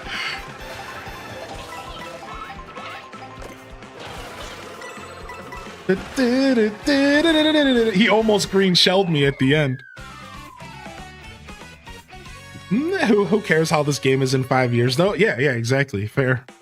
But my point is that if you're going to compare Mario Kart World now to Mario Kart 8 Deluxe after 10 years, is that a fair comparison? I think what we should be doing is, if we're going to actually compare, we should be comparing Mario Kart 8 on release with Mario Kart World on release. That would be a fair comparison. That's all I was saying. Yeah, it's like, if you're going to compare this game to 8 Deluxe, you can't compare it to 8 Deluxe 10 years later. Like, that's not fair, right? Like, what? Yo, thank you, Slack RV, for 43, man. Yeah, you know what I mean? Like, you can't, like, that's not... 8's had a ton of time to cook, right? 8 on release was minimal.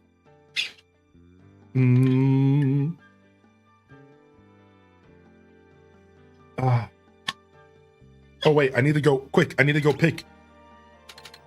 We still haven't gotten it. Oh, wait. I'm gonna keep trying. I selected 5. I'm doing 5 races. 5 races seems to be a good middle ground. Yeah, 5 races seems to be a good middle ground.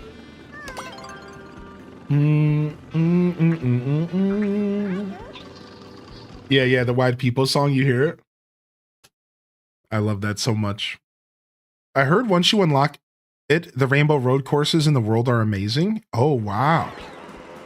I don't know much about the unlockables for this game yet. Yo, thank you, Slack, again. Good to see you, Slack RV. Hylian loves Rainbow Baby Park.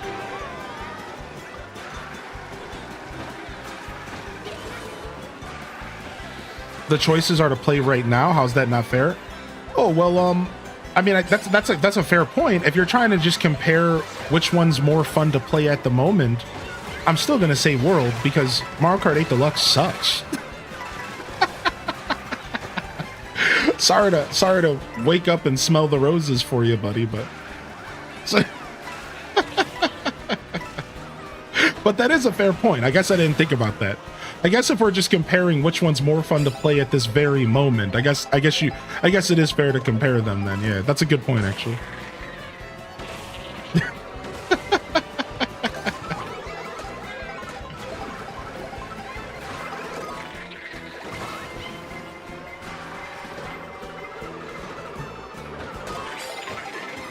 I love Baby Park, but I don't pick it. Well, that just happened.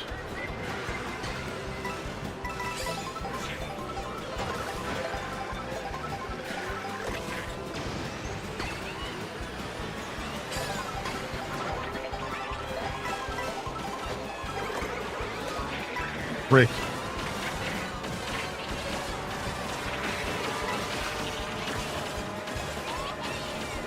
Back up, T-Bone!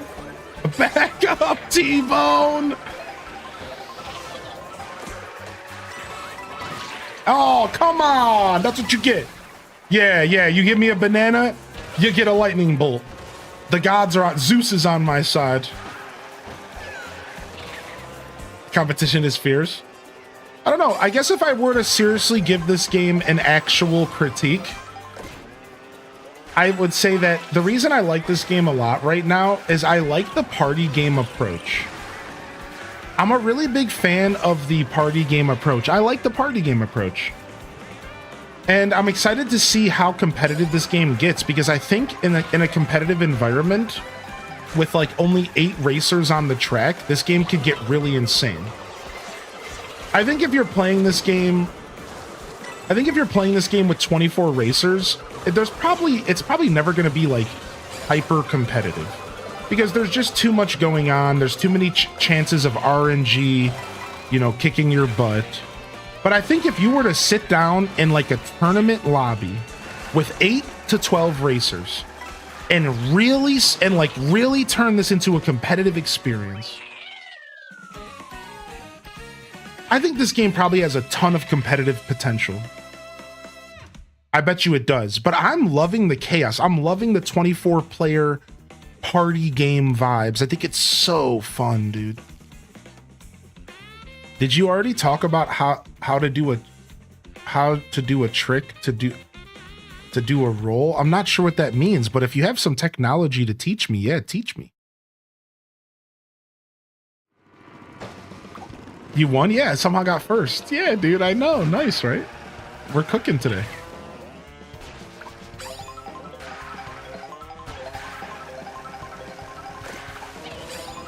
I love the chaos. Yeah, it's super fun. With Super Smash Bros., it's super competitive. I really couldn't enjoy online play. Yeah, I kind of agree with that. I understand that. You're saying that when you went online to play against people, it was always just so sweaty that it was unenjoyable for you. I could see that being a problem, yeah. I heard cooking. Did I miss it? You sure did. when I was cooking in your mama's jeans.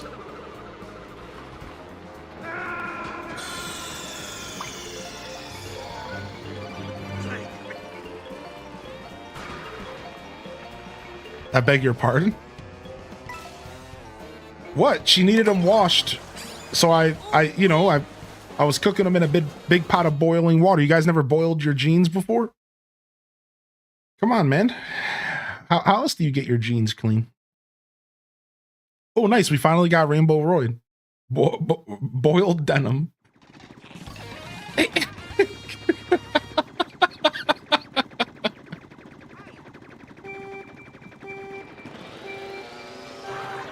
Dude, this is my first time on Rainbow Road. Dude, it already looks scary. It already looks scary.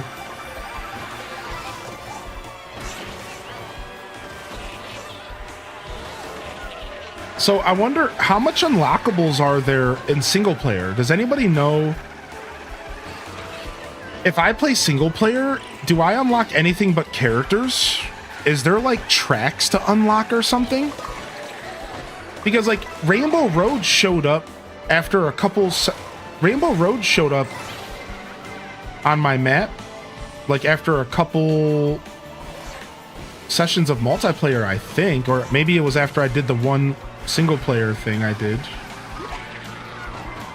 And then somebody mentioned that there's a bunch of Rainbow Road tracks around the game or something. Like, what's going on with that?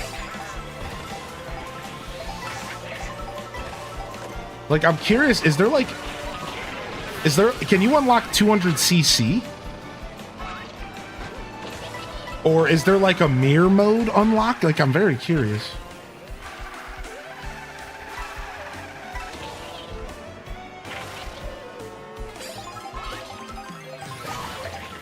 What? Oh, I got hit. I got hit as I was going up the ramp. Wow. You guys are jerks. I just went into 24th place. Wow. Wait. It's not just... Wow, look at this. This is crazy. If you get all the trophies in 50cc, then all these tracks appear just like in the world to travel between and stuff. Okay, so I don't think I've got all the trophies in 50. So we have to play a little bit of single player to enhance our multiplayer experience. I can't believe I'm in dead last. Somebody played me. There's no 200cc. Okay. I wonder why they took 200cc out. That's strange. I could see that being a point of contention in the Mario Kart community. I think a bunch of people really liked 200cc. I barely played 200cc, but I saw the value of it. I thought 200cc was cool. Are we in space now?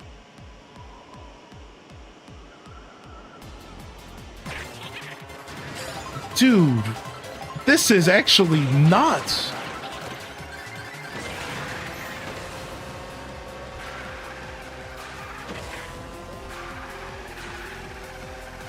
They implied that it would be in a future update. Ah. The old future update trick.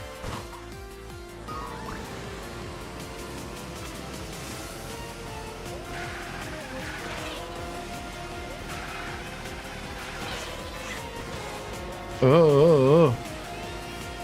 Dude, I've got annihilated. My first time on Rainbow Road is a memorable one, but for all the worst reasons.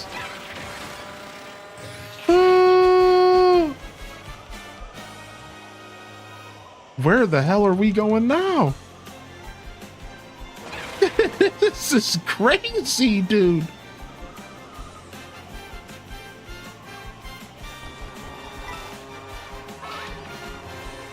Like, I'm just like locked in for the visuals. Like, I'm just like People Sunday driving through this, man. This is so... You guys were not lying. They're gorgeous tracks, man.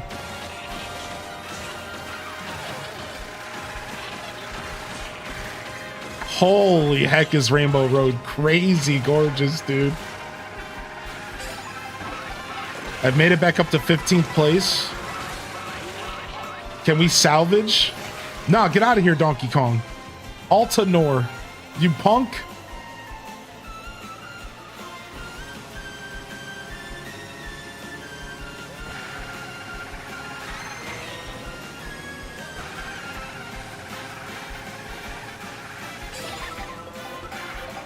No, no, I let go of my drift. No. Oh.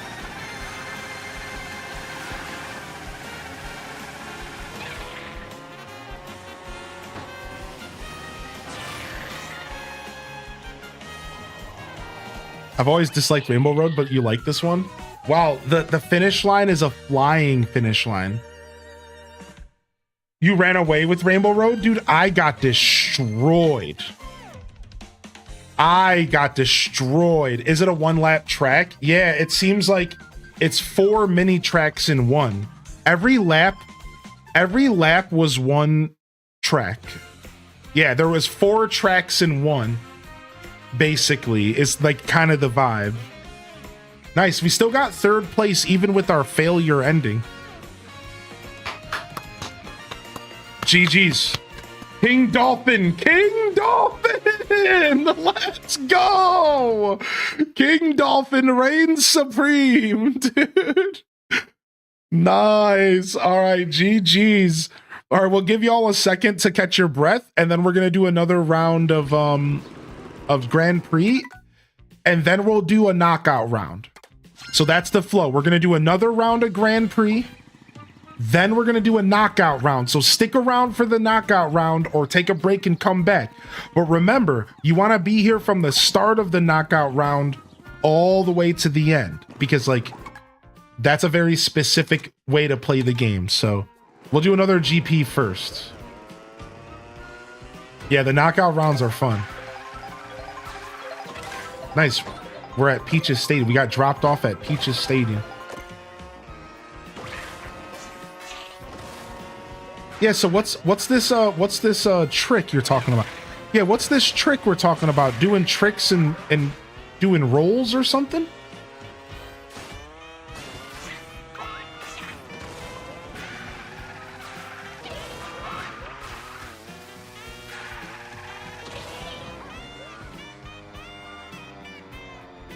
Right, so like, hold on. If I hold down the jump button, hold on. Boom.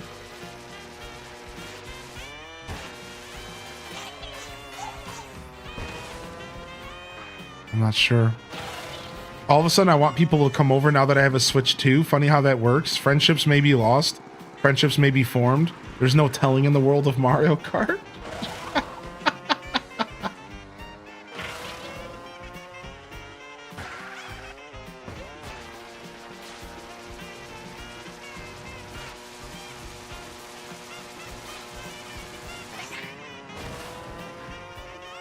You got the Switch 2 as well? Didn't you love setting up the music? Oh, the setting up music was good, yeah. I'm sad there's no eShop music, but the setting up music was actually really fire. Dang, I missed.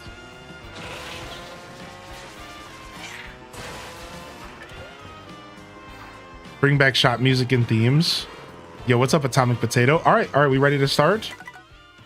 Anybody who's going to be playing with us, we're going to do a couple rounds. GG's, yo, we'll see you, Altanor. Yeah, thanks, man. I'm glad you got in.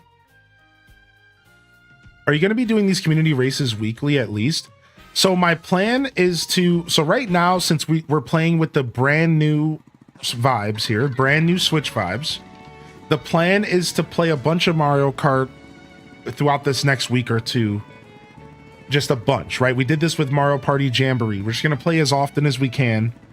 After the next 2 weeks, we'll likely kind of ease this into more of a community day or community night kind of vibe. So maybe once a week, maybe once every 2 weeks, we'll be jamming out on like a nice 4 to 6 hour session of Mario Kart. Hey. All right, and then it'll be night streams, day streams, right? So it'll be similar to how we did Jamboree. To answer your question, though, we'll be playing plenty for sure. And it just might slow down to like specific scheduled segments in the future. Whereas like right now we're kind of just doing a bunch of it. But in the future it might end up becoming like something I schedule, like join us for Mario Kart on this night kind of vibe. All right, nice. Let's go ahead and start up here. We'll do another 5 races. Good morning, family. How are we in chat? 5 hours out in the heat for my daughter's field day, drinking ice water. Still don't feel too good. I hope you feel better soon, bud. Nice. Now that we got Rainbow Road out of our system, man, that was sick. Let's go over to Cheap Falls. Yeah, the community races are so much fun. What's up, Wonder Waffle? Yeah, we'll be playing for a couple hours. I did get my GameCube controller. Yes, I am using my Pro Controller today, but I did get my GameCube controller. It's sitting right next to me. I did get it. I brought it to work and suddenly all my employees got their work done when I told them they could play after. Oh, all of a sudden work was finished. I bought the camera for the Switch. I got my camera as well.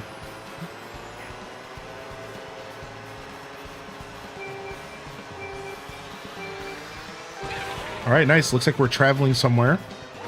We're leaving Peach's castle here.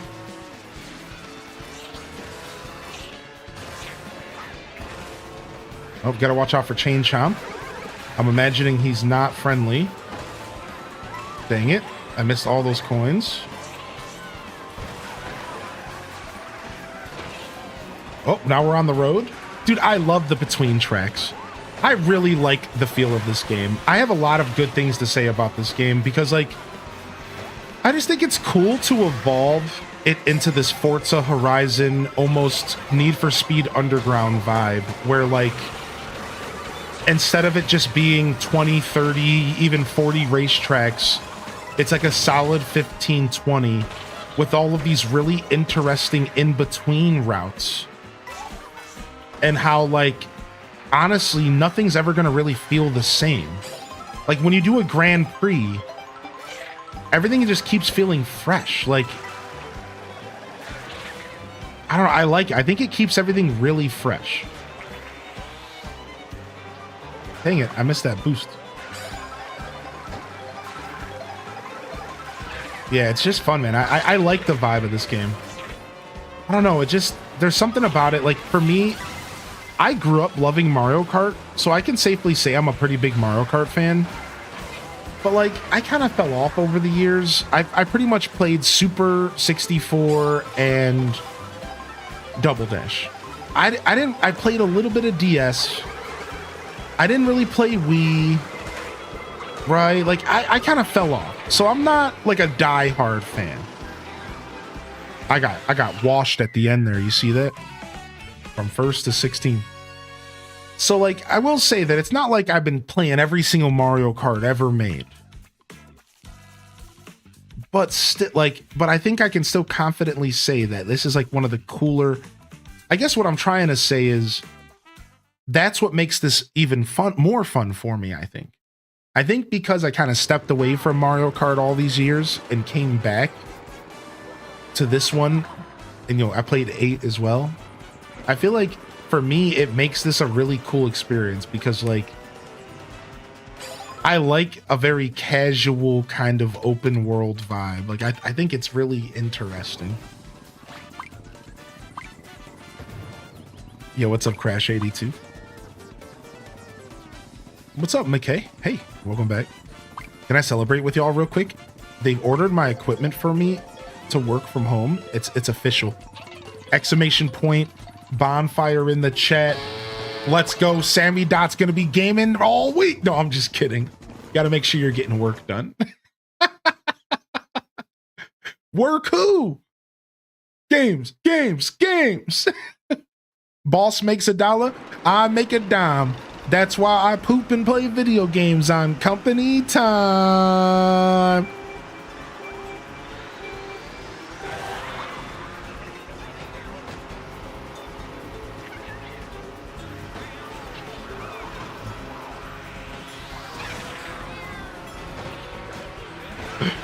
That's great. Seriously, congrats though. There's the benefits of working from home are so special that, like, I imagine you're very happy. Come on, dude. That wasn't even near me.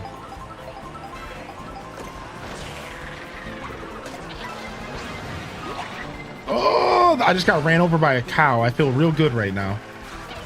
Great. I became the cow patty. Hey, Anthony.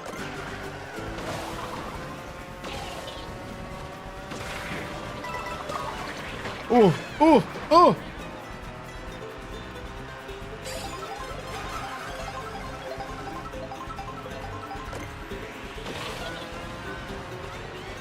Dang it, I didn't realize that was coming my way. I would have took that extra boost. Yeah.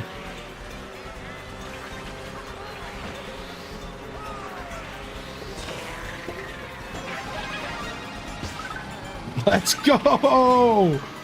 Oh, I just ran over another dry bones. That's dry bones on dry bones crime right there. Nice. Thanks for taking that banana for me. I appreciate that. That was very kind of you. Come on. As soon as I'm about to do some boosting and some tricks.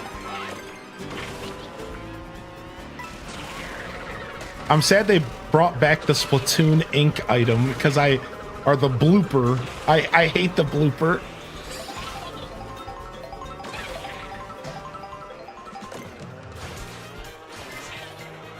Oh, I thought I was gonna wall grind.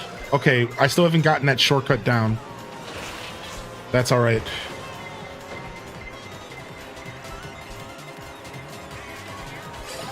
As I'll say, I hear a star behind me. I'm gonna try to get out of their way.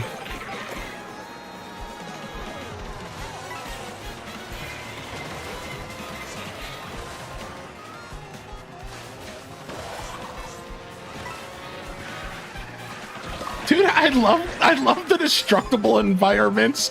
There's boxes and rails everywhere. It's crazy, dude.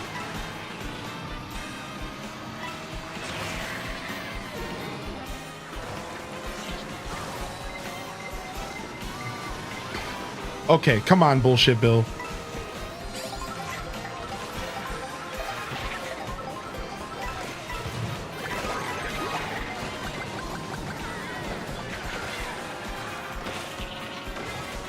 Sheesh, dude. Oh my gosh. Dude, crazy. That item is even in a Toontown racing game. Whew. All right. Dude, I'll take... Okay, I would say I'll take 15th place, but... So you have to remember, with 24 racers, top 12 is super respectable. Top 16 is even very arguably respectable. You know, like, you got to remember that. Like, this isn't like the days of old.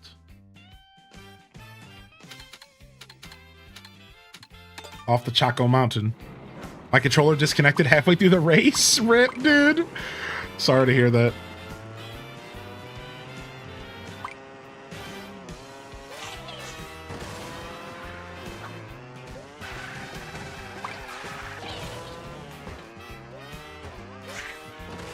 Yeah, I think the potential for secrets and like for finding like your own personal path to get through levels is going to be sick. Like, I think it's going to take a while for this game to get optimized is what I'm saying. Like, this game's going to get optimized multiple times. Like, right now, there are already people probably going and like, because you can race Ghost, you can do like time attack races in this game. Right? So there's probably already people that are finding super efficient ways to get through maps, right?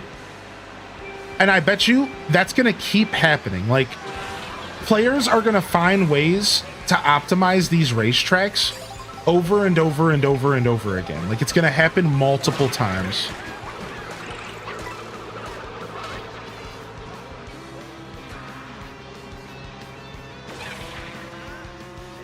So it's like we're gonna go through multiple optimizations in this game, and it's gonna get to the point, I think, in the end.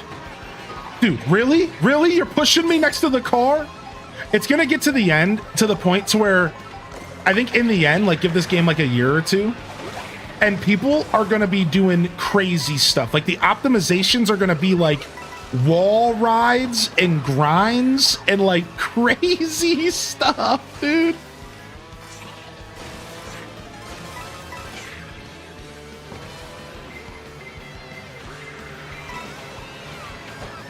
Dude, Asir, if okay, that wasn't you again. I'm about to say, if you and your big Wario booty doesn't stop bumping into me, dude, I swear to God.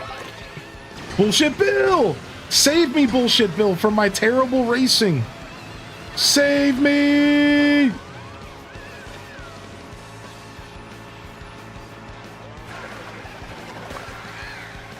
Nah, back up with that boomerang, son. Stop it. I hear it back there. I hear it back there. Stop it.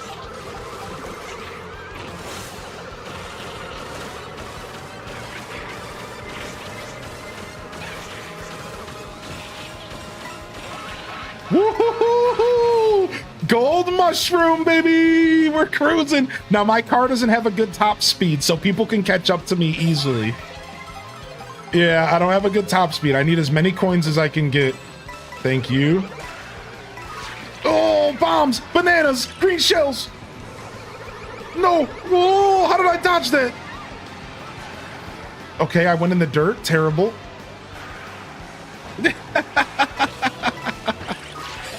Okay.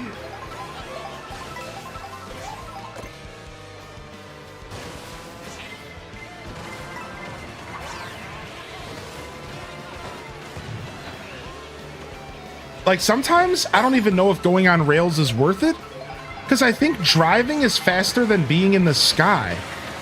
And sometimes the rails like will put you like in the sky, and like I guess doing the tricks is like what makes it worth it, because you get a boost. But I don't know if the boost you get from doing the tricks is necessarily worth the amount of air time sometimes, because I think being in the air is obviously slower, and you only get like one little boost. It doesn't matter how many tricks you do. But again, I think there might be some small optimizations that I don't understand. Like somebody was already talking about some tech where you could do some kind of roll or something. Dude, you took my feather, you scumbag. Oh, bad turn. Oh, bad turn into a red shell. Here they come. Dude, all right, Lazy. You had to drop a bomb behind you like that? You had to do me like that, dude. All right, man. Okay, Perpetrator with the boombox. Come on, let me get out of this pack of people here. Oh. The booty can't help but to bump. Yo, what's up, Oshi? Yo, Tyro Spell War. Welcome back, Tyro. What's up, man? Yo, GG's, dude. That was fun, dude. This game is so fun to play, man. All right. Whew. I went up to 9th place, so we're getting there. We're starting to catch up. Anthony's looking to take his second crown. Anthony's looking to take his second crown here today, dude. Here we go, baby.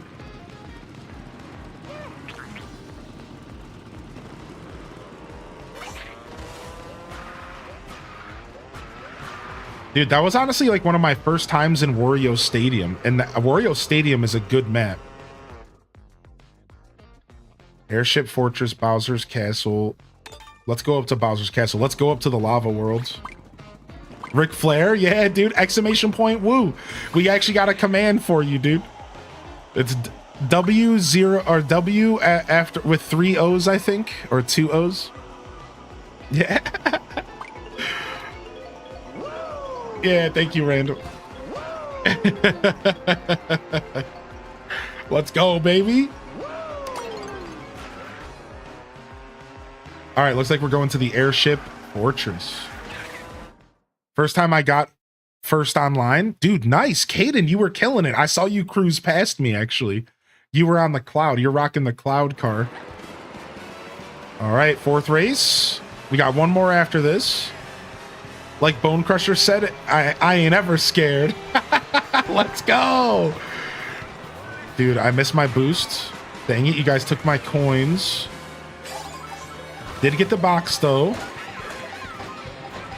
Oh, boom. Yeah, I think this game's gonna be all about tiny optimizations. Like when it's worth it to use a rail versus when it's worth it to stay on the ground versus when it's worth it to go for a different kind of boost. It's gonna be all about the different boosts. And then of course, just like Mario Kart 8 Deluxe, it's gonna be about knowing where the little mini boosts are. Like I just saw Anthony taking some extra mini boost in that straightaway, and that really gave him an edge there in that straightaway. Dude.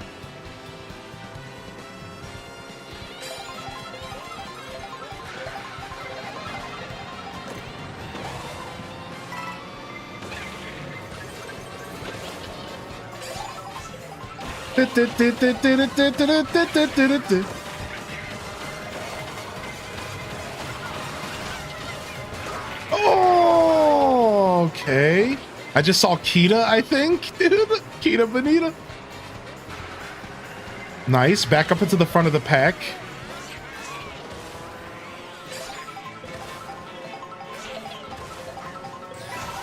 I think the type of trick you do matters, man, because I feel like when I do a backflip, if I don't land properly, it slows down my landing. I think there might be something to the tricks and like what tricks you focus on actually like mattering. Whew. I don't know what just happened there, but I'll gladly take first. See you later, nerds. That was a whole lot of hoopla. Oh my god.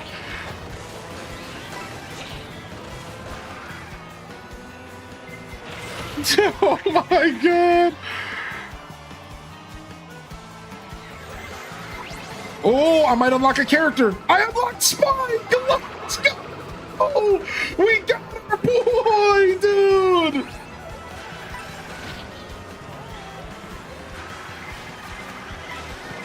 Not even mad about falling in place. Not even mad about falling in place, dude. Yes, dude. Yeah, the GameCube controller's wireless, yeah. Not even mad, dude. I unlocked Spike. I'm so happy, dude. I went down to 8th place, it looks like.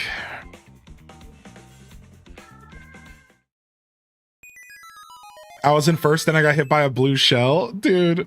All right, let's switch characters right now. Let's go, dude, my boy Spike. Ooh, we got the Dolphin Mobile.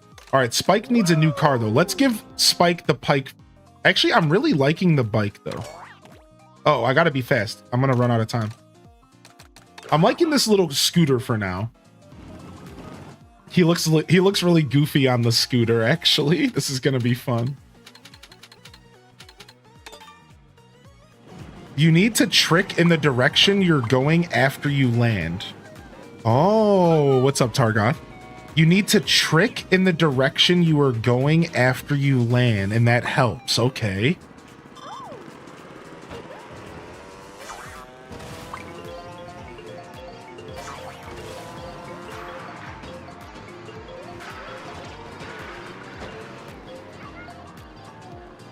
Wait, what did I just see? What was that? What was that weird long neck looking? Did a giraffe just ride by me? Ryan Perp, he's a bird with sunglasses on. He's a big long neck looking bird with sunglasses on.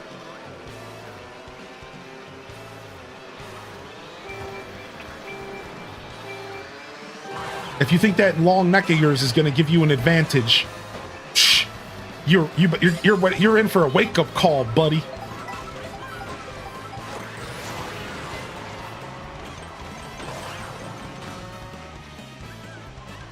Yo, what's up, Asir? No, dude, what?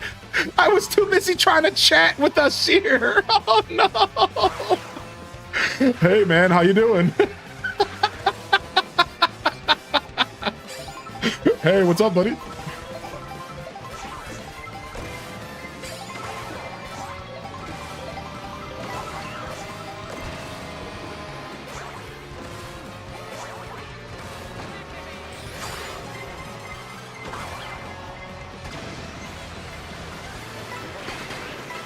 Get out of the way.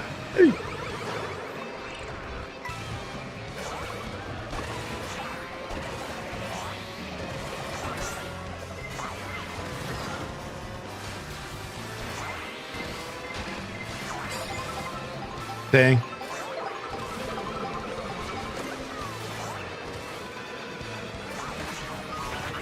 I was just about to use that mushroom too. Dang, I need more coins in this build. What? I didn't know that was even gonna happen. I just got lightning bolted. I'm so sad. Ow. Ow.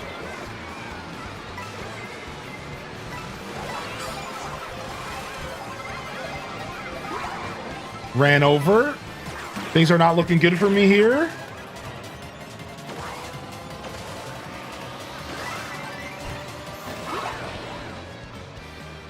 Socks with sandals. Get that out of my chat. What's going on in here?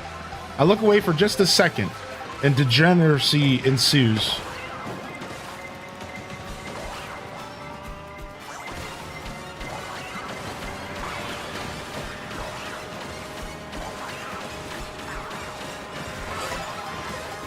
Nice. That helped out a ton.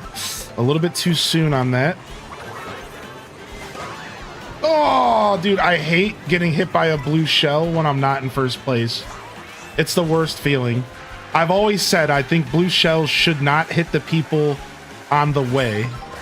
I just got pushed off, dude. Rude. That was a rude racer.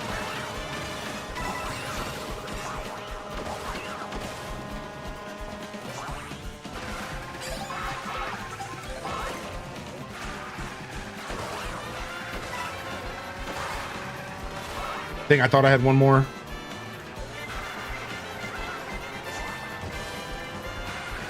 Dude, this map is crazy.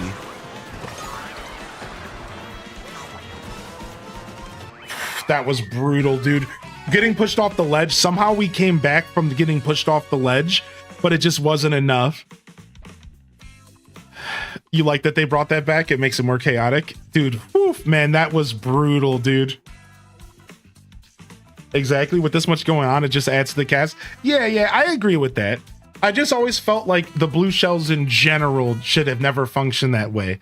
But in the context of this game, I agree it works.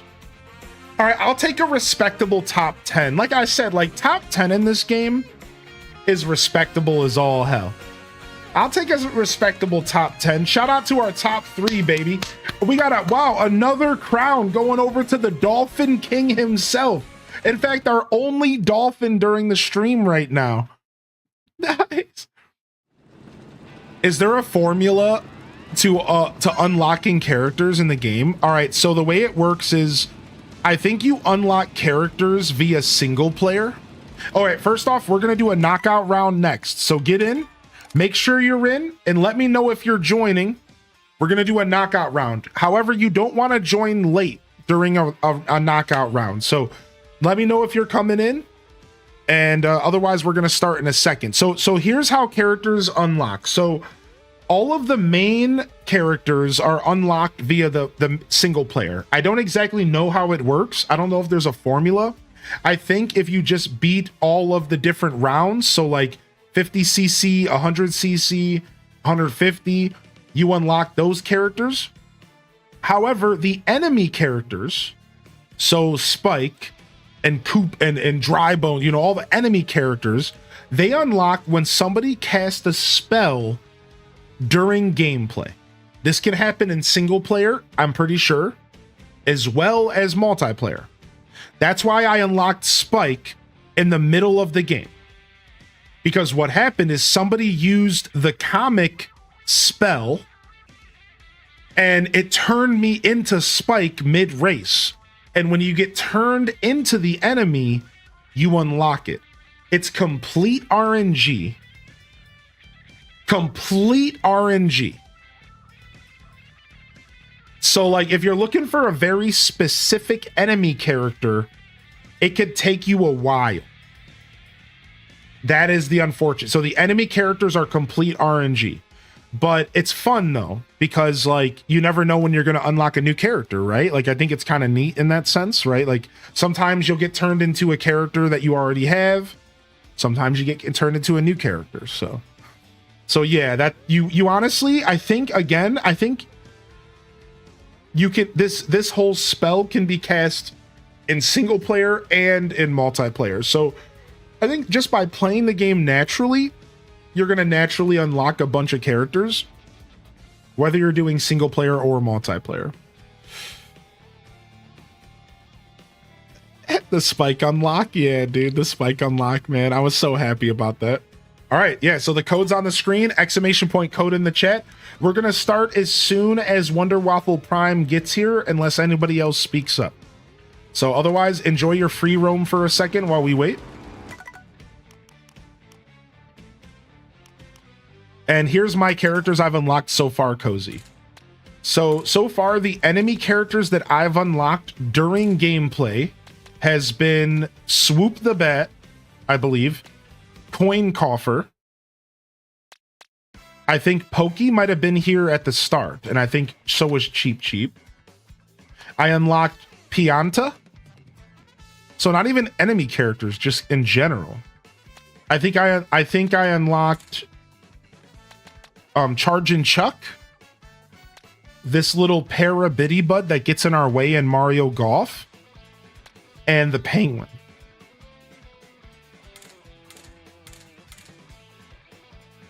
Otherwise, I think you start with the cow and Pokey and Cheap. I think you start with Hammer Bro.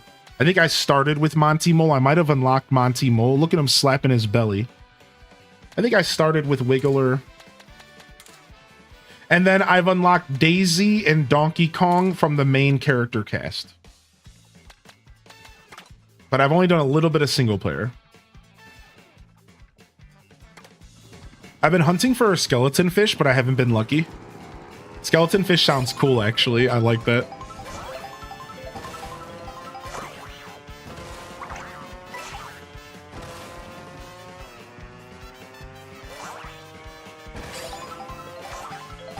Whoa. Yo, good morning, Snow Bubble. I just switched to Penguin. Can't wait to get knocked off ledges. That's so funny. What a good reference, actually. You're such a goon.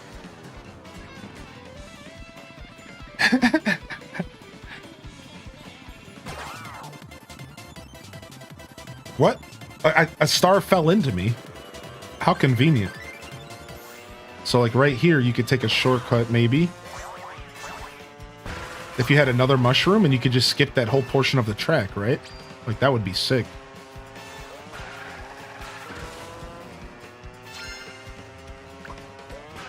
Oh, I'm out of here. I'm in. Okay. All right, let's go ahead and jump into a knockout round. Last call before we start. What's up, Snow Bubble? Good to see you back. So yesterday we showcased a little bit of Tears of the Kingdom, Mario Kart World. What else did we show off yesterday? Hold on, my brain is... Oh, and Wind Waker. Wind Waker, Tears of the Kingdom, Mario Kart World. Today, so far, we've showed off Tears of the Kingdom for another 2 hours, and we went through the whole Zelda Notes app. So go back to the beginning of the stream if you want to check out the whole Zelda Notes app. It was amazing. The combination of Tears of the Kingdom Switch 2 visuals being very hearty and fresh, and the Notes app made a solid 2 hours of content. It was really cool. And now we're playing Mario Kart. Today on the docket, we're also going to be diving into...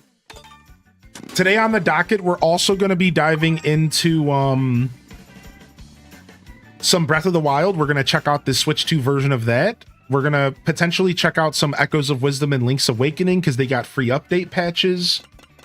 And we're going to go ahead and check out maybe some Mario Odyssey and maybe some Scarlet and Violet so we can see what's going on with those free updates. And then maybe some Rune Factory today, but I might save Rune Factory for tomorrow because we're doing a 12-hour variety-a-thon. And I think I want to save Rune Factory for that, but we'll see. I know people are excited to see me check out that game, so.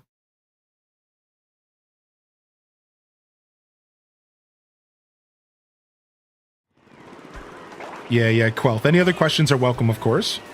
Tears of the Kingdom is visually different, but then with the combination of the Zelda Notes app on your phone, it's really interestingly different because like there's like all this lore and stuff. And you can like go around and like hear Zelda's voice or Raru's voice or even Koga of all people. And you can like hear like their thoughts. It's called their voice memories. And it's like their thoughts while they were visiting certain locations. And it's really, really cool. So the Switch 2 version of Tears of the Kingdom isn't necessarily different out by itself, besides for just looking better. But if you add the functionality of the Zelda Notes app, then it kind of feels like a whole new experience because I can trade items with other players. I can trade my designs with other players. Like literally, I can give you a sword, right? Like I can give you items. It's really cool. You can also like doctor up your pictures and you can trade designs that you do in the game with each other. So there's a lot of really cool functionality for Tears of the Kingdom in the Zelda Notes app, and that is only for Switch 2. That's a Switch 2 exclusive thing, so that's why I'm bringing it up. Also, Breath of the Wild apparently supports the Zelda Notes app as well, but I don't think it has all the functionality. Like, I'm not sure if you can trade items and stuff. I think Breath of the Wild might just be the voice memories. I don't know for sure if it has anything extra on top. Nice. A little bit ahead of the pack, but they're catching up on me. My bike isn't that high on top speed. I do have 17 coins, though.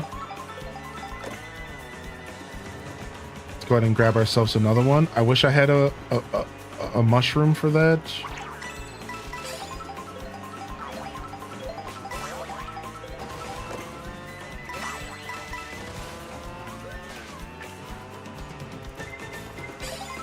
Blue shell. I'm going down. Okay, the double bomb was rude. The double bomb was actually massively rude. That was just as rude as you could have been. Thanks. Scumbag alert. All right, so hopefully mostly NPCs just got knocked out. Hopefully. But you're welcome to let us know your shame in the chat if you've been knocked out of Group 1. So now I have to be in the top 16 out of 20 racers to go to the next round. For those that are not sure like how knockout round works. So if I don't get into the top 16, then I don't make it to the next round. And right now there's 20 racers on the track.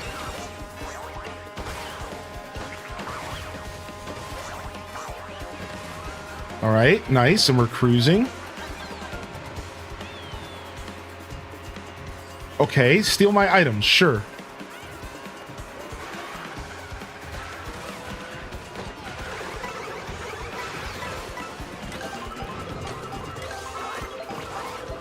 We'll take a nice little boost.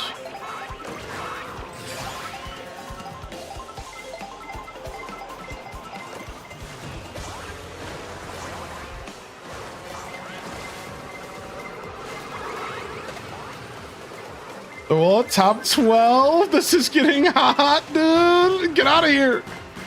All right, I made it, dude. So now there's 16 racers on the track, and you have to be in the top 12. Oh, I didn't get my boomerang back. Something happened to it.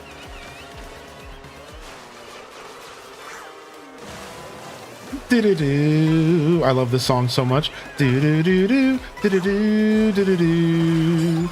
Do-do-do-do, do-do-do, do-do-do.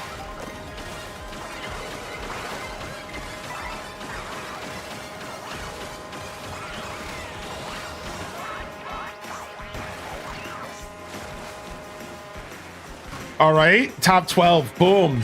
Now we have to be in the top 8 out of 12 racers to move on. And then it just continues like this all the way until there's only 4 racers left. And you're going for first place. So whereas knockout round can be a little bit rough because like if you get knocked out at the beginning due to unfortunate item RNG, you have to sit and just kind of wait for the race to end.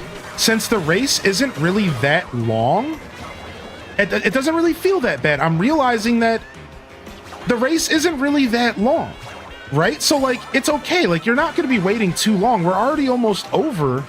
Frick. That's not good. Right? Like, we're already almost over. Like, so it's kind of neat. I think I'm more comfortable with knockout rounds on stream the more I do them. Because, like, you know, I just hate the idea of people hanging out and not being able to enjoy racing because they got knocked out due to a screwy item, you know what I mean? But once we get lobbies full of 24 people, at that point, there's always going to be somebody who gets knocked out. So, like, I feel like it's not too bad. We're about to get knocked out ourselves, though.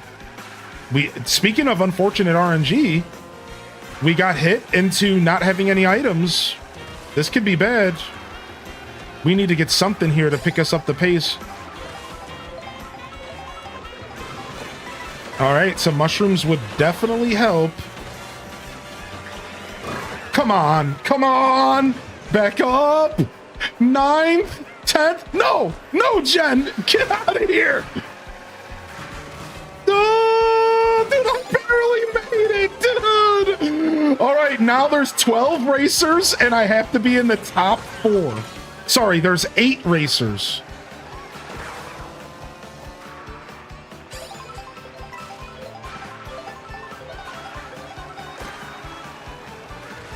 Dang it, I went for that freaking wire. Like, see, like, that almost didn't even feel worth it to go for that rail. I didn't really take advantage of it too well, though. All right, that was huge, though. Thank you for that, Lazy Stoneheart. No!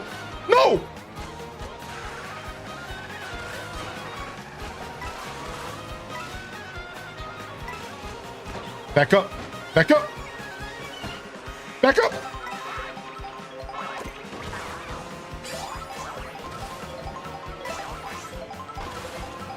Dude, knockout rounds are so intense, man. No! My golden mushroom! I could cry right now. Who did it, dude? Who was the lightning bolt, man?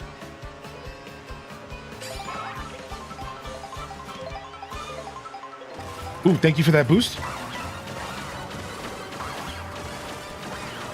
No!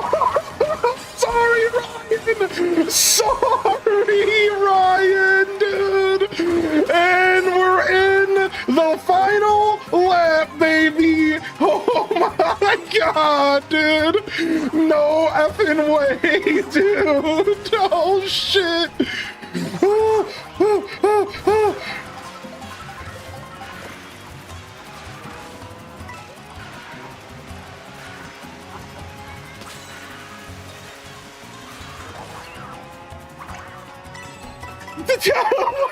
Let's go! Woo, that was close, dude. That was close, dude. That was a photo finish, man. Dang. Dude.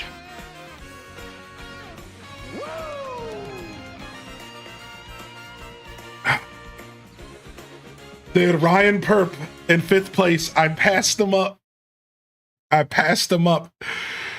Woo, went in by the skin of your teeth, man. That was intense, man.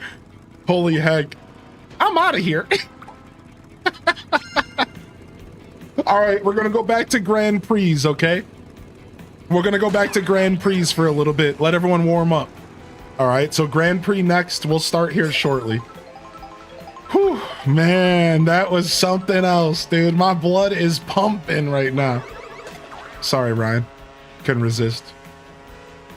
Even off the racetrack. Is that Wario with a sombrero? Yeah, there's a bunch of outfits to unlock. So if you play regular characters and you grab the box lunch that is like on the side of the road, that's actually how you unlock outfits for characters. Here's the problem though. They didn't make outfits for every character. There's pretty much only outfits for characters that are mainline. So Spike and Skeleton Fish do not have outfits. But while you're playing the game either online or single player, if you run into this bag, you get a food. Now, for the gameplay purposes, the food is just a mushroom. It's just a boost. But it's also a way to unlock outfits if you are playing as like Peach or Mario or whatever. So just a heads up, like these bags actually have value if you're playing a character that has extra outfits. Yeah, HDAS Smug. Yo, thank you for that clip. You're welcome to post it in the chat. Always. The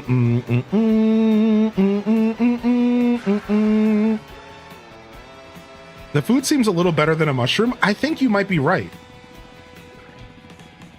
I think you might be right. Wait, there's off-track gameplay? Yeah. When you're in gaming, when you're in the roaming mode, you can go anywhere.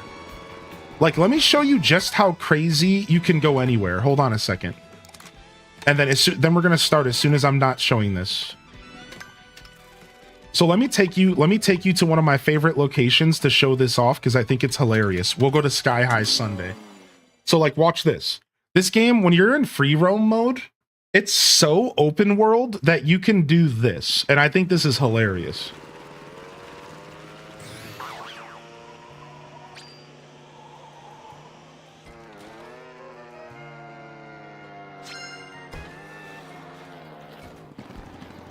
Like, and this wasn't even the full area. There's an area where like the drop all the way down to the water is sick. It's like, yeah, like, look at like,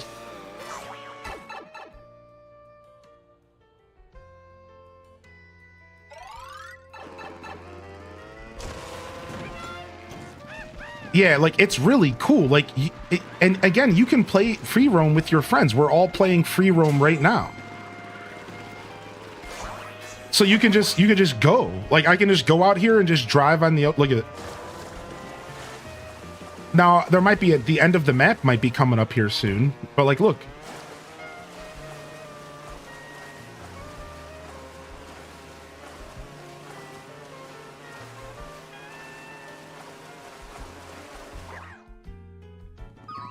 You can just go. Yeah. Like that's one of the cool parts of this game is that it does offer this really nice kind of casual, just like relaxing, riding around kind of vibe, you know?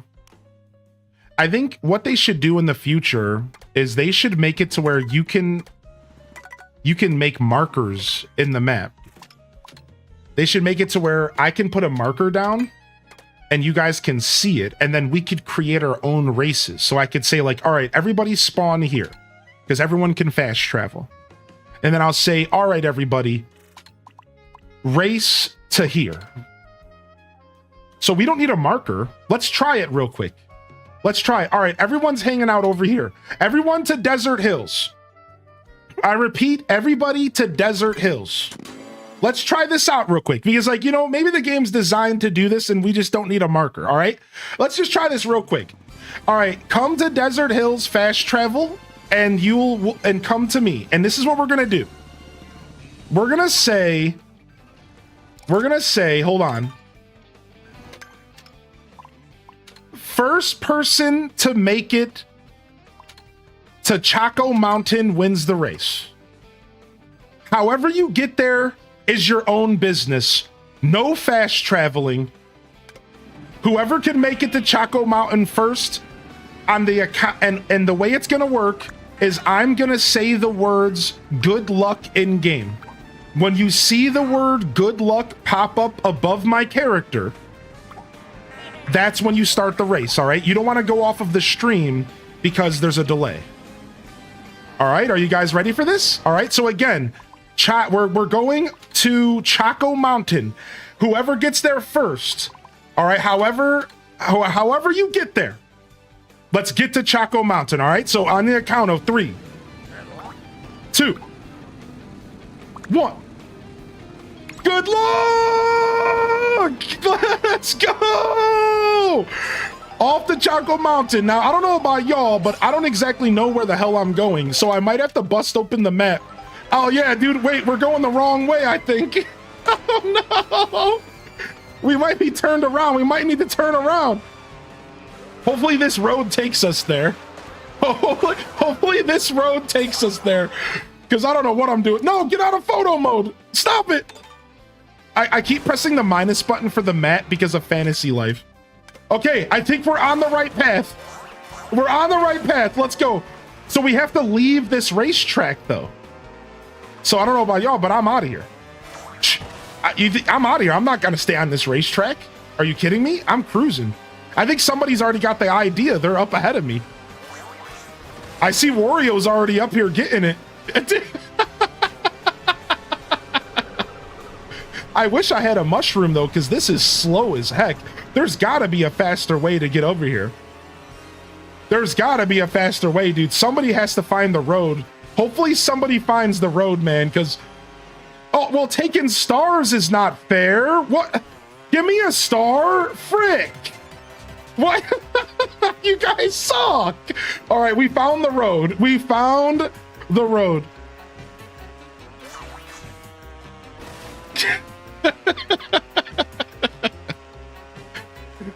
Yeah, this is just free play mode, so we can kind of design our own like races and stuff. All right, everyone's following Wario now because Wario apparently has the answer. Wario apparently has the answer. Wario's figured it out. I'll take that. Thank you very much. You know what? You know what? Screw you, Wario. I got a better idea. I got a better idea. You know what? Screw you, Wario. We said any means necessary.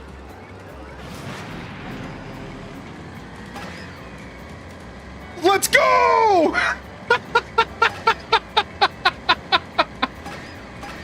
I'm gonna be there. I'm coming to Choco Mountain, mother truckers. I'm coming to Choco Mountain. Let's go.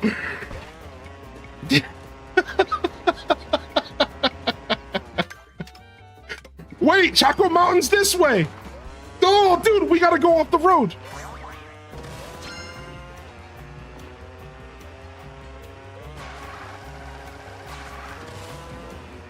I think we're on the right path. I think it's this way. Yeah, dude, Wario knew, man. Wario turned.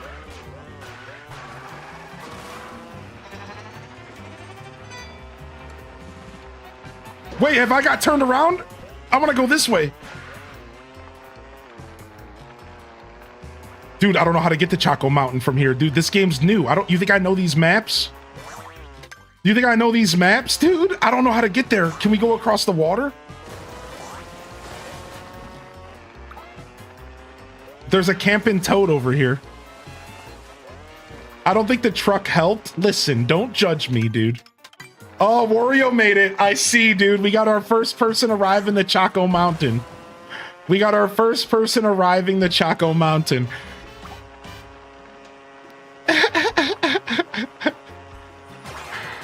Is this it?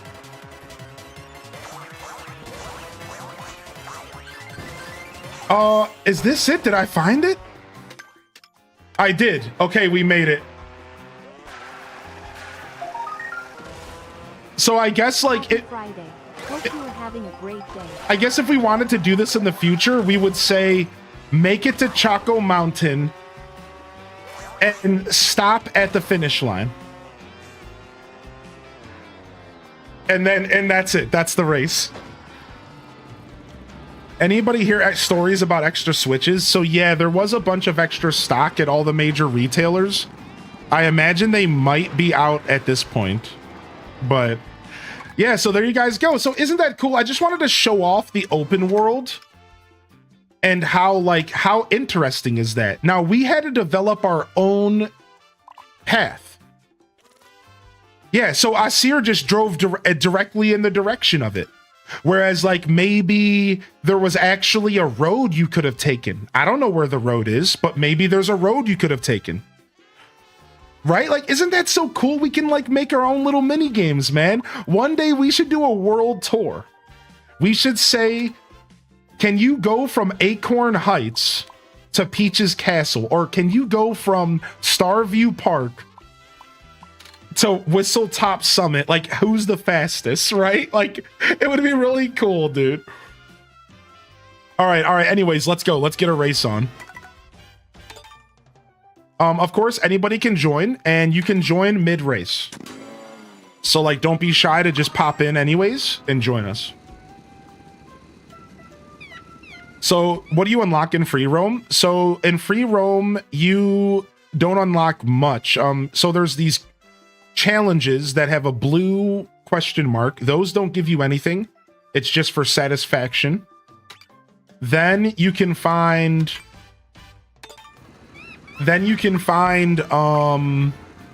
these question mark blocks around the map. I don't know what they do though, but there's 5 of them in each level. I don't know what they do when you get them. And then you can also unlock character outfits in free roam. So if you have a character that has an alternate outfit, you can unlock characters' outfits in free roam as well. So stickers, outfits, and a real good time.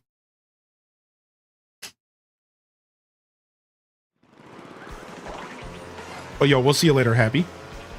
All right, we're going to Boo Cinema.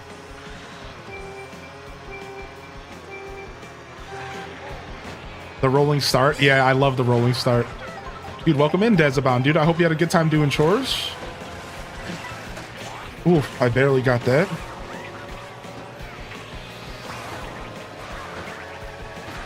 You know, as good of a time as you can have doing chores. Yeah, I know that's a silly comment. Dang, I should have just went for my own item box. I kind of got screwed there. Oh, ow. That sucked. Because then I was too slow to get through the sludge.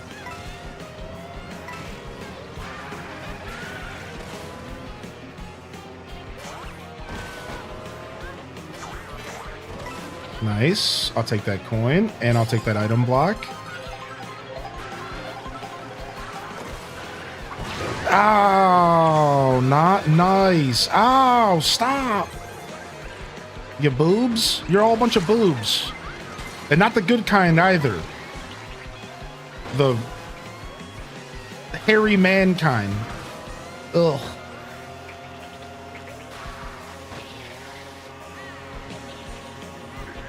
Yo, what's up, Castaway? How you been, Castaway? I haven't had a chance to catch up with you the past couple days. Just the past couple. I know you pop in when you can.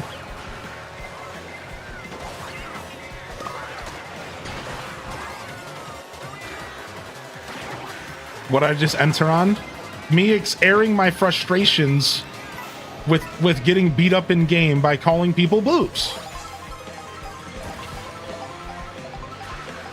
Yeah, I would check some of the local retailers. I'm not sure if you drive or whatever, but you might just want to go drive around and see. Yesterday, there was retailers had extras. Even the GameStop I went to get mine had extras. The Walmarts had extras. The Best Buys. Now, like I said, I think at this point, I would assume they're all sold out to people yesterday. I would assume.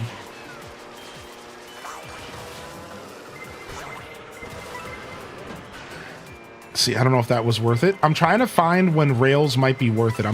I'm experimenting and trying to incorporate rails into my gameplay. Oh, somebody just bumped me off the cliff. Wow, you bumper. And I somehow lost my item? What? Was it because the item hadn't been rolled yet? That's sad. Maybe I had just activated it. Yeah, I'm trying to figure out when rails might be like really useful versus when they might not be. So like driving is clearly always going to be the fastest thing I think you're doing. So I think when you're in the air for too long of a time, it could be a bad thing. And I think when you're on a rail for too long, I think it could be a bad thing. So I think you don't want to use rails to replace road is what I'm sciencing so far.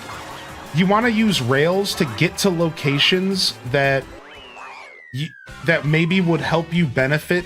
So like maybe getting up to a set of buildings to ride another rail to get another jump. Right? I'm like trying to like figure out like rails are definitely not something you want to just be doing randomly. Like if you can be racing, then you probably should just be like, if your wheels can be on the ground, they probably should be.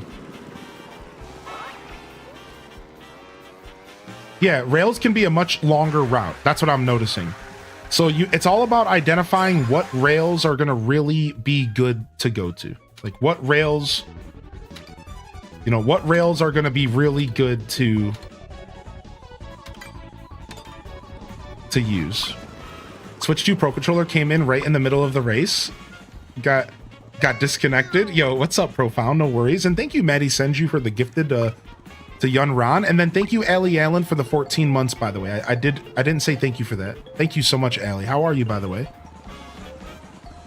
The longer you're on a rail, the stronger the boost when you jump off. Same as a drift. Wait, really? Now, so here, let me ask you this. If you're on a straight rail, is it better to just go straight or jump and do tricks to get mini boost? Right? Now that's the question. Yeah, right? Like, good testing, though. Thank you for the science, though. And thank you, Maddie Senju, for the gifted, man. I appreciate all the support coming in, y'all. Oh, somebody just fell off.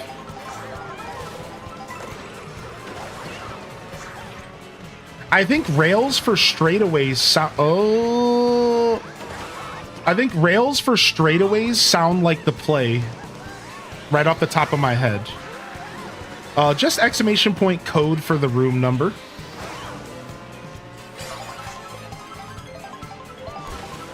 Yeah, it feels like straightaway... It sounds like straightaway rails are the first thing that you should probably consider.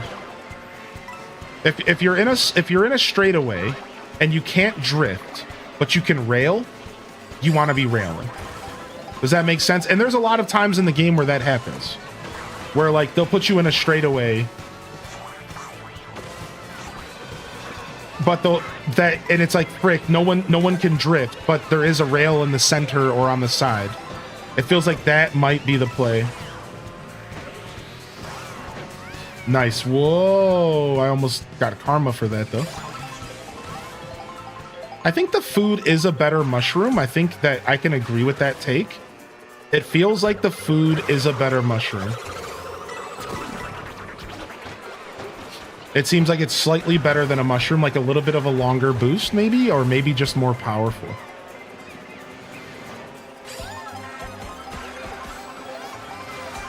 I was trying to go for the rail there. That sucked. I'm trying to get dicey. I'm high risk, high reward gameplay. High risk, high reward gameplay. That would have been a sexy transition though.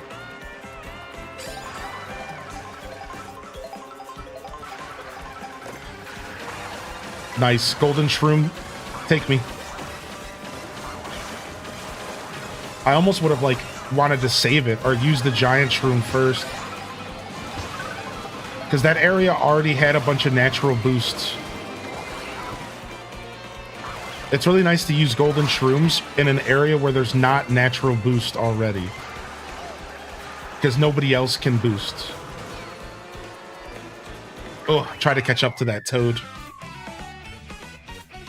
I did get the GameCube controller. Yeah, we busted it out yesterday pretty late into the stream. It showed up at like 7 p.m. last night. I do have it right next to me. I'm not using it at the moment, but I do have it. You managed to get a killer shortcut on that map? Really? You found a killer shortcut? Rip the fact that I won't have a Switch 2 for a while, but watching you is fulfilling. What's up, Zane? Also, Tweediculous mentioned something with Costco being out of stock for a couple weeks or something. If you choose to change the track options when voting, you can choose to drive from one track to another nearby instead of just voting for a specific one. Yeah. When you're in the middle of... Here, I'll show you. When this screen pops up, if you press the plus button, you can choose any track. Or you can even choose like any from where we are, just like Wonder Waffle's saying. and you can go around and choose any track. So just like Mario Kart 8 Deluxe, you can choose any track. You do not have to stick to the 3 that they recommend. Oh, nice, Dazabound. I'm glad you took care of that, man. To open or to not open the amiibos? That is the question, right? Amiibos can be investments, but I like to open my stuff usually. I didn't get any of the new amiibos this time around, unfortunately. But that's okay. I would have liked maybe like Unibo or whatever. I like him. He's a cute Goron, but... To be fair, they didn't have any at the GameStop, I'm pretty sure, so... You ordered yours today? Nice, Roxy. What's up, Roxy? How you doing? You're loving the new Pro Controller? Me too. Yeah, even though I got the GameCube controller, I'm really loving the Pro Controller. And I'm going to stick with it for now. I think it'll be my main controller that I use at the moment. I just want to be able to talk about it a little bit more. A lot of my decisions when it comes to what I'm using to play with is based off of what I want to be able to talk about when people come and ask questions. You know, I like that part of content creation. I like being able to help people out. So I played with the Joy-Cons for about 2 hours yesterday playing Mario Kart. So I could kind of talk about the differences between new Joy-Cons and olds.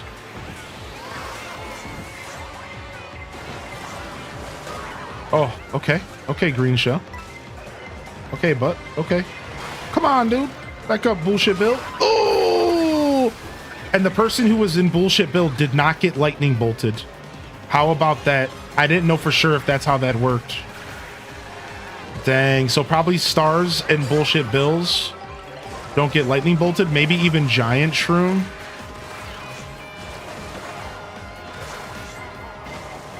Oh, that was dicey. Oh, whoa. Big waves. Big wave waste. I actually kind of like this level a lot. I'm enjoying the blend of like wave race, but also like racetrack. I think it's really done well done. This is the pirate ship level, right? See, that would have been a worthwhile rail to stay on, I think. Right there.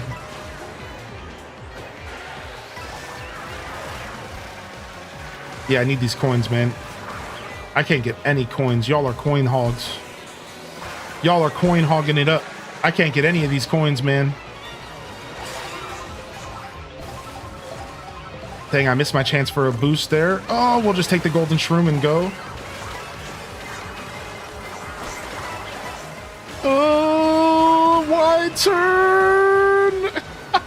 Wow, I just saw a super sick rail there.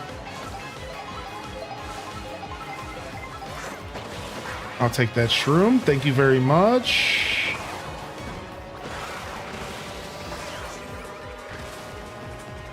Dude, that turn, that coming off of that at a high speed is brutal.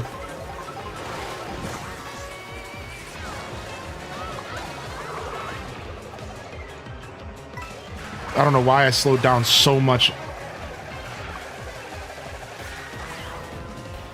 Nice. I snuck and stole second. Did you figure out how to do the tricks? It's ZR. You hold it down until the little lights under the character. And you can do backflips and stuff. Yeah, I do know what you're talking about. Thank you, Gamer for Life. I appreciate you, dude. Yeah, you're talking about the ability to jump off the ground, yeah. Does the GameCube controller work for all games? The GameCube controller works for all games.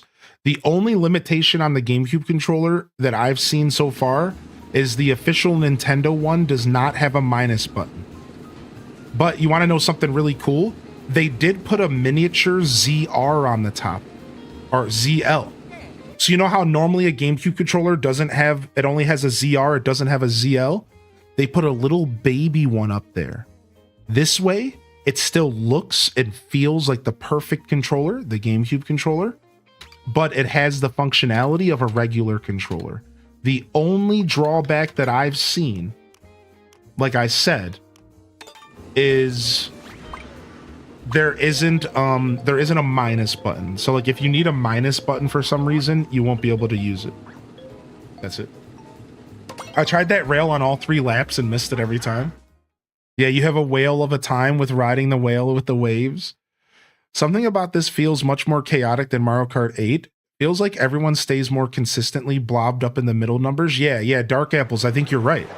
This game, everyone kind of clogs up together a lot more, and it's a lot more chaotic. I can tell you this game feels like it is more of a party game in that sense.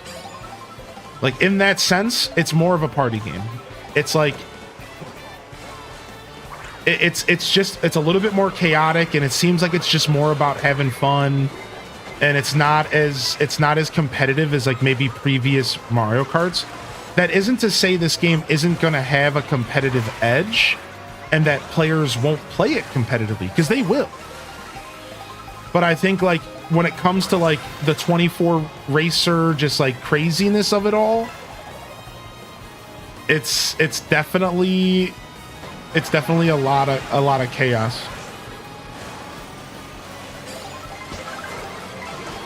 Yeah, rarely does somebody break away in this game, in my experience. Like, rarely does somebody like break really far away into first place. And I like that. I like that I can come back from 10th place to first place and have a chance. And you guys know, that was one of my biggest complaints with Mario Kart 8 Deluxe. Was that it felt like when somebody was solidified in the first place, you were not going to catch up to them. No matter. Now, again, we are on only day 2 of this game. So I have a prediction that you give it a couple weeks, maybe a month or 2, and there's going to be plenty of players who are going to get in the first place, and they ain't coming down from first place, because they're going to know the optimizations and the routes to become legends, just like Mario Kart 8. You see, I don't think Mario Kart 8's problem, I realized, was the 12 racers or even the item distribution, even though I think that is a big problem. And that might be part of it. But I think really what's going on here is the mini boost. I'm telling you, the ability to boost off of little ledges and stuff turns the game into this experience of, if you know how to get every single mini boost in a track, you will never be stopped. I think it's the mini boost. If you know how to get every single mini boost in a track, you can't be stopped. That's when that's the separation between the sweat lords and the regular players. It's knowing how to get the boost around every single corner. Whereas like in the older Mario Karts, it was just about drifting. It was about knowing how to drift well in order to snake and you know, all that stuff in order to get boosts. So it all boiled down to drifting, taking good turns, and item RNG. Whereas this game, I think the Sweat Lords, it's all about these little micro boosts. And if you know how to get like I've watched Random, for example, our buddy in the chat, Random, one of my moderators, I've watched him play the game, and he knows every single bump in the road to get a boost off of. It just boost, boost, boost, boost, boost, boost, boost, boost. And Mario Kart 8 Deluxe, that dude's never not boosting. Right? So it's real strange, but I really think that is how Mario Kart 8 Deluxe has this weird experience of like players can break away into first place and then never be taken down. However, like I said, this is all just speculative right now. I think that the item distribution in this game is obviously better, even if it is super chaotic, and that might make first place not be something you can sit in forever, which is cool. I'm really excited to see how this game progresses. Yeah, I wasn't a fan of 12 racers in Mario Kart 8 Deluxe, but as soon as they announced this game, I realized I was going to have to get over it. Because there's 24 now, so I got over it. No, they're not. Snow Bubble, sorry. GameCube games are only on Switch 2. Was this Peach Beach? So do you think, so here's a theory of mine. Do you think that they snuck some of the original tracks into the middle roads? Do you think that like maybe if we really pay attention to the middle roads, you might actually find a couple like tracks, like OG, like you said, DS, or like little like nods or references to like the way that the track looks and feels? Whoa, oh my God, that was actually a good thing.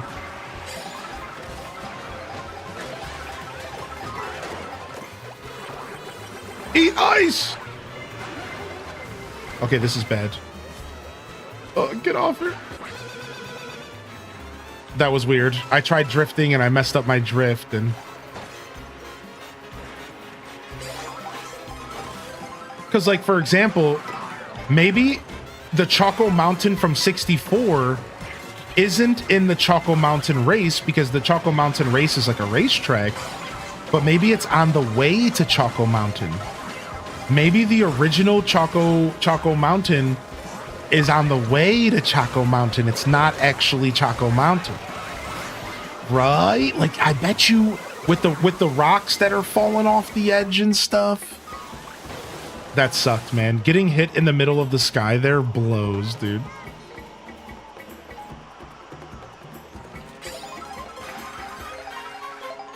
That was like such a time sink. Like the little cutscene of me falling and stuff. That was brutal. Oh.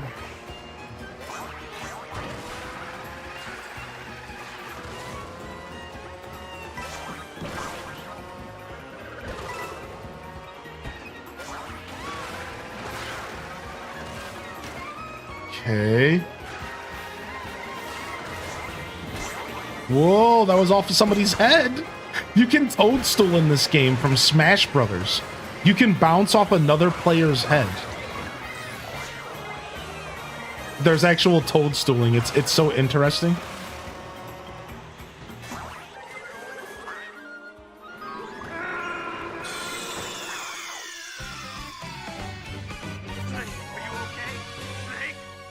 I recognize some of the beach sections from 64. Maybe Choco Mountain is the friends we made along the way. What's up, Sarah? How you doing today? I don't really play Mario Kart games, but this chaotic kind of bigger lobby feels like how it was meant to be played. That's what I'm saying. I think especially for my stream and my channel, I'm going to be real. This is ideal because, you know, not to call anybody out specifically, but I know for a fact there were people who maybe didn't want to participate in Mario Kart because they felt like they sucked at it. And they didn't like sucking at video games. But this game, it's so, who cares? Right? It's such a who cares experience. It's like, who cares if you suck? Like, it's just chaotic fun. It doesn't matter. Like, it's just fun, man. Like, and I think that that really does make a difference for this game. Yo, thank you, Irish, for hanging out. All right, nice. Let's do another Grand Prix, and then we can do another knockout. Sound like a deal? We'll do another Grand Prix, then we'll do another knockout. Anybody can join, of course, and here's my room info. Did Luigi just teabag? Oh yeah, he for sure. He actually did the Degeneration X suck it. So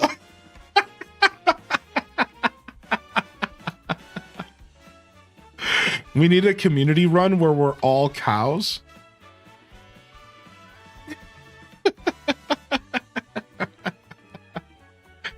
Oh my gosh, dude. What's up, Kuda? Yo, Talon 84 or 82, excuse me. Welcome to the broadcast today. All right. Let's go ahead and start another round. People don't necessarily have to wait to join Grand Prix because you can join mid-race. So we'll just start this up for the racers who are here. And let's have some fun. You watched the streamer earlier doing all cow race. That's so much fun. Let's actually...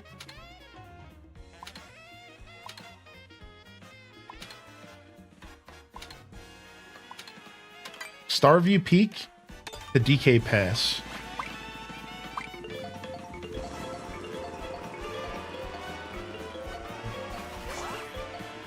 And I'm out of here. See you later. We're going to the Salty Speedway. All right, we're continuing. We're starting where we are right now and heading to the next map. All right, let's cruise. Rolling start. 3, 2. What do you call this, Dazza? This isn't a rolling start. This is a flying start. Yeah, what do you call this one, buddy?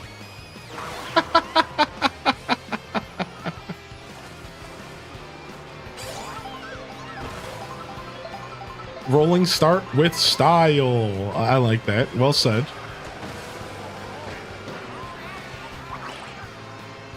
What? I hit the car with my banana. The car ate my banana. What? My banana landed on the car and the car ate it. Rude, dude. Nice. Got that item box though.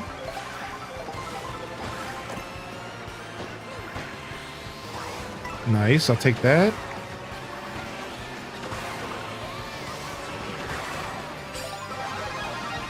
Oh!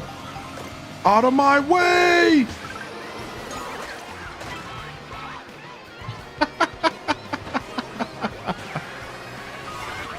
Oof, all of us in a row there. And here comes the rain. I wonder if the rain affects our car. I think it does. I think the temporary rain actually affects our... It's like that one level in Mario Kart 8. The rain level. Neon Bowser or whatever.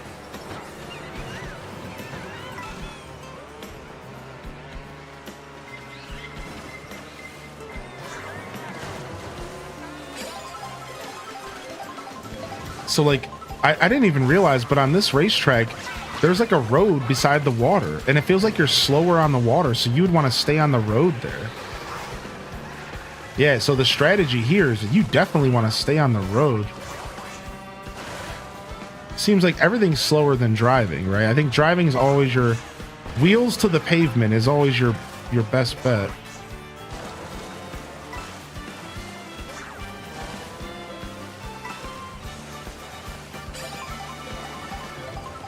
Right? Like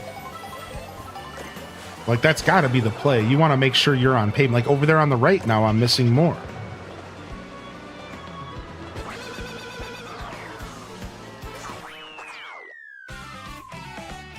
The water is dynamic. The bomb blew up and the water caused a shockwave big enough to trick off of. Oh, sick. I saw that earlier, but I wasn't sure.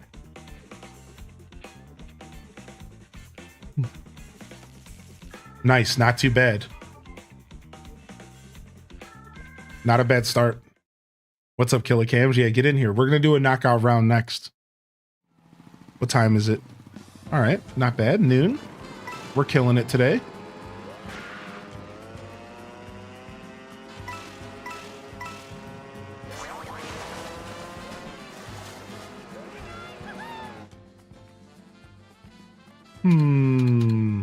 Yeah, let's keep working our way towards DK Pass.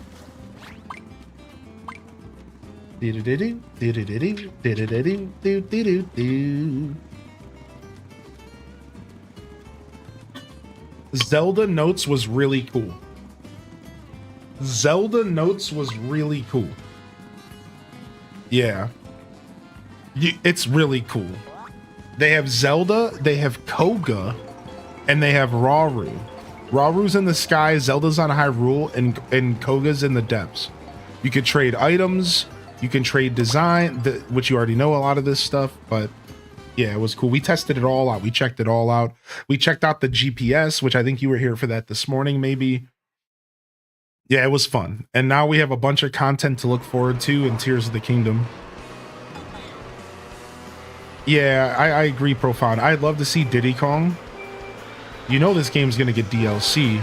The only problem is you know the Nintendo thing to do is to put DLC out for this game 8 years later instead of striking when the iron's hot when everyone is interested in playing.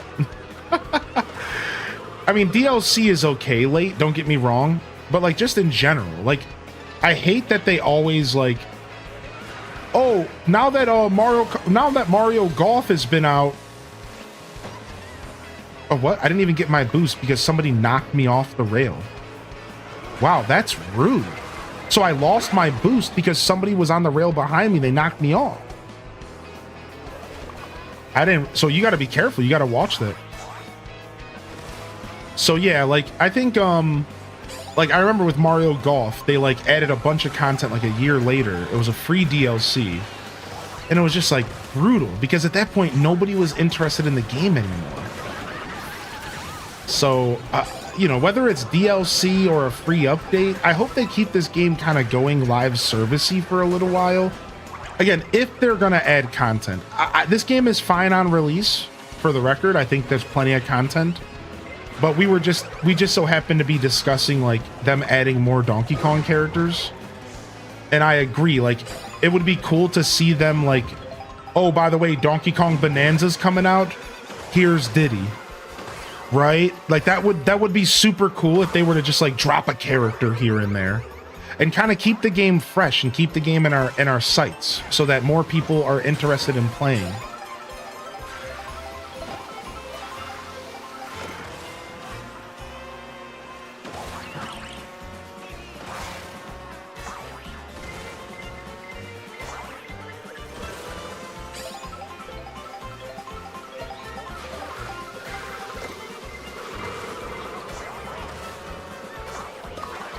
What? Get out of here.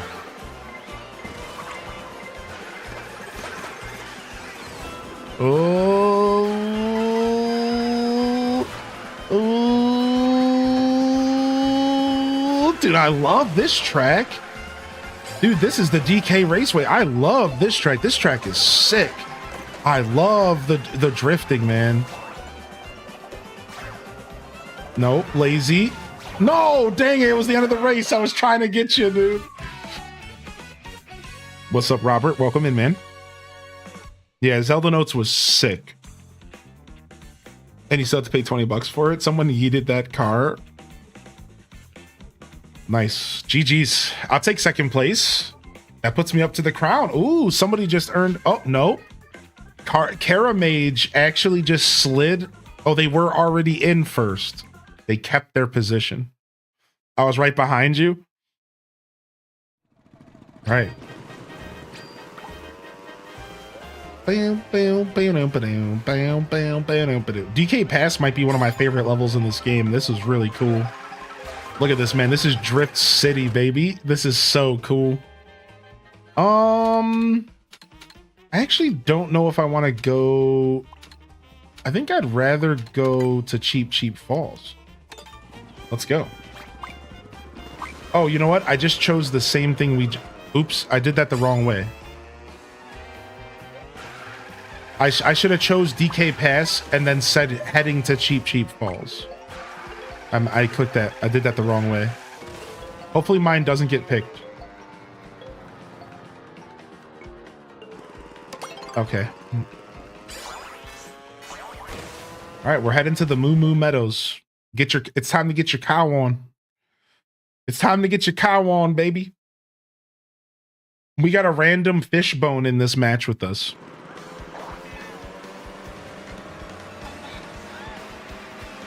All right, we're driving out of the snow sector and we're headed to the dirt roads. We're headed to the country.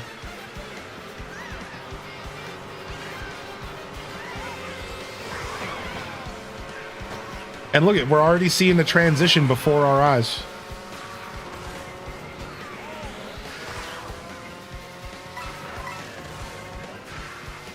Isn't that kind of interesting? Like we're actually seeing the transition before our eyes from snow to dirt. It's snowy dirt now.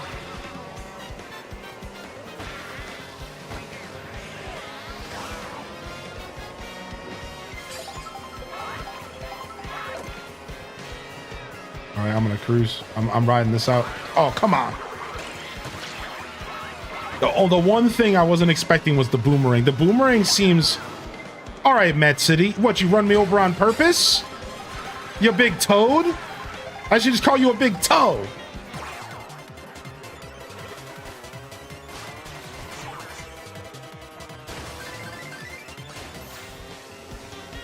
So this feels substantially slower, right? Yeah, it seems like sometimes riding the rails isn't worth it. and you just have to find when it's the right time to use it. I thought that might have been worth it, but I should have probably just jumped off and took a quick boost. Oh! All right, we're taking a stop through some random track here on our way. Like, there's definitely some Toad's Turnpike vibes, because I've noticed that there's like basically a Toad's Turnpike in the game, but it's just not called Toad's Turnpike, I don't think. Right? But like, it's basically a Toad's Turnpike. I know for a fact I've seen that. Here, have some coins. I hate the coin box item. Like, what's the point of giving me a coin box item where I just give the people behind me coins? What is this, like punishment for getting it? Like, it's like bad RNG. Like I don't want to give the people behind me coins, dude. What the heck? They're like, play nice. It's almost like a curse item, because like it doesn't do anything for you. Maybe it does give you coins. Maybe when you hit it, you get coins as well. I'm not sure about that. That actually would make a ton more sense. Oh, we made it. Here we go, baby. Yeehaw! And we're here. No, back up. And I'm gonna get blue shelled. I'm gonna get blue shelled. I'm gonna get blue shelled. I'm gonna get blue shelled. Okay, you had to bump me into the cow. Okay, you had to do that, right? Like, that was exactly what needed to happen. You had to bump me into the cow. Okay. All right. I see. Take some coins. Don't mind if I do. This is a bloodbath. Oh, and it's my blood. Go. Oh, let's go. Perfect timing. Dude, whoever used the lightning bolt gave me the win, dude. Yo! Because you don't get lightning bolted when you're a giant. Yeah, when you're in Bullshit Bill or in Giant or in Star, you don't get lightning bolted. Yeah, tag team, dude. Nice.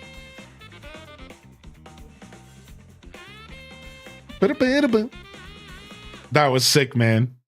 When I get blue shelled, I immediately hit the brakes and try to slow down, so second place gets hit as well. Yeah, that's the strategy, right?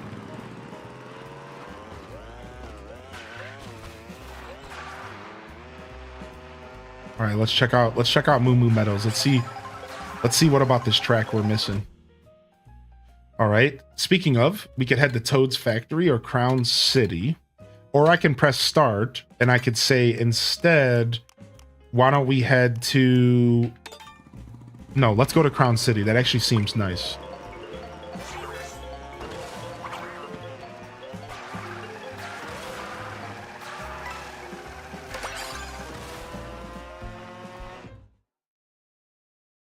The shock ruined me. Sorry, man. That was a pretty rough shock right at the end of the race. All right. You got the Switch too? Tundra Wolf, welcome in, buddy. Did you pick up the bundle or did you get the regular console? All right, now we're leaving the dirt roads and we're headed to Crown City, baby.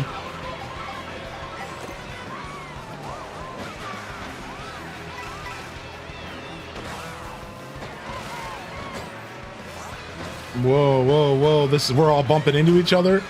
Dude, it's funny because it feels like weight class actually matters a little bit.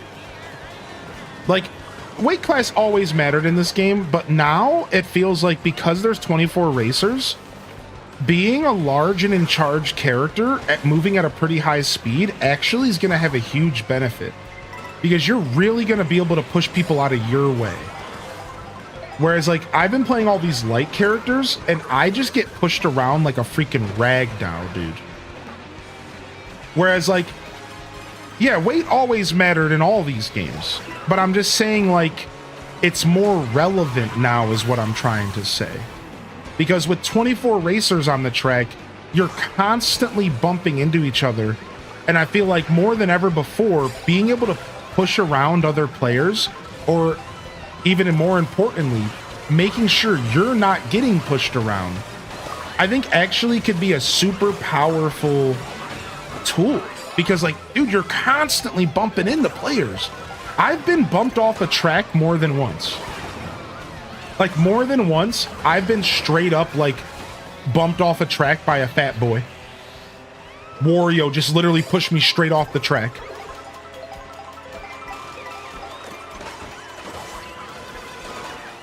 Oh, there goes all my red shells.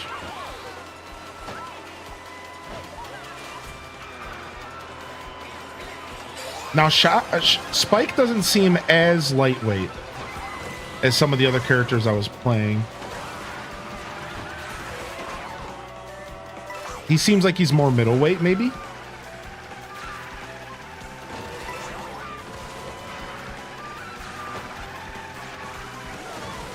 But, you know, that's assuming that there's still only 3 weight tiers. There could very well be more.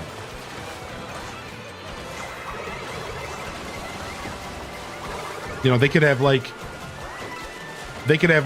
very light, medium, heavy, very heavy. You know what I mean?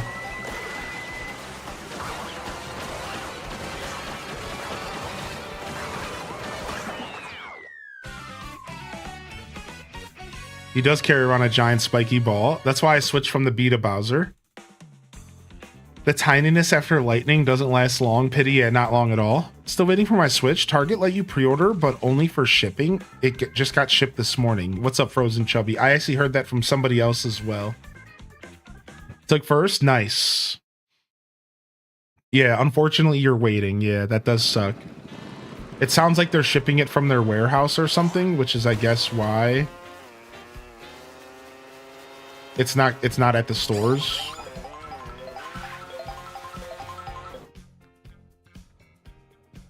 All right, I'm gonna change again, and I'm gonna go ahead and see what attaches to this. Choco Mountain, let's go.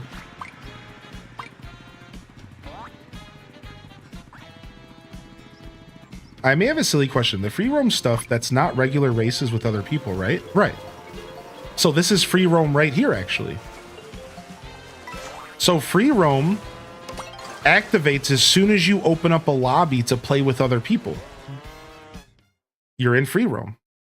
And in between races, you free roam, and you can also free roam in single player.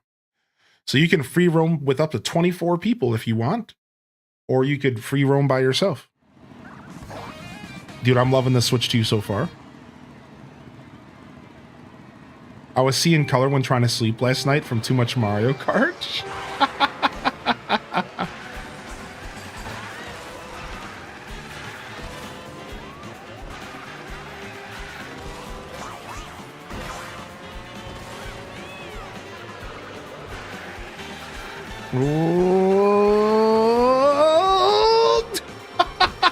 That was awkward, man. We definitely don't want to be down here if we don't have to be.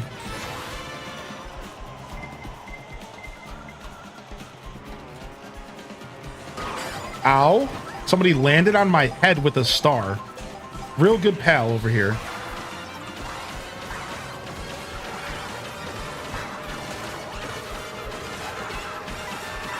Oh, right into the lava. Oh, but I had a mushroom. And then I wall rided. What was that sequence of events that led me into a red shell so none of it mattered? What the frick was that, dude?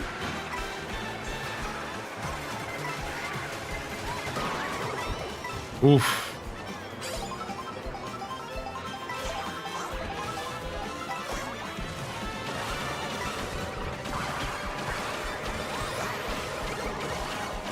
Oh, there's a whole upper path you can reach. Oh, and there's some rails there.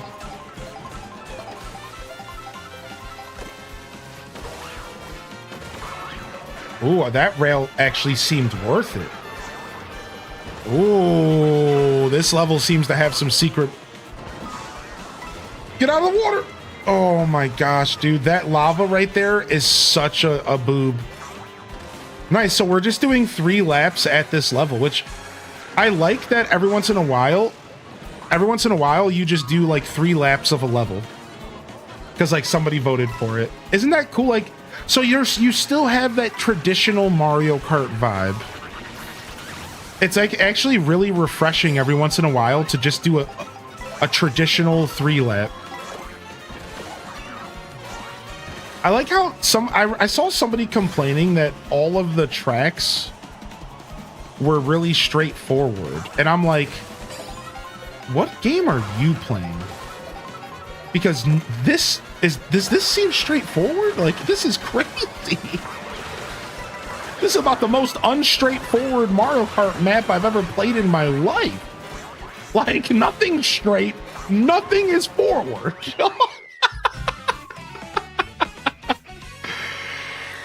Can you turn off the intercourse parts of the race in the room settings for more of a classic Grand Prix? I don't think so. I don't think you can. So we could definitely check, but I don't think so. Yeah, because I was like, how would a race go if you didn't need to stay on the path? Yeah, I've been in and out watching people race. Yeah, no problem, L. Nothing straight. Happy Pride Month. What's up, Quake? Yeah, I don't think you can. I think you are stuck. But we can check the room settings here. Nice, my first Grand Prix win of the day. Not bad, everybody. We're going to do a knockout round here. Next, we're going to do a knockout round. So if you want to join the knockout round, you got to make sure you join in because you don't want to join in the middle of the knockout round. All right. Nice. 14th. Hey, man. Yo, we're locking in here, Robert. No worries. All right. So yeah, this is free roam. So this is free roam now. So take a look at this. All right. So in free roam, before I choose the next set of races, you can free roam around the whole game with people. And you can even set up your own races. Right? So like right now, I could challenge players. First player to Mario Circuit, or last player to Mario Circuit eats a rotten egg. See you later. And now we can all just like mosey our way. We can off-road our way over to Mario Circuit. And I don't actually know if I'm going in the right direction. I'm still learning the map. I am. Right? And like, so like free roam is cool. You can do it by yourself or with players. You can go off-road. You can do whatever. There's also roads that are built that connect every map. So that's the thing though. Like there are roads, there are technically racetracks that connect all of the different main racetracks. Right? So like that is a thing. So I think I might have found the road right here that's taking me to Mario Circuit. I think so. Yep, here it is. Look in the distance here. We're definitely heading to Mario Circuit. I mean, look at these blocks. Whoa. So now I am entering Mario Circuit. And I just drove there from the last map we were on. Look. Boom. Now I'm here. Right? So this is really cool. And you can do this again with multiplayer with your friends. You can do this as well by yourself, just driving around. And if you do it by yourself, there's like little challenges you can do just for funsies to kind of keep yourself busy.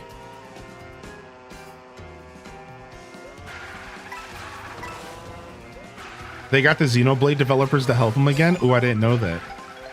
That's cool. Hey, what's up, Meg?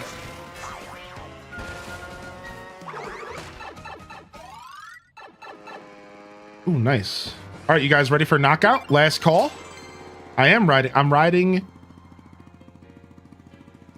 Look at my car. And it's so dope, dude. I like it a lot because here, I'll show you the stats.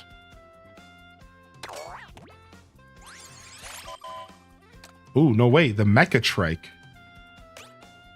It's very balanced. Ooh, the Rob Hog. I gotta try this out. But yeah, the stats on this thing are nice. It's my favorite. High acceleration, high handling. But we just got a new high acceleration, high handling. We're going Rob Bike. The Rob Hog. Nice. All right, you guys ready? Last call. If you're trying to join this knockout round, let us know and we'll wait for you. Otherwise, I don't think you can join in the middle of a knockout round. Oh, nice. Hey. Oh, sorry about that. I was trying to say hi, not red shell you. Hey, look at the classic sticker from Super Mario. Look at the sticker, dude. That's cool.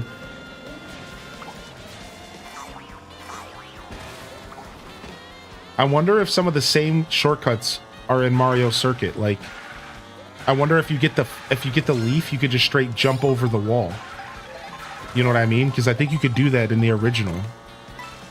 Like, if you get the leaf here, and you could just straight jump that one wall. I think that was a thing, right? Yoshi, my boy. What's up, Chamomile Court? All right, we're going to start up. We're going to do a knockout round here, baby. We got 11 of us. You guys ready to get knocked out? And we'll put the NPCs on easy so they don't get in our way. But we'll keep them on because it's nice. But, you know, so hopefully most people are gonna be able to pass them up. All right, let's roll. All right, and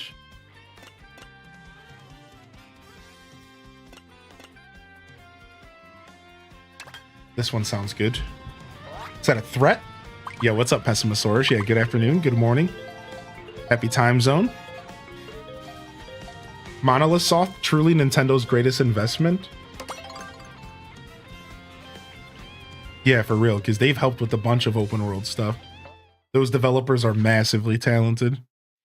All right, looks like we're doing the ice rally. I think it starts at the Sunday. So we actually just did a bunch of these races, so we're kind of warmed up. We just did a bunch of these races.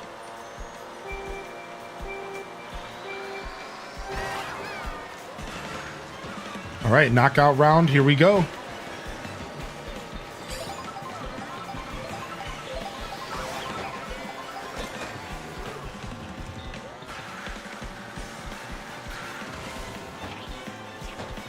Dang it! I tried to get you.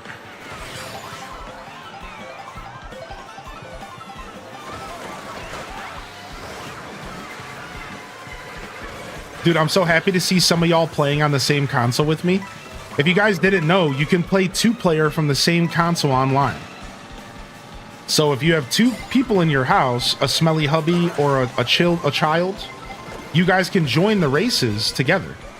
Just pick up another pair of sticks and you're good to go. So that's cool. I like that. That makes me happy that people are joining in like that. Especially now that we have 24 racers. So like the more the merrier, man. We have yet to fill up a full 24-player lobby. I'm really hoping we can make it happen by the end of the first week of the console's release, because I think enough people will have their console by then. Right now, people still don't have their console. It's only Friday. A ton of people are waiting into the weekend. Yeah, the closest was 19, I think. We might have hit 20, but I think 19 was our cap. Right when the show started today, we had 20, I think. We had a lot. Our first lobby this morning was huge. It was really cool. So we might have hit 20 today, maybe even 21. Our very first lobby was completely full to the brim, except for a couple slots. This is the closest thing to Wario's Mountain that we get, but it's really close.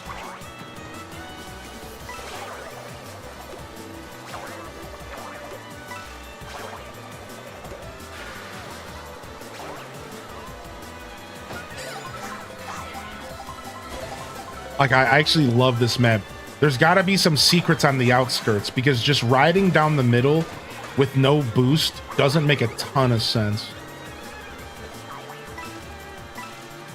Wow, the red shell is different now.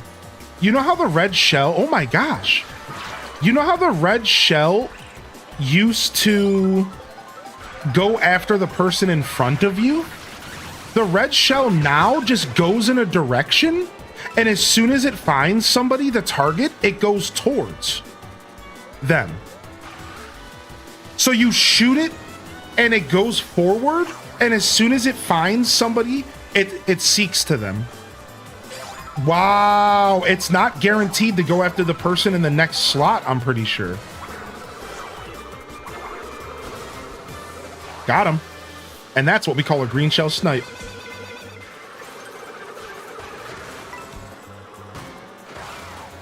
Yo, what's up, edging? Okay, speaking of red shells, I don't know what happened there, but first place is breaking away here. Raven's breaking away. Raven's breaking away, dude. We need a blue shell stat.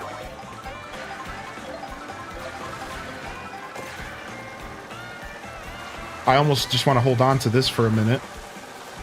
Oh, I messed up, dude. Oh, I was doing so good. Come on, dude, it came so fast. Like, how was I supposed to use the item? It was like, and it just hit me. They don't give you a big indicator. Like, they don't give you a big window indicator when the red shell's coming. And if you don't stop using your bananas on me, dude, like, come on, Charlie. Like, what, you had people in front of you. Why are you using your banana on me? Scumbag.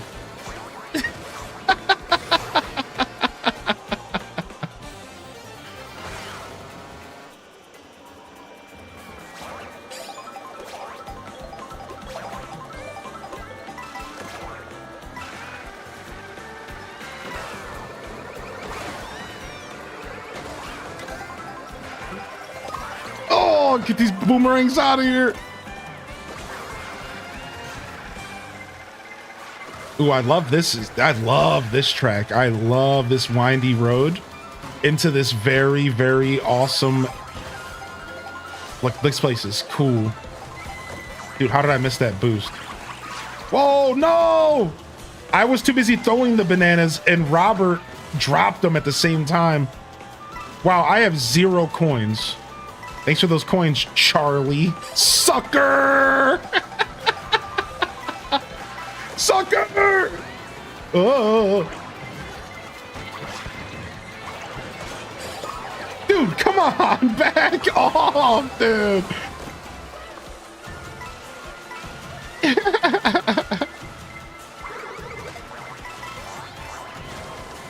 Dude, this is intense. This is intense, dude.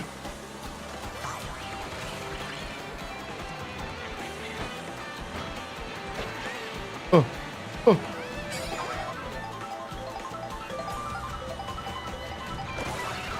Let's go. The golden shroom. No! And that was my chance to break away. That's all right. It still gave me enough, I think, to get to the next round, and that's all that matters.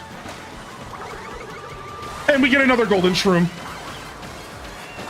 Here's some pseudo Toad's Turnpike vibes. I think there's even more of a Toad's, like an actual Toad's Turnpike place, though.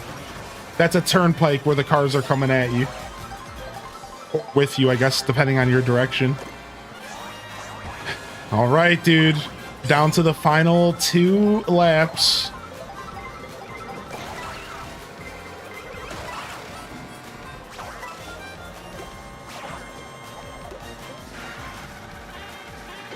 Oh, that was dicey, dude. Oh, I did the same thing Charlie did, but I didn't get knocked off my bike. Get out of here. Shy guy, you fool. You fool of a toque.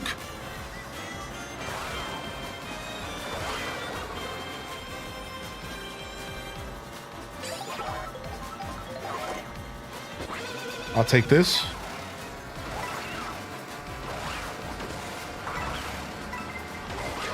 Whoa, that blue shell, what happened? Did the blue shell blow up early because it hit a car or something? That can happen? The blue shell just doesn't just destroy everything? Or that it goes through? Is that what happened there? Whew.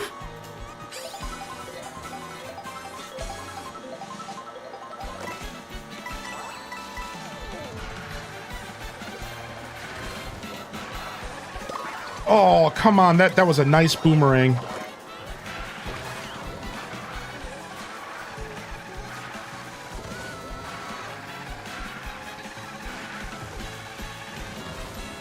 Nice. Good drifting. Oh, I didn't realize this was going to keep going. I would have did a bigger drift. Dang, I shouldn't have used that mushroom yet.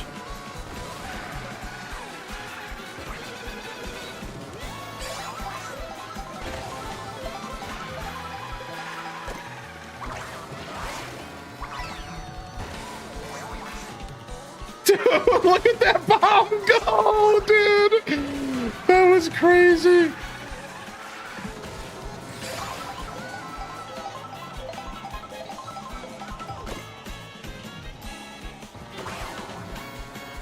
Oh, I'm already at full coins. It didn't matter. I was close. I almost caught up to Robert. I almost caught up, dude. Dang, that was nice, man. That was good racing, dude.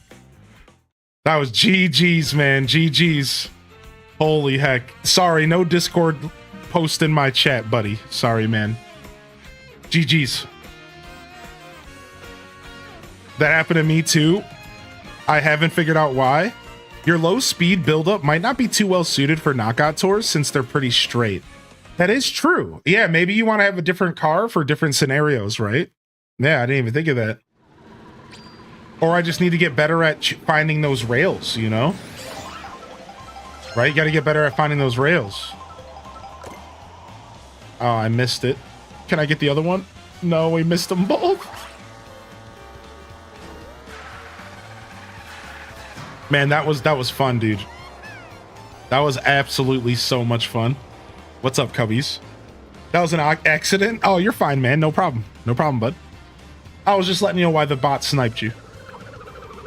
Oh, man. Dude, that was intense. Yo, GG's on the knockout round. All right, we're gonna take a breather here. All right, so I'm gonna stand up and I'm gonna stretch. And we're gonna take a quick breather here. So give me just a couple minutes. If we have a mod hanging out, which I do see Silver and Pastel, thank you. Of course, you know, you guys are just tuning in, so just keep an eye on the chat if you're around. I would really appreciate it. No worries.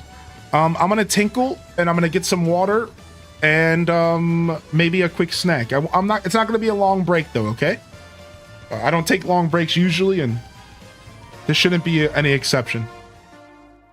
All right, so I'll be right back. Give me just a minute or two here.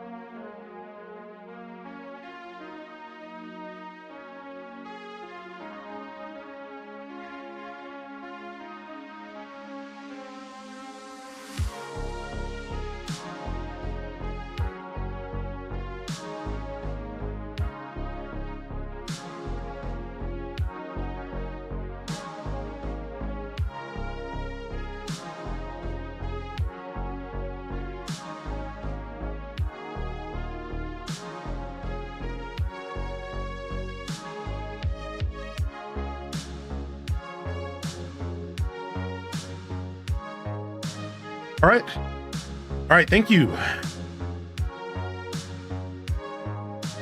Thank you. Thank you for your patience here.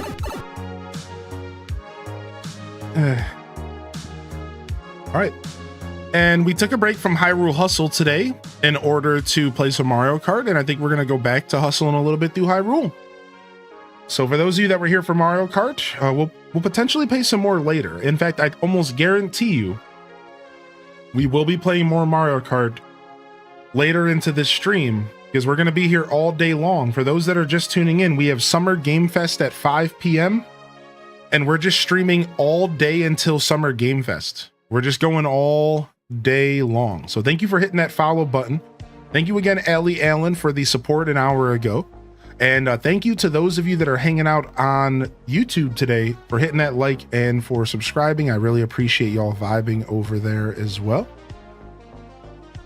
All right, so we're gonna do a little bit of Zelda.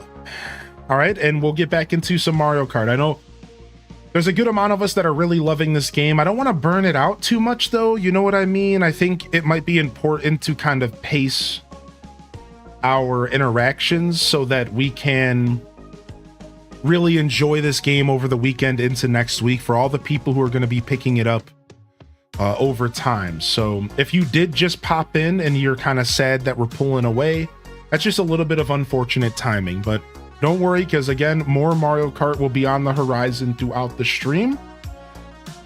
Now, what I would like to do is finish up hustling through Hyrule, and a couple of little showcases I had planned today is I wanted to check out a couple of the other Zelda titles and how they might feel as far as getting little patches and stuff. So we're gonna just spend maybe 10-15 minutes in a couple games just kind of checking out and seeing how they feel and if there's like a noticeable difference running around the world.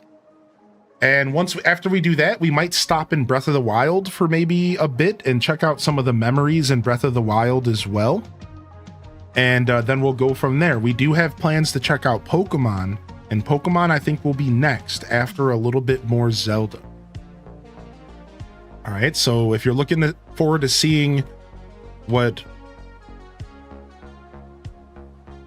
Pokemon looks like, or if you would just like to see my reaction to it, that's on the docket as well. Why can't I find Link's Awakening?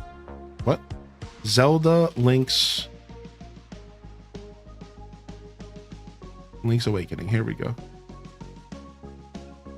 All right, and we don't have to go through too much trouble here and changing titles and all that stuff, like I think YouTube categories and all that stuff, because we're going to be hopping around pretty fast. So let's not get too caught up switching titles and all that stuff. Let's just dive in. You never saw that animation? It's pretty cute. Yeah, it's the beginning of the game.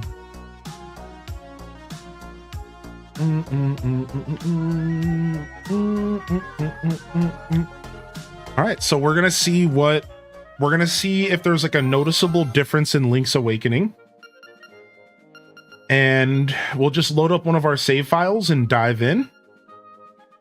And I think this would be the best to do because this one the game isn't beat yet.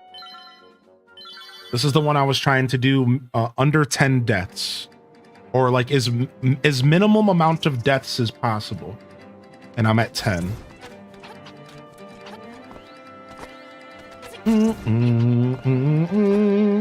Now I guess I should have checked if there was a patch, right? I guess I didn't press plus and see if there was an update, but I imagine the update already happened. Yeah, okay, you're losing the latest version of the software. All right, and we should be able to fast travel. Yep, we can. Let's go over to the village and run around a little bit. I just want to see if it's noticeable, if the difference is noticeable here. I don't remember how to use fast travel in this game. I think it's an item, right? Yeah, where's my... If it was a fresh download, you would have gotten the patch. That's what I thought, right? I got Tears of the Kingdom on my OLED Switch. Are there versions also getting a slight performance upgrade or something? You're talking about an update. You're talking about the game updated for you on your Switch. We have no clue what that's about, but I heard about that as well. And it might have something to do with like functionality with like the Zelda Notes app or something, even though I think that's only Switch 2. I'm not sure. Dude, Twitch Thomas, have you checked out the Zelda Notes app, man? I'm not sure if you're getting a Switch 2, but it's really cool. Were you here this morning for my showcase of the Zelda Notes app? Man, it shows you your completion percentage. Oh, it was amiibo compatibility. They just put out new amiibos. That's what it is. Yeah, that makes a ton of sense. You saw a bit of it? Yeah, dude, really cool to see like completion percentages. Like, could you imagine actually knowing how many Addison signs you have left to find? Like, imagine being able to look at a map and say, oh, these are how many Addison signs I have left. Like, that's really nice. Does the app only work with Switch 2 Tears of the Kingdom? Correct. I don't know the exact details, but yes. Unfortunately, it is a Switch 2 feature. That is it. It is not a Switch 1 feature. So the Zelda Notes stuff is one of the reasons they're probably attempting to justify, like, you know, the whole $10 is that not only is the game going to look better, you're also getting access to this cool new technology, the Zelda Notes app. And apparently Breath of the Wild also has the Zelda Notes app, and we're going to go check that out here soon. Will it spoil stuff? Well, it will if you don't turn it off. Yes. So yes, you're right. You are thinking correctly. You are thinking correctly. Yeah, if you can turn it off though, Twitch Thomas, but when you first load the app up, it will totally show you all the Koroks you've gotten and potentially even one that you haven't.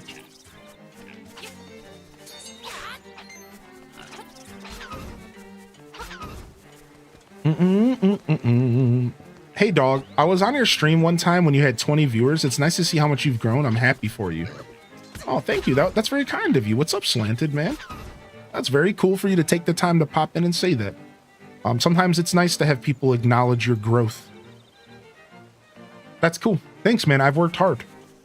I've gotten to the point now where I don't even have to work as hard, and I can live somewhat of a balanced life while still putting in 100% of myself into my content, because this is not only my job or career, this is my dream.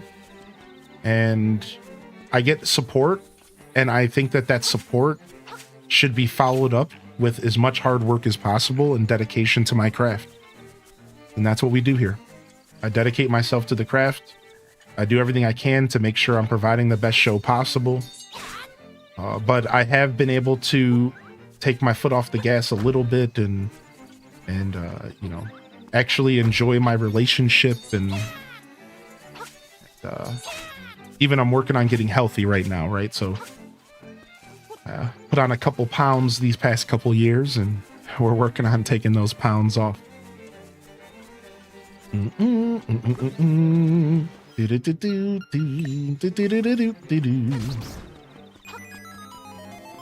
you think the Oracle games will get remade? I feel like they have to, right, Captain Fox? Dude, it's good to get a chance to talk some Zelda with you, but dude, they gotta. I think the Oracle games are on the docket because I think those games are really, like, rough around the edges for a 2025 gamer. And I think what better way to bring them back to life, right, than to give us that remaster. The only problem is that technically it was a Capcom game, right? That's the only problem, is it was technically a Capcom game. So how does that work? Would Capcom have to agree? How would that work? Because technically it's Nintendo's IP, right? It's Nintendo's IP. It's Nintendo's the publisher. But would they have to get, like, how would that work? That's the one thing that makes me question these games getting a remaster. We're talking about Oracles of Ages and Seasons. It's like, technically that was a collab project. So I wonder, like, would they reach out to Capcom, which I'm sure they're good buddies, you know what I mean? Like, Capcom and Nintendo have been together for a while.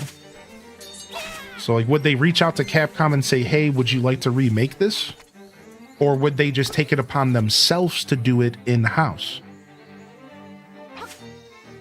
How would that work, right? Yo, thank you, Slanted. Dude, I appreciate you, buddy. I think having Street Fighter on the Switch 2 means it's a healthy relationship. Right. Oh, you're right. Super Mario RPG was Square Enix. Did Square Enix have anything to do with the Super Mario RPG remake? That's a question I don't have an answer to. Or was that just purely Nintendo? That's really interesting. I don't know. I wonder if Square did step in and help, or if that was just purely Nintendo. Because that's a really good point. People never thought that game would ever get remade because of the Square Enix stuff. Doesn't SE own the characters? Maybe, yeah, like Geno and stuff you're talking about. So they would have had to have worked with Square then. Right. So I mean, that says something right there. They would have had to have worked with Square to some extent. Right. So what we're doing right now is we're checking out. This game was supposed to get a day one patch, right? Yeah, Minish Cap is Capcom, or yes, Minish Cap is Capcom, 100%. Yeah. Sorry, I got confused for a second. So this game was supposed to get a day one patch, and it's supposed to make it run smoother. I never thought this game didn't run smooth, but I guess it used to chug every once in a while when there was too many enemies on the screen. And that's supposed to be gone now. Otherwise, I never really noticed this game having any kind of performance issues. So I don't think I'm going to be able to notice the difference. I figured we would just run around for a minute and just kind of feel it out, see if we notice anything substantially worth noting. It seems like this game just got a little hardy polish, if you will, like a polish that isn't even all the way noticeable. And sometimes the best polish isn't noticeable. Is that fair to say? Sometimes the best polish isn't noticeable. It's not everything needs to be shining after a polish, you know? So maybe we're just not really even meant to notice. The frames would drop a lot when I was in the main town. Is that what it was? Oh, okay. Let's go back to the main town and walk around a little bit and see if we're noticing a difference. This game is pleasant to watch. I like this game a lot. It's really cute, right? This diorama style game. This game is really cute, man. Main town was laggy on Switch 1. Well, I just walked through the main town and it felt pretty smooth. Let's go back and walk through one more time. And then we're going to go check out Echoes of Wisdom. Now, Echoes of Wisdom, I did notice the frame drops while playing that game. Every once in a while, Echoes would chug. That one I might be able to commentate on a little bit further. This one, not so much. But I know Echoes did chug a little bit, so we'll see. Things seem pretty smooth here overall. Right? This is about as fast as I can move in this game.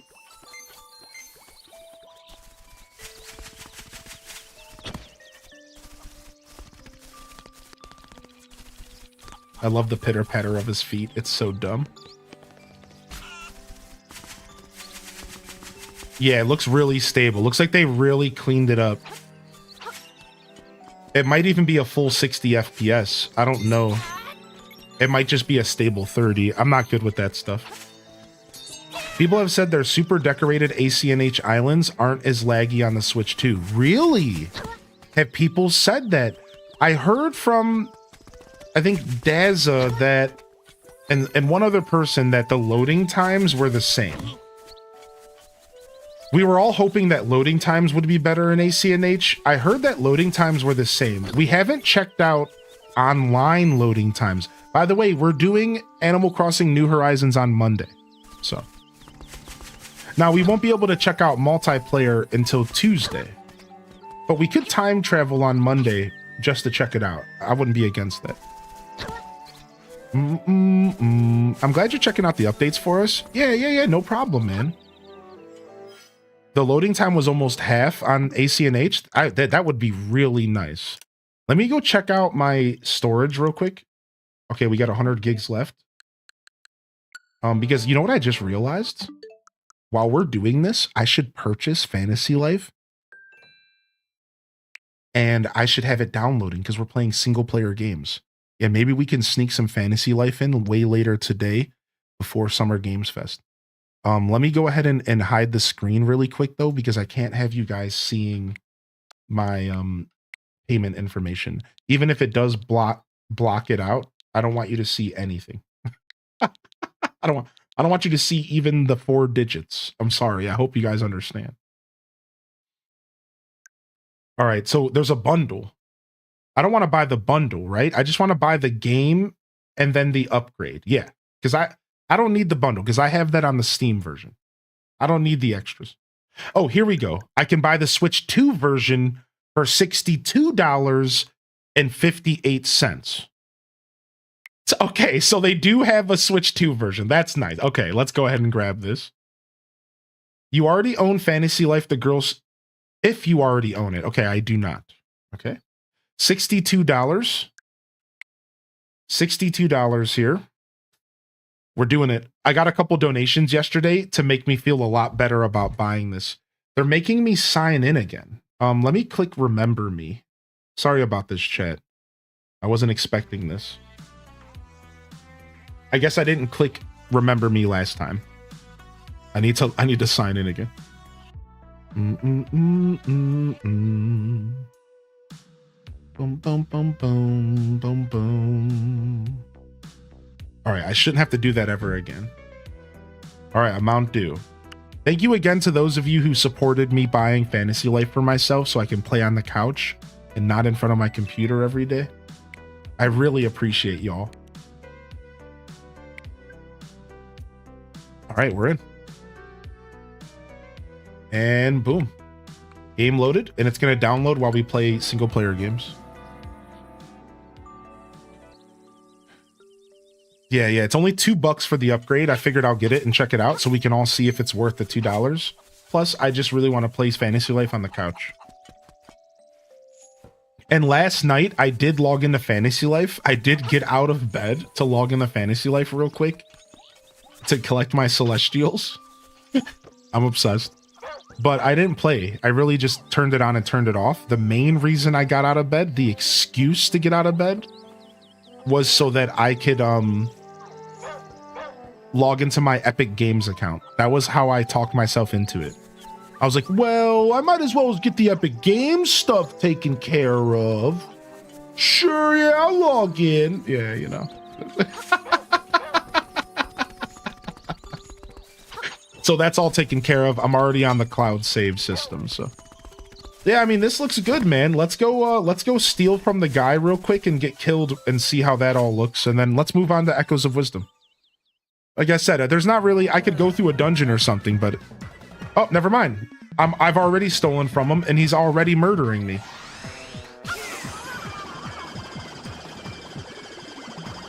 Like, this all looks pretty smooth, right? Like, that animation was pretty crisp. I think this is 60 FPS. I think they boosted it up to 60. Feels good. It looks good.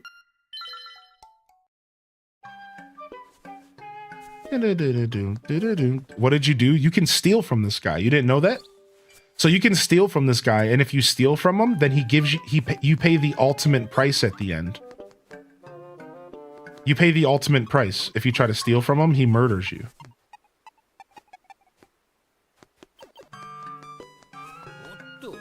It takes some finesse. It takes some finesse to do this. I didn't plan on doing this. This could take me a minute if we actually try to get it, but hold on.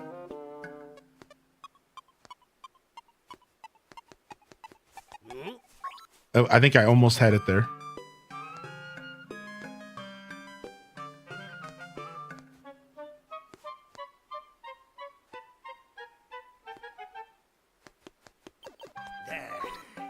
There's like a strategy. So the other punishment in this game is that your character gets renamed to Thief. Yeah, the other punishment is that your characters, you know how you name your character at the beginning? It changes your name that you put for your save file to like all capitals thief. I don't think it actually changes your save file, but like when the characters refer to you in the game. So like when you talk to like an NPC, they call you thief in all caps as like a permanent punishment in your save file. Yeah. It's really hilarious. So like even towards the end of the game, like you'll be going through like the end of the game and it'll be like a special moment between you and Malin.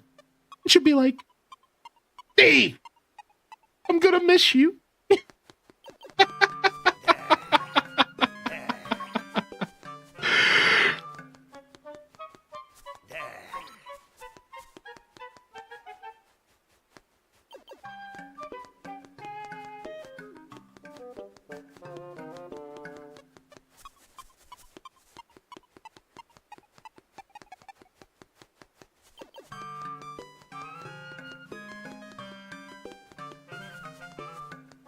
It's like you have to get a mid-turn. You have to get him to do a big turn. The strategy is like the mid-turn, and like it has to do with these papers, and you want to get him. You want him to be doing like a mid-turn. I think it has something to do with the papers, if I remember correctly. This always takes me a while, though. To be fair, this isn't easy.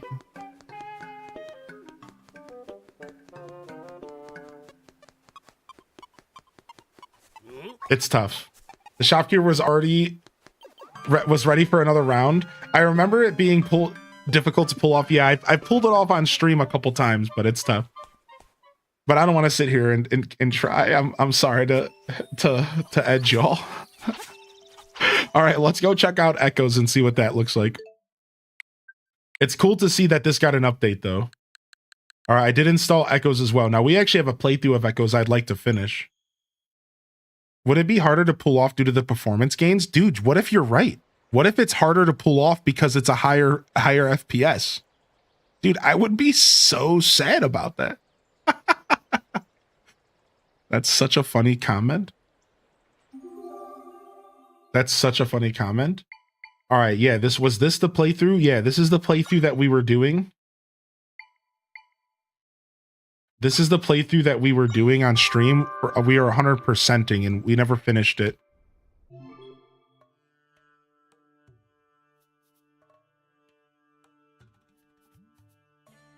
All right. Wait, something about favorites? Was there an update? Wait a second. What? Display only favorites? They solved the biggest problem in the game? Dude, the biggest problem in the game was going through all of the echoes. It sucked, dude. Like, it honestly did kind of suck. And I didn't complain about this too much, but like, it kind of sucked. And it kind of deterred you. Like, you want to know how I solved this? I used the start menu. I don't know about y'all, but I use the start menu more than anything else because the start menu was way better to find the stuff I wanted, right? Like, so like now I could go in here and I could say favorite this.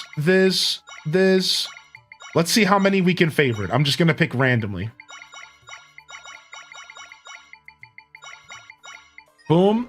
And then when I go here, I could say display only favorites.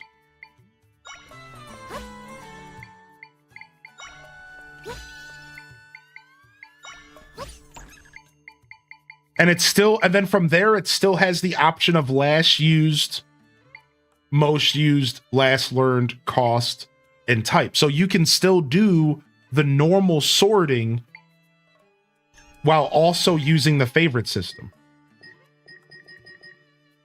That is a great quality of life update, dude. That is actually so solid.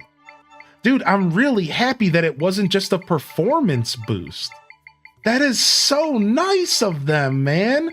When I finally get back to finishing my 100% of this game, I'm gonna be so pleased, dude.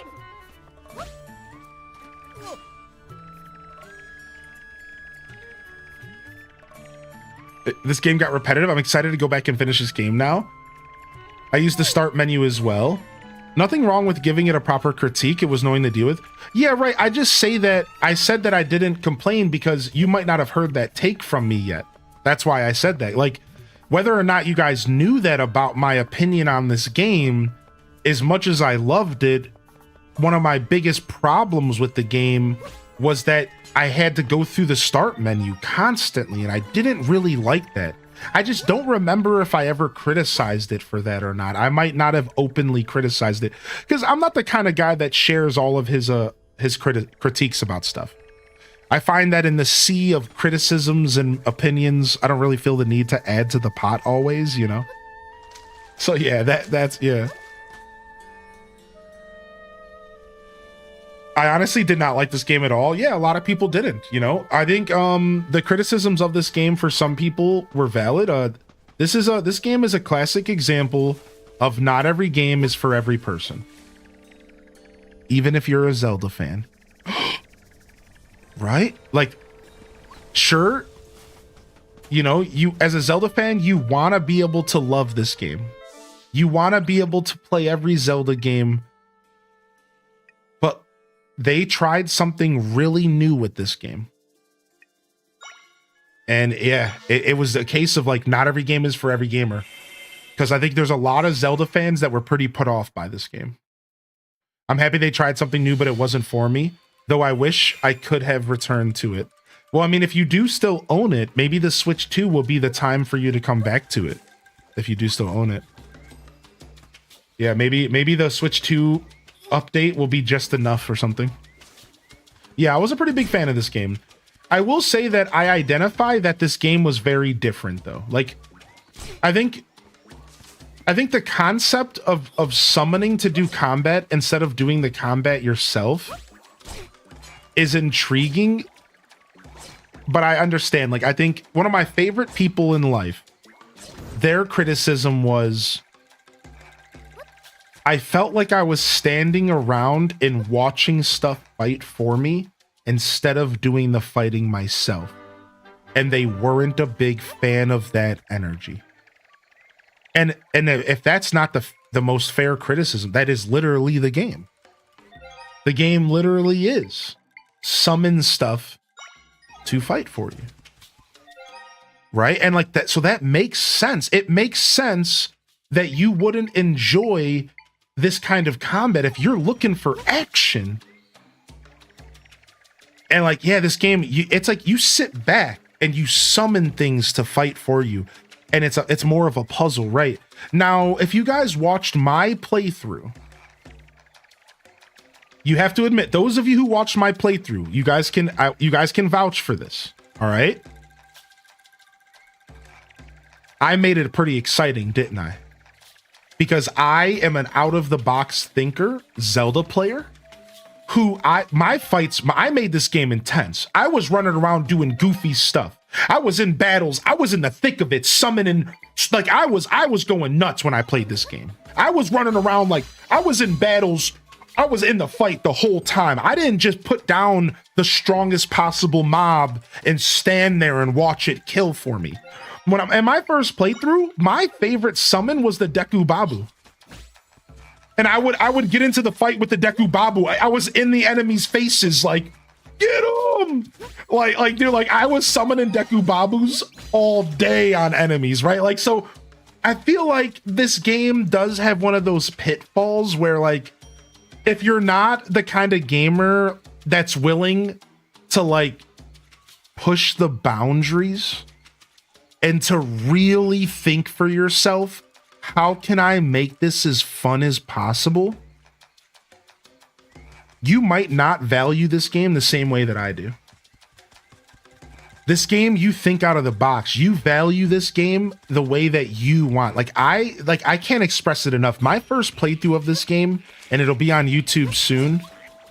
We like went, oh, look at, you see those frames still kind of dropping, right? Is that a frame drop? It seems like they weren't able to clean it up 100%, right? Many games you have to adapt yourself to make your own fun, and this game was like the perfect example of that. Let's walk back through here. You see that? You see that teeny bit of chugging? Hold on, look.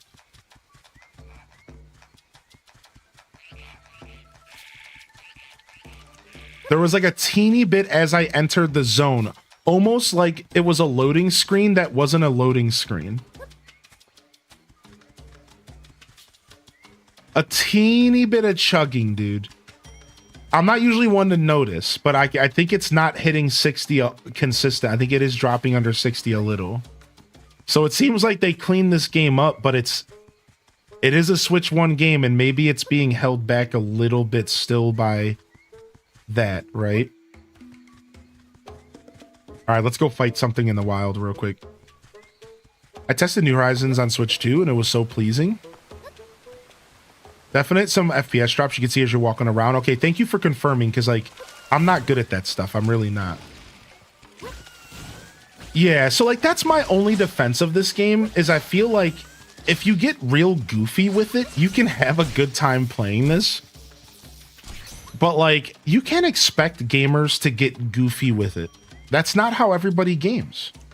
Some gamers like to use the systems that they're given. And, like, in a more conformist way. You know, ideally in this game, you're going to use the high-end spawns that do more damage, right? You're going to use the dark nuts that stand there and fight, and you're going to stand back and you're going to be the mage. So like, yeah, I don't blame, I would never expect gamers to play the game the way I play it. I just like to bring that up because I feel like if you can kind of break out of that mindset and you can approach this game, there's some really goofy stuff you can get into. Like I said, my whole first run was the Deku Babu run. I cannot express how much, like, I was in the final boss of the game. The final fight of the game. And I was using the Deku Babus. Just summoning them because they do a quick hit on summon. They do like a super quick hit right when you summon them. And this is how I fought stuff. So like it was super weird, man. I had fun though, man. This game was weird. I will tell you this though. I will tell you this from my personal journey as well, and then I'll stop yapping. I will tell you this. I did feel like after I played this game one time, I didn't have the energy to play it again right away. I tried, and I couldn't keep up. I beat it once, and I instantly loaded it up again, and I was like, all right, time to do an 100%. As a Zelda fan, that's a very normal thing for me. Let's play again, right? Let's play again, right? But I couldn't keep up with this one. I tried to do another playthrough, and I was like, actually, I'm kind of bored. Like, the words actually came out of my mouth. I'm bored. And I moved on. I haven't finished this playthrough since. I actually did get bored by this game my second way through it. Now, it might have been my fault because I tried to do a second playthrough right after I did the first. And like sometimes that's just not the vibe. But either way, I just wanted to share my opinion, you know. I think as a Zelda fan, this game did start to bore me after a while. So. Yo, what's up? What's up? Sorry, Hearts of Violet. Sometimes Twitch chat does that, man. So this was like the laggiest place in this game, and it seems like it still does chug a little bit in this zone. So what we're doing for those tuning in is we're checking out the update here. There was like a free patch for some of these games to make them run better and be smoother experiences. And now there's always a chance that something in the pipeline is wrong, right? Like what if my capture card for some reason's acting up? It's been fine all day for the record. So this isn't the definitive showcase, but I can tell you it's still chugging a little bit. So I guess these free patches aren't necessarily meant to be the end-all be-all solution. Some games aren't going to become perfect brand new games because of a free update. And it's like, all right, I guess that's fair. I know people online were still trying to criticize Scarlet and Violet as if they were expecting a brand new game when it's like, what are you thinking? Like, what did you think was going to happen? Did you think that the textures were gonna magically be beautiful now. Like, that's not how this works. Like, the textures aren't gonna change overnight, homie. That takes, you have to make new textures. Like, you can't, like, that's not what the patch was doing. It just made the game perform better. Yeah. So like, yeah, like, I guess I did expect to go into this game and have it be flawless. And I'm realizing, like, maybe my expectations were a little bit high. These games aren't going to instantly be flawless. There's a chance that they're going to still be a little chuggy. So, how did you get the free update? So if you download it on Switch 2, it should just appear. But if you're not sure that you got the free update, what you can do is you go to the game card and press the plus button. Go to software update and click via the internet. You are using the latest version of this software. So the free patches are literally just updates. So if you download it directly from the eShop, you're fine.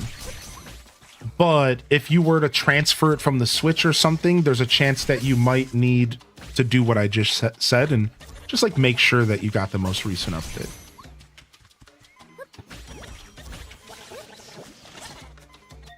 Oh, I didn't mean to press start.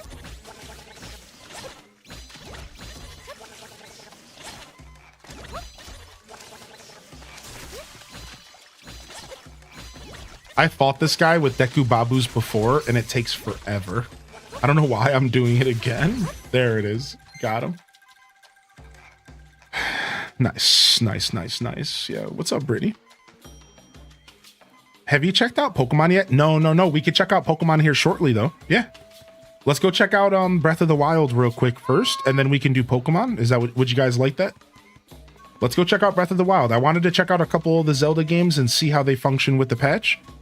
We're just doing like a quick 10 minutes of each of these games to see if they still chug. And like I said, this game is still obviously dropping probably from like 60 to 40 here and there. But I imagine that the Faron Wetlands is the best test we have because this is the most brutal location in the game. So like, I imagine if it's just chugging a little bit here, I bet you the rest of the game is feeling pretty good. So, you know. I did install Legends. I did install Snap as well. Yeah, last night I installed... I'm not sure what does this cloud symbol mean? I installed No Man's Sky. Why is there a cloud symbol? Is it because I didn't transfer the save file? What does that mean? But last night I installed like tons of stuff. Look, I got all my Pokemon games because I wanted to have all my save files here. I installed Pokemon Snap, Odyssey, so we could check that out today. No Man's Sky, Animal Crossing. Yeah, I tried to get a bunch of stuff installed. That means it wasn't downloaded. Yeah, maybe the download didn't finish last night. I'm not too sure about that. What's going on with this? Re-download software. Yeah, maybe I didn't finish the download. Maybe I don't know, maybe something didn't happen.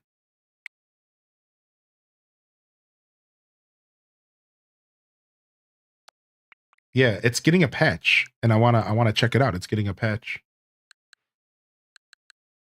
All right, nice. Yeah, so we got to test this out.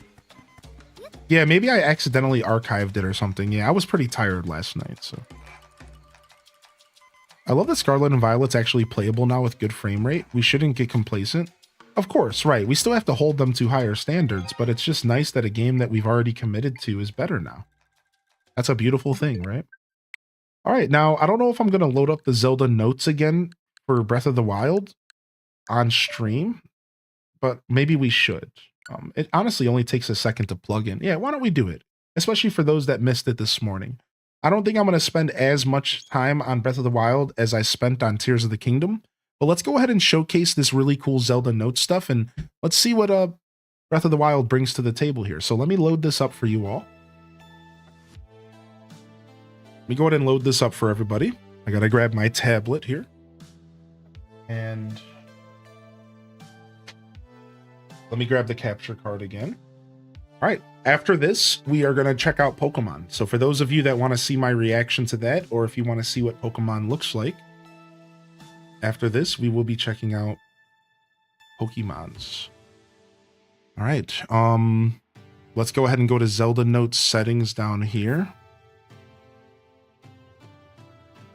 And, okay, we should be good. They should already be talking. Okay, so communication is enabled. All right, we want to play in master mode because that's my main save file. And let me go ahead and change my titles and stuff one more time here.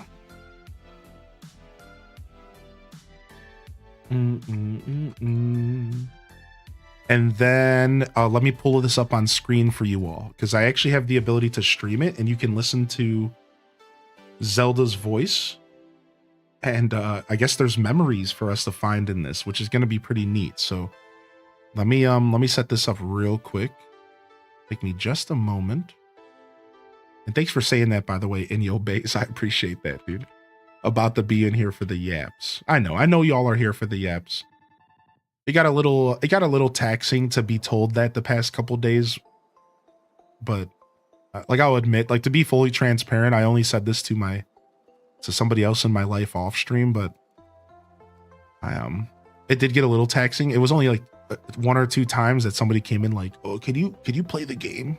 For some reason it did kind of get to me the past couple weeks. It was like, dude, I put such a good show on that sometimes I forget what it's like to be criticized. Like, doesn't that sound like such an egotistical thing to say? But I'm so confident in my show that every once in a while, like aimless criticism like that, like it'll catch me off guard. It's like, what are you saying to me? Like, who are you right now? And for some reason, it bothered me for like an hour. Like I ended the stream like earlier in the week and it literally actually bothered me for like an hour. And I hated that this random Joe Schmo on the internet got under my skin for an hour. Since then, I'm fine. But so I appreciate you saying that. It was nice to get a reminder. So, all right, yeah, we're checking out Enhanced Breath of the Wild. Yeah. You know what I mean? Like it got under my skin like a little bit. I was just like, dude, really, man? Like I put so much effort into my show and like I put on such a great broadcast to just have some random Joe Schmo try to call me out. I was just like, get out of here, man. But yeah, like I said, I'm fine.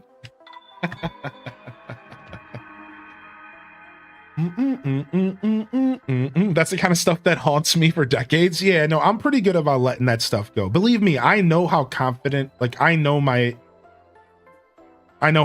show. I know my show's good. So, I don't lean into that stuff too much, right? Grats on the Switch. Thank you, man. Thank you. What's up?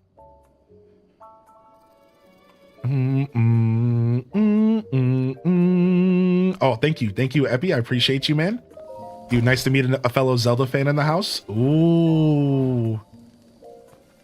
Wait, you're gonna tell me that this game's about to be on par with Tears? I mean, it always was. We gotta go to the 100-year bath. We gotta go do the thing, right? We gotta go do the thing, right? We gotta go do the 100-year bath walkout real quick. Let's go. Yeah, I know, right? Detective Rach? That's funny. Let's go, baby. We gotta go do that. We gotta do the thing.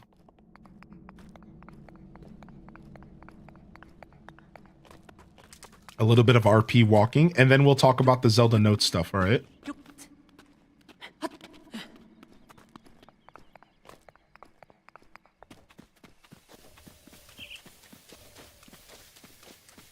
"60 FPS Breath of the Wild.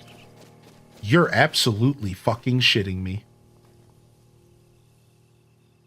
This game did not look like this when I first played it back in 2018. This game did not look like this, dude. Listen, this scene is burned into my memory. This scene is burned into my memory, dude, because this was what brought me back to Nintendo.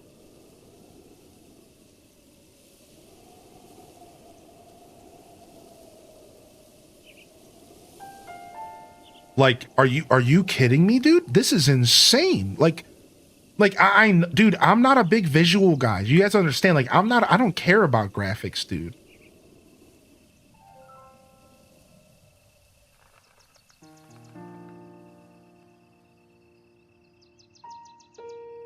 Wow, man. Wow, man.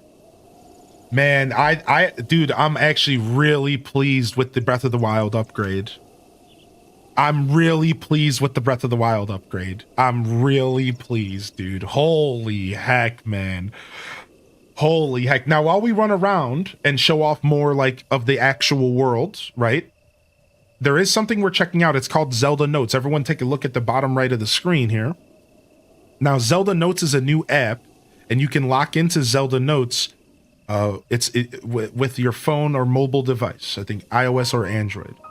And there's different features that you could take advantage of. For example, for Tears of the Kingdom, I can trade items and I can trade my custom auto build designs and stuff with you. For Breath of the Wild, it might be a little bit more simple. I don't know what to expect. So Breath of the Wild, it says, welcome. Zelda Notes is a service for Legend of Zelda Breath of the Wild, Nintendo Switch 2 edition. It includes 8 features you can use as you play the game. Below is a brief introduction of those features. We have the navigation, so the same as Tears of the Kingdom. The voice memories, which if you weren't here today, we're going to go over some of this stuff again. We can also share items in Breath of the Wild. I didn't think that was going to be an option.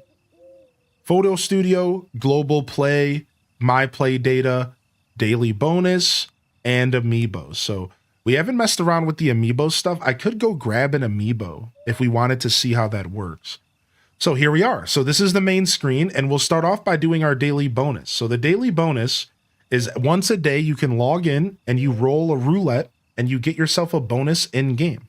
So what we'll do is you'll notice that now when I press start, there's 2 different apps in my inventory now, in my key items, the daily bonus app and the item sharing app.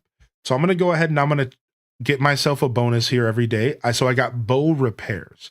So now this goes into my inventory right here.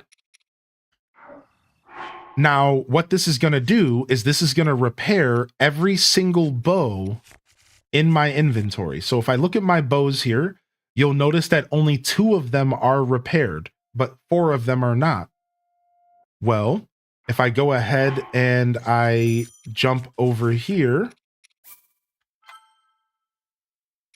now all of my bows are repaired. So this is just one of the many daily bonuses you can get. Repairing your tools, giving you food, dropping you rupees. I don't know really all of the bonuses, but this is just one example of what you can do. Yeah, what an interesting feature. So that's a daily bonus.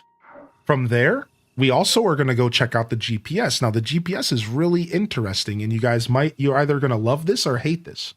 So take a look at this. I can take this game and I can see the percentage of everything I've done. Now, I'm going to go ahead and pull this up bigger like we did earlier today, so you can all really get a look at how interesting this is. All right, so take a look at this.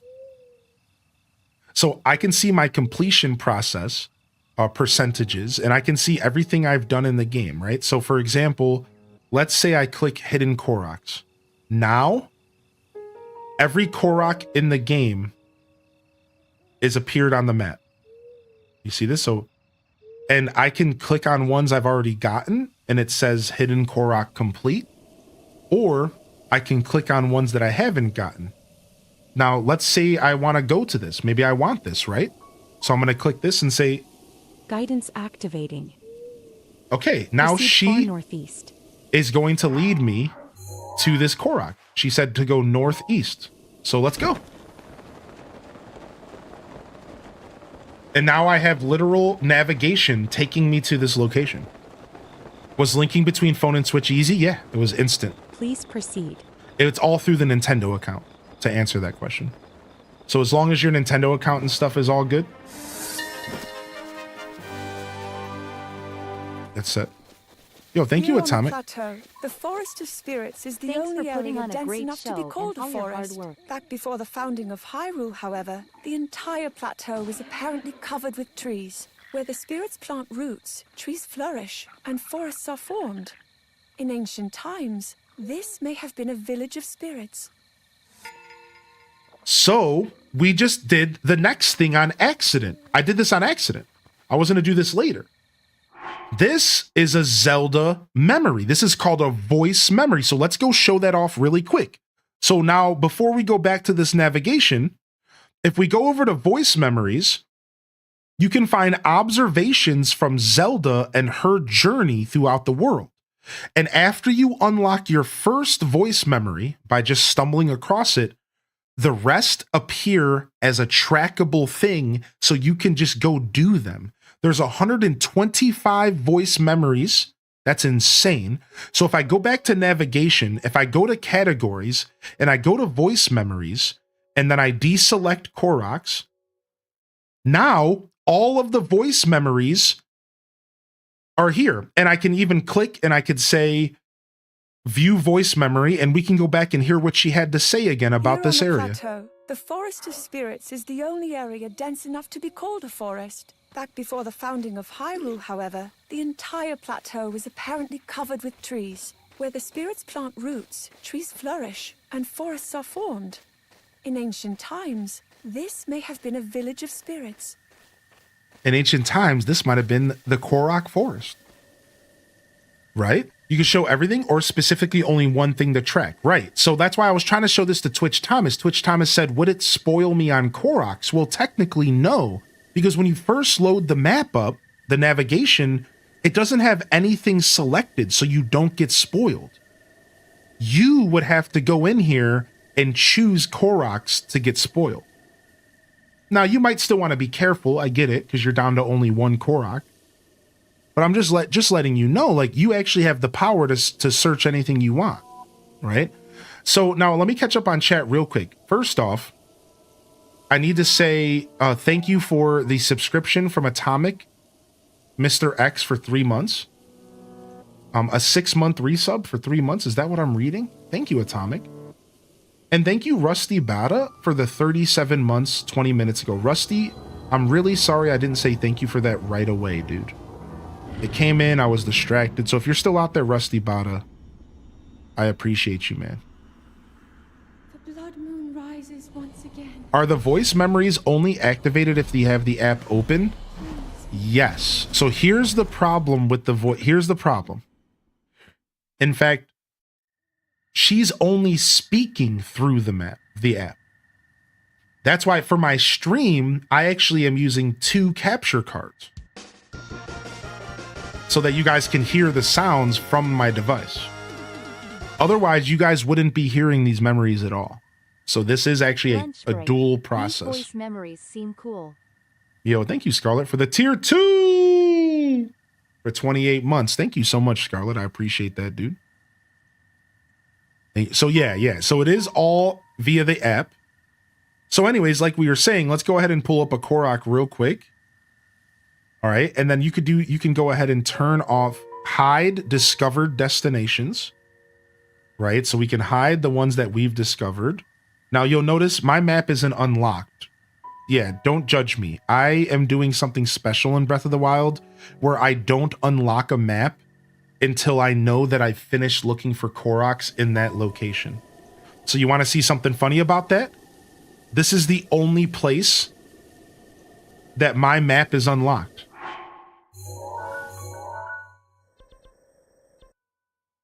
Because I thought I was done with the Koroks. And look, I actually wasn't too wrong. I think there's only 3 there. How lucky is that? I was close. Wow, I actually almost got them all in that area. I thought I was pretty good, dude. Yeah, how neat is that? So anyways, I didn't think I actually did that good of a job combing that area. I knew I missed a couple, but pretty neat, right? But anyways, I don't know why it's not showing the whole map. I'm wondering if... What's this do?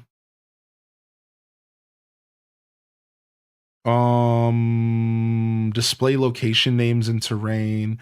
Yeah, I'm wondering if I have to reload the app real quick to grab my actual in-game map. Because I think sometimes what you have to do is you have to like close it out and then reload it. I've noticed like just to kind of like relock it in. And the same thing with the game. Like I might have to reload the game real quick.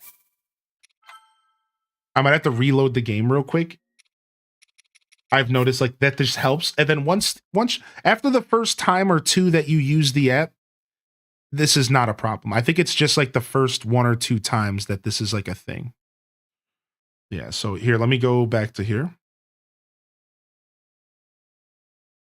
Yeah, so it's weird. You would think that this map would be unlocked up there. That is really strange for me. Yeah. So let me try pressing the location and terrain. That's just going to give me the names, I think. Oh, wow. So they keep it hidden. Oh, so that's for spoilers. Oh, okay. I thought it was just going to show the names because on Tears of the Kingdom map, there was an option to read the names of locations or not. So that's just a spoiler deterrent. So if you don't want to be spoiled, you don't have to be. Oh, okay, cool. Well, let's go ahead and just leave it on the full map for now so you guys can actually see the game. You know, this really helps for me. Dude, this really helps for me because I wasn't even doing a challenge.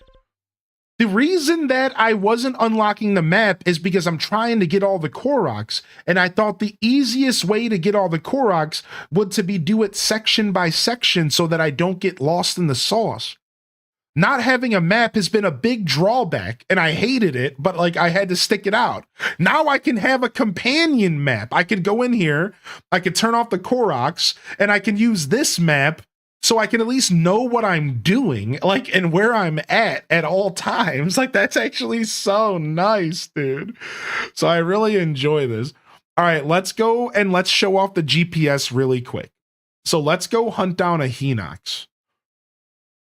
Instead of a Korok, let's go hunt down a Hinox. All right, so we're going to go to this Hinox here. Guidance activating. I just want to show this off for the chat. Proceed some distance west. All right, so we're going west. My favorite part of the tracker is that it automatically hides if you found it without needing to do it yourself. Proceed some distance southwest. Okay, we want to go southwest. We're going this way. This right here, this is what I came for. What's up, Aurora? All right, so like I know half the screen's taken. I just want to show you guys what it looks like, right? So I'll put the game. I'll make sure the game is back to full screen in a minute. I just kind of want to show this off here so you guys can see what's going on.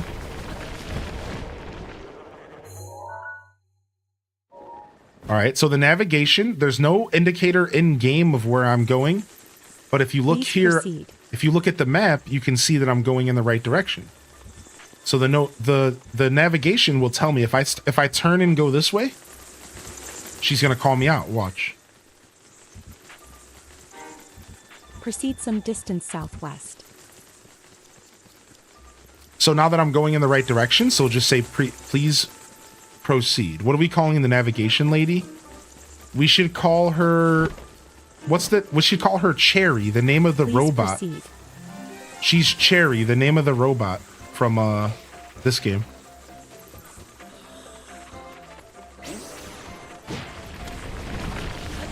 Proceed southwest. All right, so I'm a little off track because I'm getting attacked by everything, but a friend gifted you Fantasy Life? Nice. The ZPS. This map is huge for anyone finding 100% Koroks, that if you missed a few at the very end, it'll just show you where they are. Right. Proceed. So it's really nice, right? This is not only convenient, but it's also just nice. Like, I'm sure there's plenty of people who went out and they hunted down those 999 Koroks, you know, but like 994, but there was like 4 they were missing, and maybe you're just done with the game and you're never going to try to go back and finish those. Well, now you kind of have an excuse to. You could go and get that. Yeah, you can go get your reward, you know, and like. Please proceed. Wow, there's something on my tracker that's also showing up. All right, so it's leading me to this Hinox. What's my in-game tracker set to? A hardy base? A hardy bass. Yeah, they look so proceed. smooth. I know, dude. I know, right? Proceed a Snacks, short distance dude. southwest. We showed off Tears of the Kingdom this morning, and now we're doing Breath of the Wild. And then here's my favorite part. Listen to this, chat. The navigation turns off. Watch. Please proceed. It turns off and everything. You have reached your destination. Guidance deactivating. And we're done. And we're done, and we're done. Does the Switch 2 come with a 4K HDMI cable? That's a really good question. I have no clue. Uh-oh. I woke him up. Bad news bears. I haven't fought in this game in a while. I don't know what I'm doing. All right, looks like we got a brawl. Let's grab this.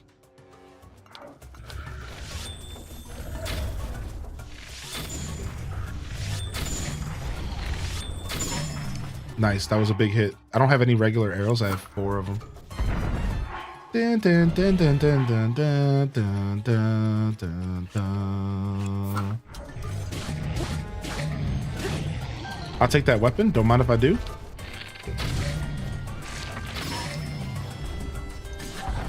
Ow, he sat on me. You crusty toe looking.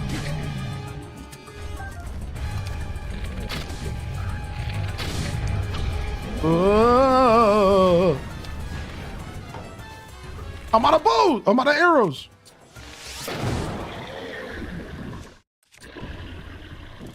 Oh, and I'm on fire. It's an HDMI 2.1 cable that it comes with. Got to make sure your TV supports it though. The HDMI cable works with 4K. Cool. You would figure it did, but I didn't know. My new headcanon is that Fi's the voice guiding you. That's cute. I like that. So yeah, there you guys go. So I just wanted to show off like the mechanics here. And then now what we're going to do is we're going to proceed to play some more Breath of the Wild for a bit here. And we are going to do some of the Zelda voice memories. So is there anywhere that you guys would like to hear a voice memory from? So let me go here. Where do you guys think? Where's the Zelda fans at? Where's a location you would like to hear what Zelda has to say about? Anything you guys want. There's 125 of them. What would you guys like to hear about? Let's go somewhere. Where do you guys want to go? Pokemon Snap is insane. Dude, I haven't seen Pokemon Snap yet, but I'm excited to see what it looks like. The Castle, the Lost Woods, Link's house. Oh, we haven't heard what Link's house says in this game. We heard what Link's house says in Kakariko.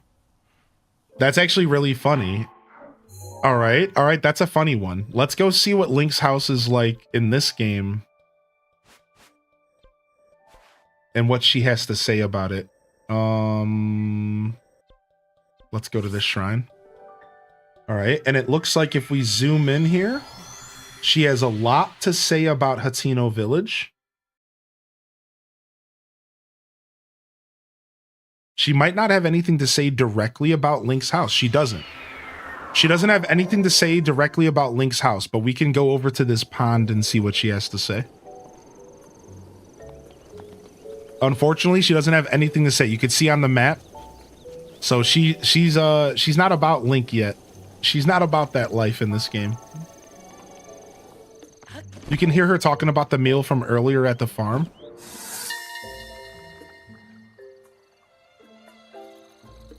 The horned statue. People have long detested it, obscuring its name to history. No one remembers its origin. Its face has a sad expression, almost as if it's saying it doesn't belong here. So we read in Tears of the Kingdom that this statue crumbled and fell into the lake after a bolt of lightning came from the sky and hit it. And Zelda was curious what was up with that. She was like, wow, the horned statue back here got struck by lightning and fell into the water. And we know that it's actually in the basement now, which is like a really peculiar how it's like it showed up somewhere else. Go to the farm. So we did. We went to the farm and Tears of the Kingdom today. So listen to this. In Tears of the Kingdom today, we went to the farm and she commented on this meal. She commented on the meal. She talked about like this meal that she wished that people would make or something like that. So it's funny because apparently she talks about the meal twice in this version as well. The mayor lamented struggling to find a buyer for this vacant home due to the distance from the village center. I do recall Pura wanting a place where she could devote herself to research without any prying eyes. So she's talking about this place here. I'm going to go ahead and give me one moment. I just need to reactivate it here. Every once in a while, the audio gets a little buggy on this device. Do you plan on doing a full playthrough of Tears of the Kingdom and Breath of the Wild Switch 2 on stream? Yeah, probably at some point. But I'm not going to be doing one anytime terribly soon. Because I did just recently kind of play both of those games. Yeah, unfortunate, right? That was before I even knew there was going to be Switch 2 versions. Because that's just my luck. So yeah, we won't be doing one anytime like terribly soon, but like yes, to answer your question, you will be seeing Tears of the Kingdom and Breath of the Wild content Switch 2. A full playthrough? I don't know about all that, but I will be continuing my 100% playthrough of Tears of the Kingdom and Breath of the Wild. So some casual kind of relaxing stuff. Yeah, right? Some casual endgame grinding Koroks and stuff like that, for sure. The next time I do a full playthrough of these games might be a little while, because again, I kind of just played them recently. Unfortunate, but, you know, I'm not going to try to cram them into the schedule again, so. Yeah, I was able to transfer my save files over, yeah, from the first game. So this is my original save files.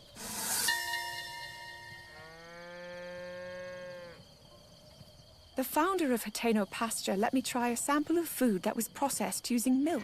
The subtle texture and mild flavor was so enjoyable that I couldn't stop myself from eating quite a bit of it. I asked to see the recipe, but unfortunately the handwriting was scrawled in such a way that I couldn't make out a single word. So see, she talks about this food again in Tears of the Kingdom. That's really cool, actually, yeah. So yeah, now, never say never though, chat. I could get in the mood in a couple months, and I could just smash some Breath of the Wild and Tears of the Kingdom. So for right now, though, give me a couple months, though. All right, give me a couple months, and we might do another run through the game. And I'll we'll get down. And I do have playthroughs on YouTube. I'm gonna be getting as much of my content on YouTube as possible.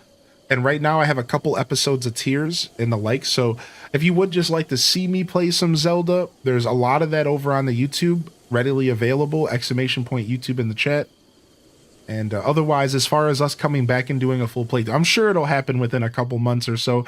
It really just depends on the channel, because we have a lot of Zelda to play outside of these games, and we have a lot of games to play. So it should be a lot of fun, though. I appreciate you for asking. It's always nice to know what people want to see me play. So when I get questions like that, they make me very happy, because that lets me know that I should maybe, you know, move it up in the queue, if you will.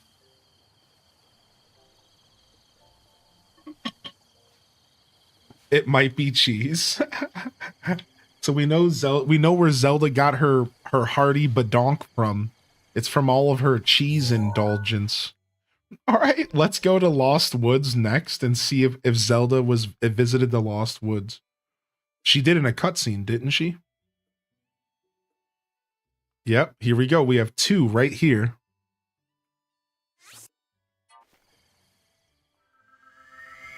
Yeah, just vibing along, yeah.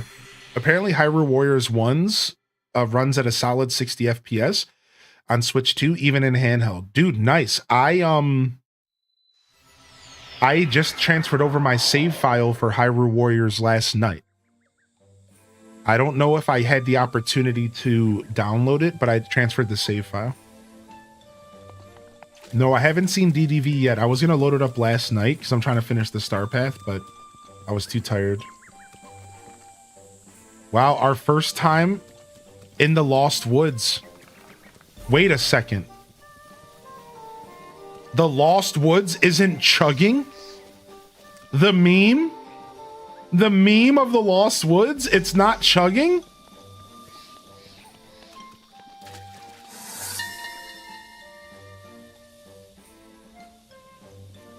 When I heard Father announce that the knight chosen by the sword that seals the darkness was Link, I felt anything but calm inside. Whenever I hear that name, an anxiousness sets in. Even more challenging are my feelings of envy toward him. I wonder if there will ever be a day when I can look him in the eyes. I didn't know. Back in my day, they called looking me in the eyes, called doing the hibbity dibbity. No, I'm just kidding.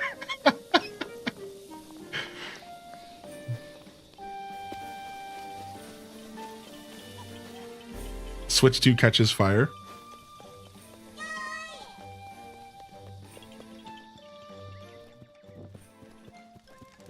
Smack Hylian. Wait, where's this one at? This one's not, maybe it's on the tree in front of the Deku tree.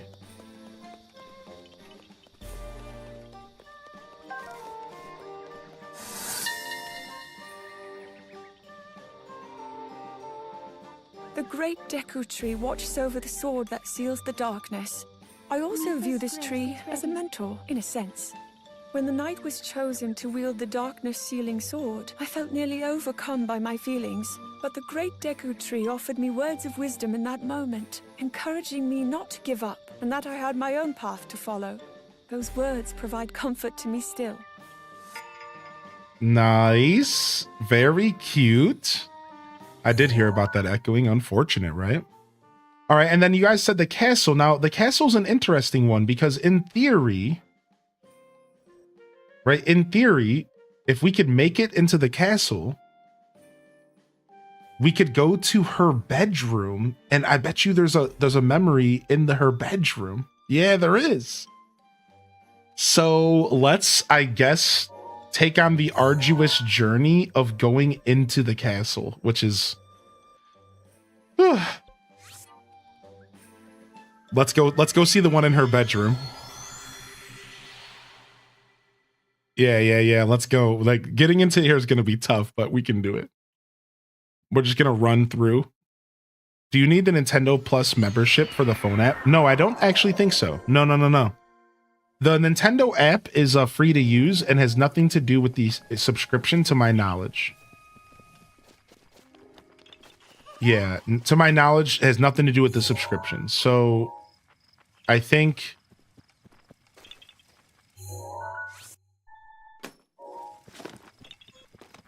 that it has to do with the Switch 2 for the Zelda Notes app. The Zelda Notes app requires Switch 2 Zelda. That's the only thing I can confirm. Just ride a flying log into the castle. I did forget this is the game where I can do bomb. You are reminding me that this is the game where I can do the bomb thing. I haven't done it in a while, but all right, now we're gonna have to deal with guardians, which sucks, dude. I'm not ready for this.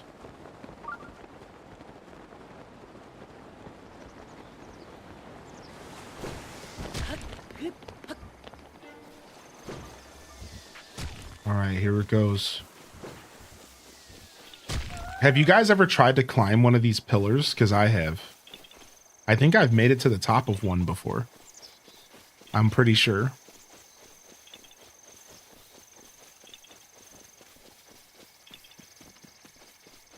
H does smug 1 and 2. Bedroom time. That made me laugh. What's up, H-Rod? Everyone sees Scarlet and Violet speedruns immediately got 25 minutes faster with no lag. No way. Shut your mouth. There's no way that it's that. That's crazy, dude. That's so funny, man. I believe it. I believe it. Okay, here he comes. All right, this is a problem. This is gonna hurt. Bum, bum, bum, bum, bum, bum, bum, bum, bum, bum.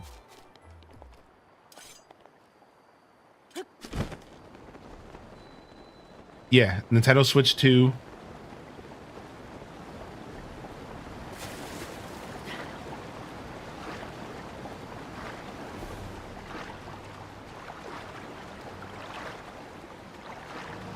and 60 FPS Zelda upgrade is what we're checking out right now. Our whole goal today is to showcase a bunch of Switch 2 stuff. So we've done Tears of the Kingdom. We played some Mario Kart just for funsies because Mario Kart's the best. It did not just start raining as soon as I got here. Scumbags, dude. Do I have food? Because I might not have food. I have enough food, but not... I have food, but probably not enough. And then I fell off. 2, 3, 4, jump. 1, 2, 3, 4. Oh, I haven't done this in a long time. 2, 3, 4, jump. All right. 2, 3, 4, jump. Okay, we got this. And I managed to keep the bonus. So. All right, we're here. And we're looking for...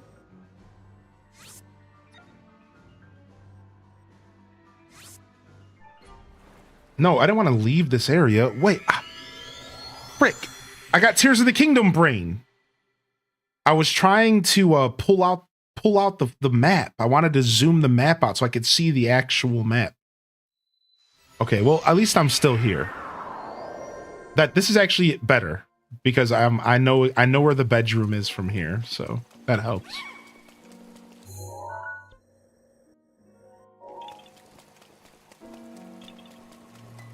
Okay.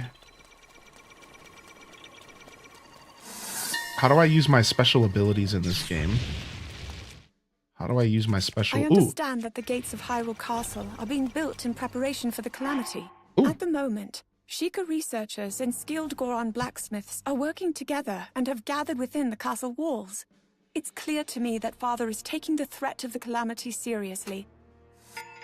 Ooh. Boss let you out of work an hour early? Let's go. Very nice.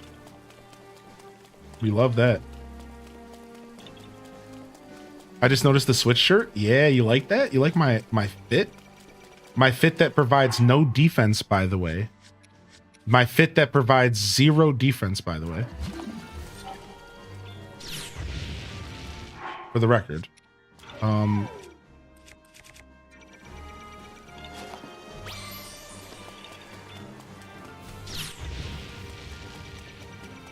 Gotta ride, dog. Gotta ride, dog. Gotta ride, dog. Gotta ride. Dang it, it wouldn't let me get through the gloom. I thought it was gonna let me like ramp through the gloom. Like that would have been sick, right? All right, can't I ride this waterfall up? If I have the shirt? Yeah, I have to have the clothing, right? It's a part of the story, yeah.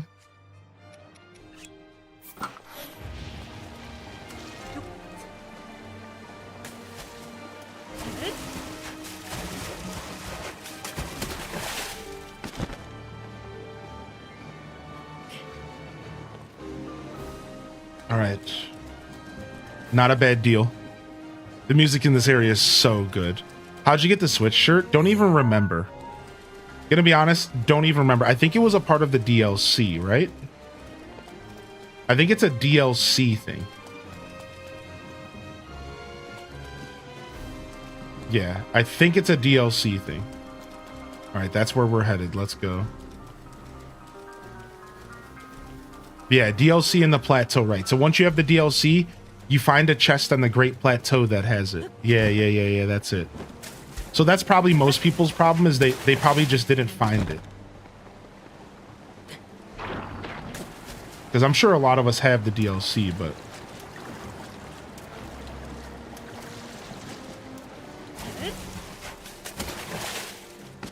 The real secret of getting in the castle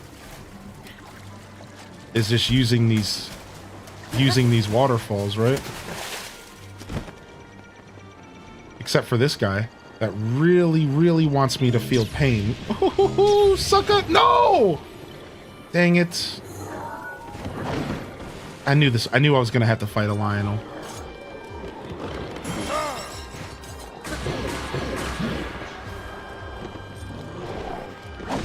How? I don't remember how to play this game. I got this though, don't worry. All right, how do I jump? Okay. Okay. I got this, I got this, I got this. Don't worry, don't worry. This is all me just testing buttons right now. All right, and then we just need a shield. Did we never get the shield in this game? All right, and then it would help if I could take another hit here, right?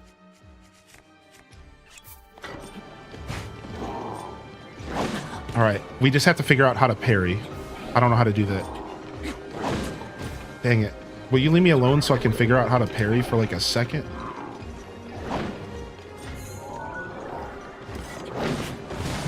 Dang it, I don't remember how to parry, chat. What button is parry? Oh, I just did it on accident. Okay, got it. All right.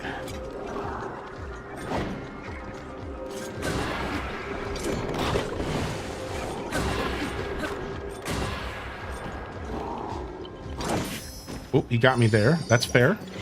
I was distracted.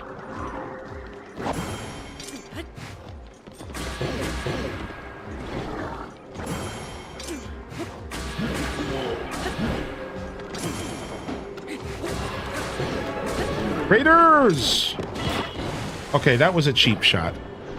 I didn't think he would do that so close. All right, we need to eat though. I can't have that many fairies.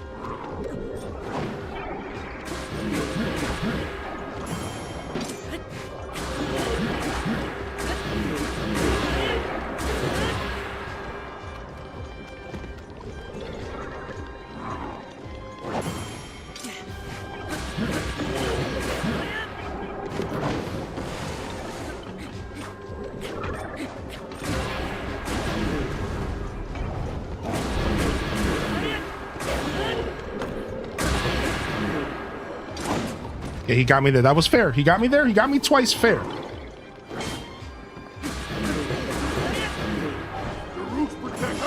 Ready to roll.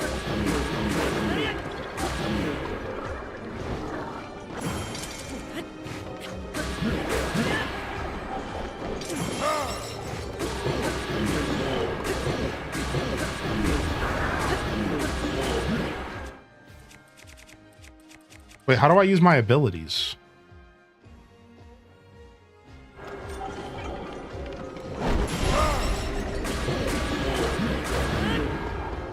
Yeah, how do I use my abilities? Like, how do I use Urobosa's Fury? You just gotta hold Y. Okay.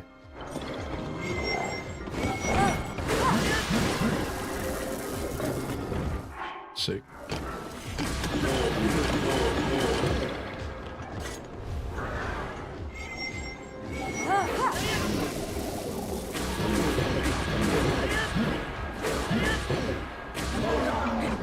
Shredded. I told y'all I was fine. I said I was fine. Did I say I was fine? I was fine. You know, I just needed a second to figure out how to play the game again, man. Yeah, we were good. Just took a second, you know? Never doubted. Everything's great. We're good. All right. Back to Zelda notes.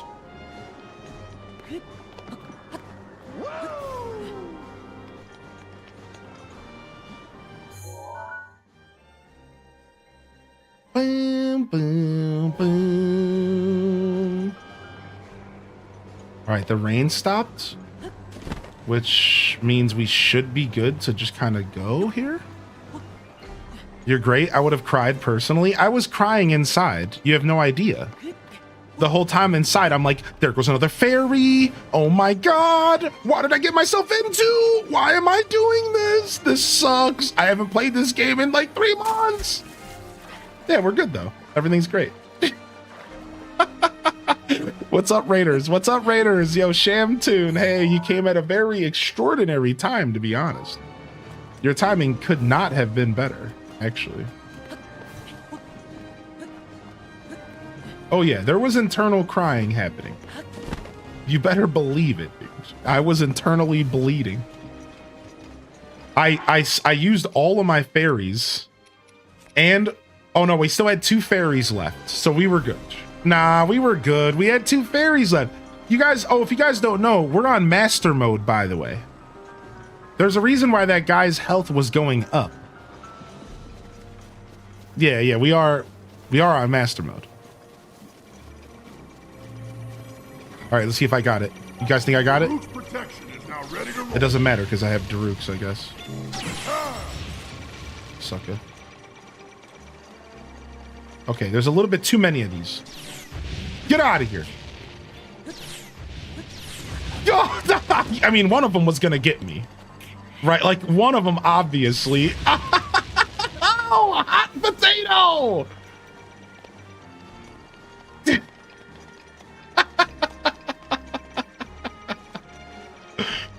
Obviously, one of these suckers were gonna get me. All right, we're close.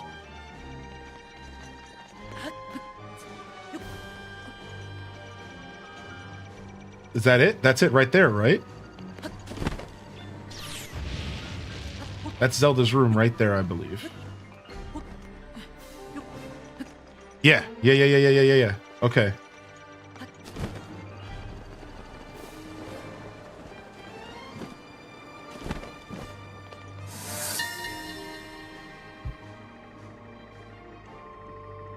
This place was originally used as a watchtower, but I've repurposed it into my own study. It's perfect for conducting my studies away from Father's prying eyes. At the moment, I'm learning about ancient relics, as well as the preservation of endangered species. Cute. And then she has another one right down the row here. There's a couple in the throne room. But going into the throne room activates Ganon, doesn't it? Like, I can't go into the throne room, right? This one is directly above me or below me. I think it's below me. Yeah, it's down there. The problem is I don't want to fight that guy. That's a golden... Dude, that guy's going to be worse to fight than the Lionel.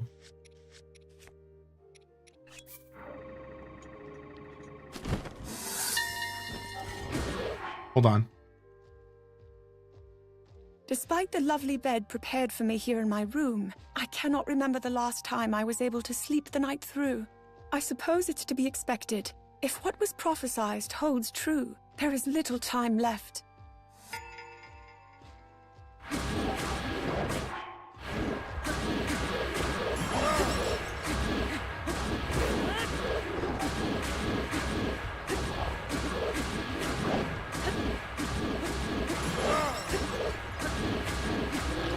Or we'll just do that to him. Okay. Is there anything in the library? No, it looks like there's something outside if you see on the map here. But there's 2 in the throne room. So no, it doesn't look like there's anything else at Hyrule Castle. There's 2 in the center of the throne room, which honestly, like, it might just be worth it to run in there and see what's in the throne room, right? Like, just so we can hear what she has to say about the throne room. I'm very curious. The only problem is navigating this place is rough. Oh, it started raining again. Figuring out how to get to the throne room from here, it's been a while. We want to go back up. We want to climb some walls like right here. The rain is definitely not being my friend.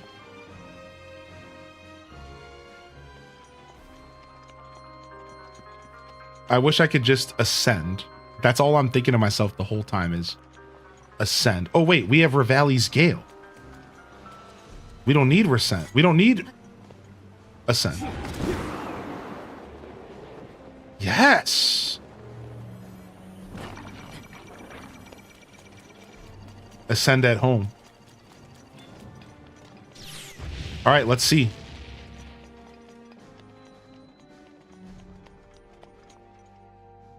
Freak. No, I want the memories. I don't want the fight. Maybe the memories will activate in the middle of the fight. Let's see what happens. Well, spoilers, I suppose. How do you get out of here? It brings up the the option to skip. Yeah, skip this. Now my moment has finally come.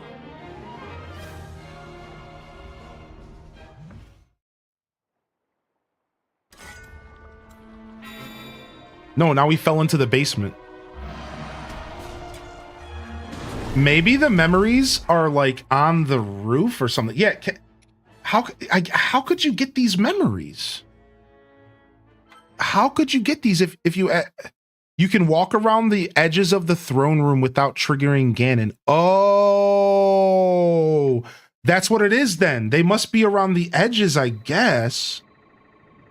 Yeah, because how else would you get these? I'm very confused.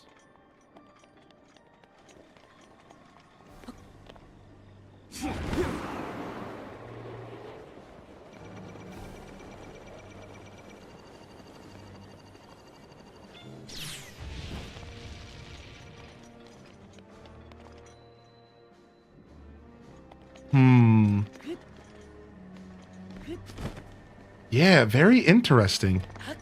You can kind of, if you guys see, if you could see the map on the bottom right, you can actually see where I'm at on the map. So you can see where the memories are. The one of them is directly in the center of the throne room. Right? Now, it could be below or above. Yeah. It could be below or above. Like, I think that's an option for both, right? Maybe there's something below this room that I'm not thinking of. It's got to be above. Yeah, it's got to be somewhere around here, maybe.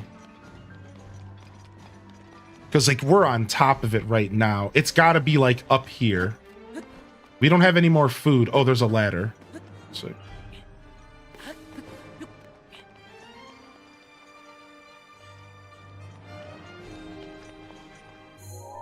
Because, like, right now... Hold on, let's go ahead and activate navigation. Guidance activating. Proceed north and upward. Protection is now ready to roll. North and upward. Vivali's gate. It is above us. It is above us. Proceed upward.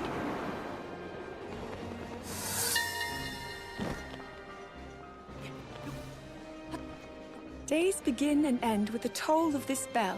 Typically, it is heard throughout the castle and the town below. In the event of an emergency, however, its tone rings loud and clear all through Hyrule.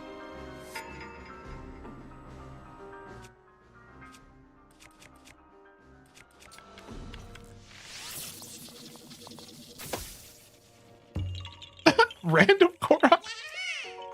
Sick. All right, let's save. And then there's another one.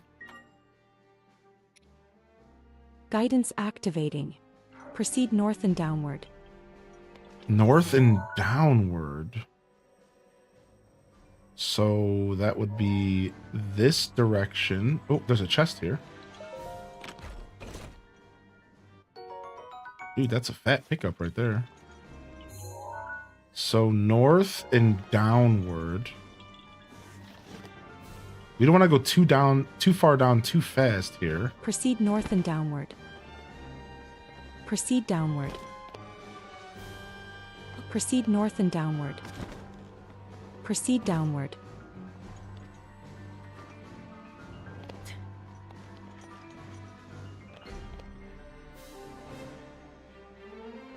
Just proceed downward. It just keeps saying that. Okay. Proceed downward.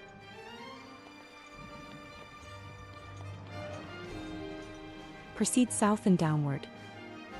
Wait, south. Frick, now I'm going north. Proceed a short distance south.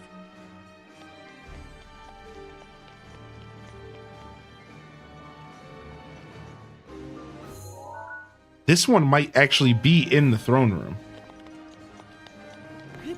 Proceed a short distance southwest. Yeah, this one might actually be in the throne room. Like, let me zoom in. Yeah, like this one actually might be in the throne room. Proceed a short distance south. Because this is south. in here, right? There's the place where she hid Link's tunic. It's Tears of the Kingdom is where I'm Proceed thinking. a short distance south. I'm thinking this is like the place where she hid Link's tunic, right? Is that like where we're headed? Can I go in this window? I can't climb this. Proceed a short distance south.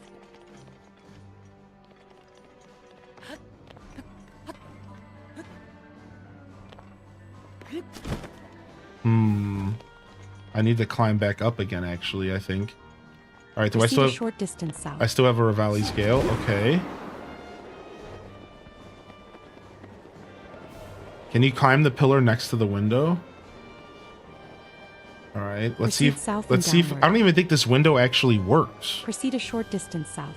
I swear, I don't think you. South and downward. Can you actually go in this window? You can. No effing way. Proceed downward. I thought it was gonna be a fake hole. In this vicinity.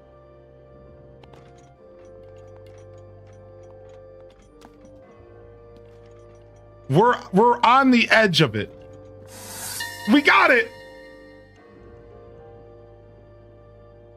The throne room sits at the center of the castle and is the site of many official events. Father would take the throne to the left, and Mother, the one on the right. Her throne remains unchanged and untouched since her passing. Dang, dude. And it still remains untouched. That's crazy. But the king's is destroyed to represent the king's dead, I guess. I don't know. I'm assuming her mom's passed as well. Dude, there it is. We got all of them in the castle. We got all of them in the castle. Now, there's a bunch around the castle, but that was all of them in the castle. So there you guys go. There is the Tears of the Kingdom and Breath of the Wild app. What do y'all think, dude? Isn't it kind of neat, dude? They just gave us a bunch more content to like dive into. Isn't it like really interesting? Yeah, I've never heard about the Queen before in the game. Yeah, it's so interesting. There's like there's 125 of these little tidbits of knowledge.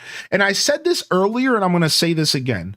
In my opinion, you know the best way to enjoy this app is a fresh playthrough. Because imagine you were going through the fresh playthrough and you just stumbled across these voice memories while you're playing the game. Does that make sense? Like, instead of like doing what we're doing, where we're kind of tracking them and going to them specifically, imagine you're just running around the game and you stumble across one of her memories the same way you maybe would the actual in-game memories. So like, in my humble opinion, I really do think that like this really does deserve like a fresh playthrough of like just going through the world and you just discover this stuff, right? So, and I felt the same way about Tears of the Kingdom. I think it's a really interesting way to play the game, and I think it could be really fun for, if you have never played this game before, you gotta play it alongside the companion app. And if you have played before, now might be the time to do a fresh start. Like, now for me, because I'm trying to 100% these save files, I'm gonna do the third option, which is continuing to play my regular save file. And I'm going to make a point to just go to all of these locations as I'm trying to 100% the game. And I'm going to showcase a lot of this content on stream. I would like to go through all of these memories on stream for this game, as well as Tears of the Kingdom. I want to do all of them live. Now, because we're doing tests today, ideally we would do these all in a specific segment so people could go back and watch the content in the future. Today, we're kind of doing some scatterbrain stuff because we're just having some fun showing off all of the Switch 2's features and details. So to be clear, I imagine in the future, we'll be doing more dedicated sessions in which we'll try to really knock out a lot of these in one sitting so that we have nice hearty VODs to go back and watch, you know? So the app is, does it have Koroks in the compendium? Oh, Celestial Ray. So if it's not big enough on the bottom of the screen over there, let me know. I can make it bigger, but take a look at this. If I go into categories, We have shrines, towers, stables, villages, buildings, shops, other places. I can go down and all of that stuff is going to populate the map. All right, I can have all of this stuff populate my map, and I can, oh, sorry, I'm in voice. I need to go to navigation. So I can go to categories and I can activate these categories if I want. And I can go through and I can explore the whole map. All of this stuff is in here. I can go to Koroks.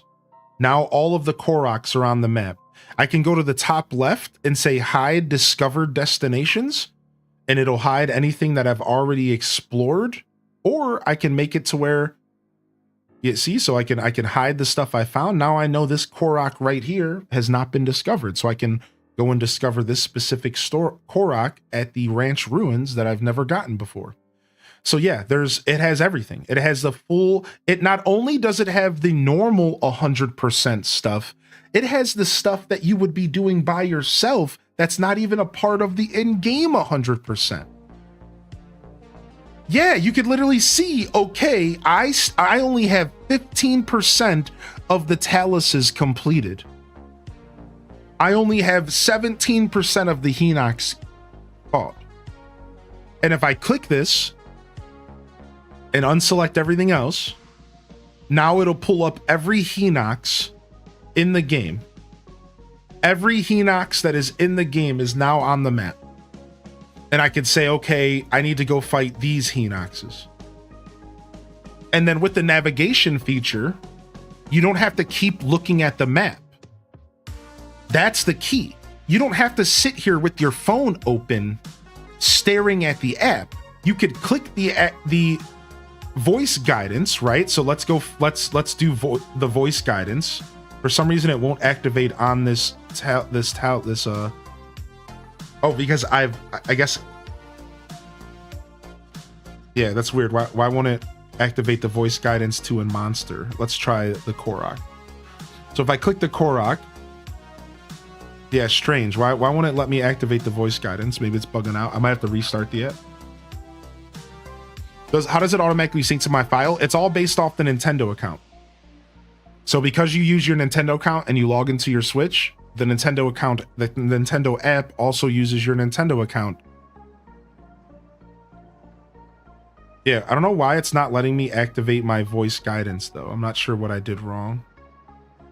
Voice memories. Yeah, normally there's the option to do voice guidance. Why won't it let me do voice guidance? That's weird, right?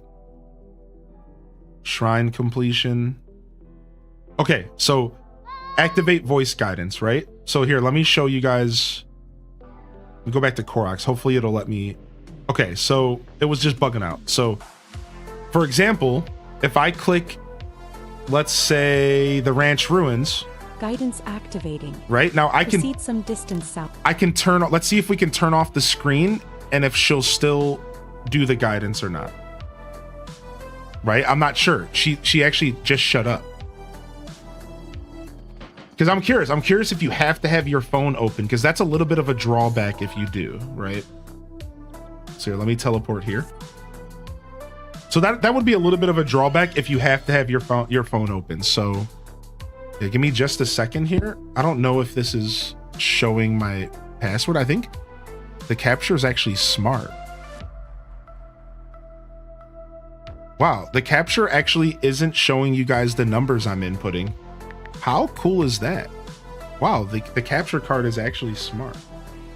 So I guess you do have to have your phone open. Sorry, so you do I was wrong about that. You do have to have your phone open in order to use it. But the point that I was trying to make is that you don't even have to look at it, right? Like now that I have voice activation, proceed far west, she said. Proceed far west. So I'm going to open up my game here and I'm going to start going west. So I just find this to be cool because even if you are like using this app as like your guidance, you don't have to stare at it. You don't have to use multiple screens. Instead, you can activate the guidance and just let it GPS you like you're driving.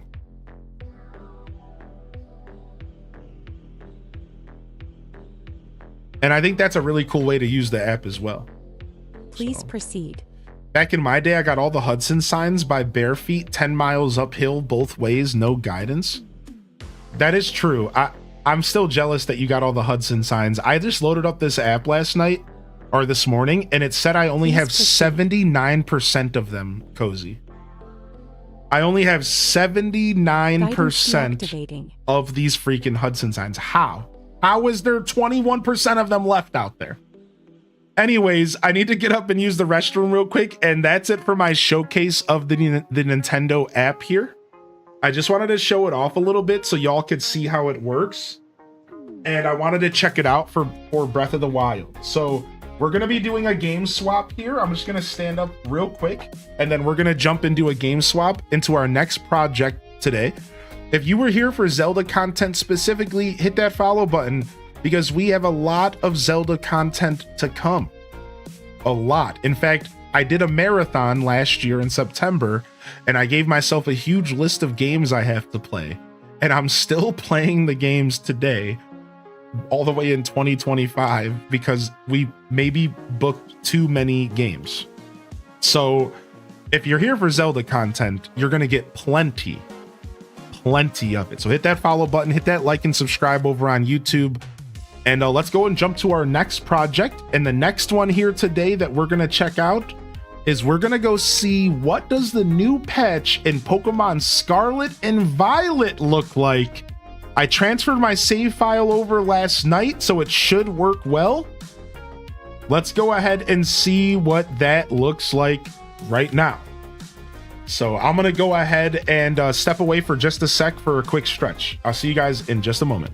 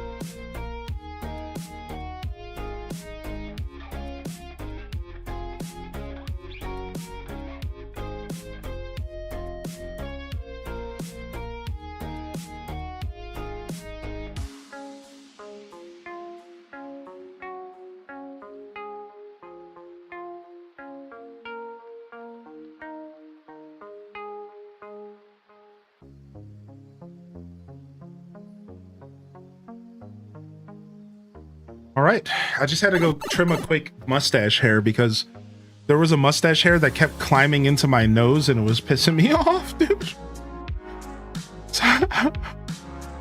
But I got it with the scissors. All right, let me go to move chat back. I forgot to do that.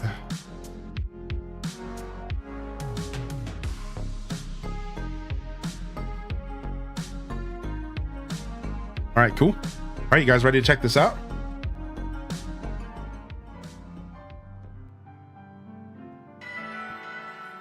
It should have my save file because I transferred my save file manually. So chat room, we're going to be doing we're going to be doing Mario Kart next. All right. Mario Kart is on the docket next. So I think people would like to play more Mario Kart before it gets too late. If you are excited to play Mario Kart, you will get another chance to play Mario Kart in approximately, maybe 30 minutes to an hour or whatever. Yeah, we'll be doing some Mario Kart here next. So let me see what time it is real quick. All right, we got until 5 p.m. until Summer's Game Fest. So around 4:30. We got about an hour and a half. So we're going to do some Scarlet and Violet for a little bit. Then we're going to play Mario Kart up until Summer Games Fest. All right, so we'll probably get a good solid hour of Mario Kart in. Can we pit stop to find a shiny sand dial? I mean, I can definitely do my best here. All right, so let's go check my save file out. So this is indeed my save file. This is indeed my save file in all of its glory. And you know, I'm fairly certain the game is updated, and I can already tell because look how far the Pokemon are in the distance. I'm not gonna lie, it's been a while, but like I feel like I can already tell the difference.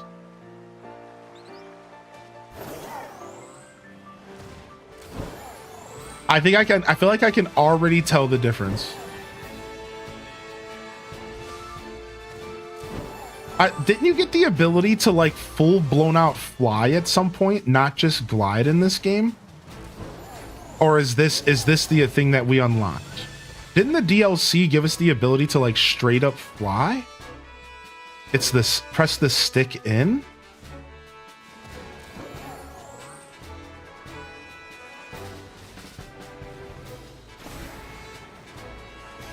Okay, I see. It's the left stick. Let me grab this random item.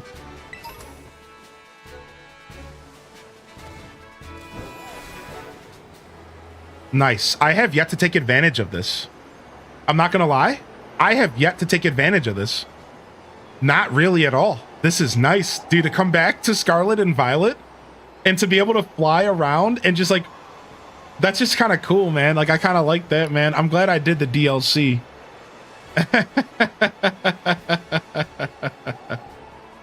I'm glad I did the DLC. That's cool.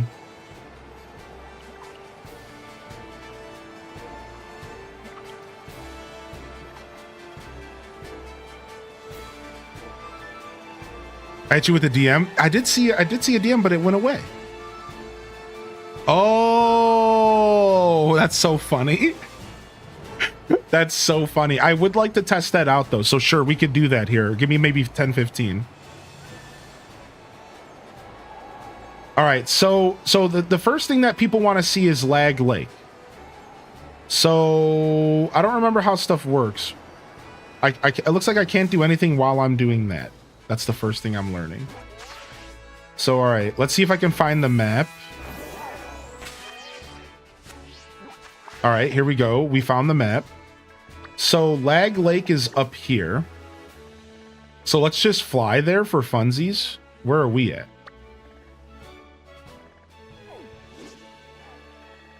I'm here. All right, let's go ahead and just fly up there. We just have to go straight north. I just want to see what's going on in this save file, though, real quick. What do we got going on here? Oh, Terrapagos. See, I told you I got the little turtle. I just don't think I went and got the plum. And then this is the crew that I used. So this is the team that I used to beat the DLC. Yep, this is the team I used to beat the DLC. Because there was a bunch of really tough double battles and stuff. That's what this team is. This team is the crew that I used to beat the DLC. Is what we're looking at here. Yeah, because and then the Blastoise was the top of the party. Queen G Turtle. Yeah, my boy Blue. Yeah, this was the team I used. Champ Sire. And then do I still have shinies or did I transfer my shinies out of this game? I think I transferred them out. Well, going through the box feels really smooth. Wasn't the box super laggy before? Oh yeah, we were doing kind of a living dex in here.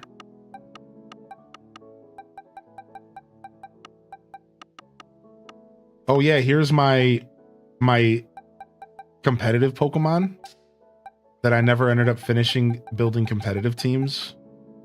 These were all the options. I'd still like to go back and do some competitive Scarlet and Violet before the end of the generation. I think about it pretty often. I just haven't had the time, you know. And then TCG Pocket has kind of become my main Pokemon fix. Like TCG Pocket is kind of the main Pokefix at this point.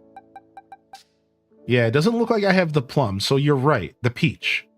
So I think Daz is right. I think I never went back to get the peach, so I never did the prologue.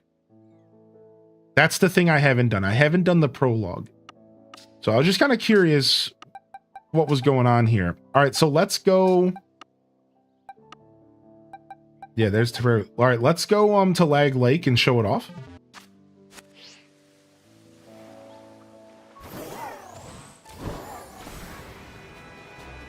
So we're heading north.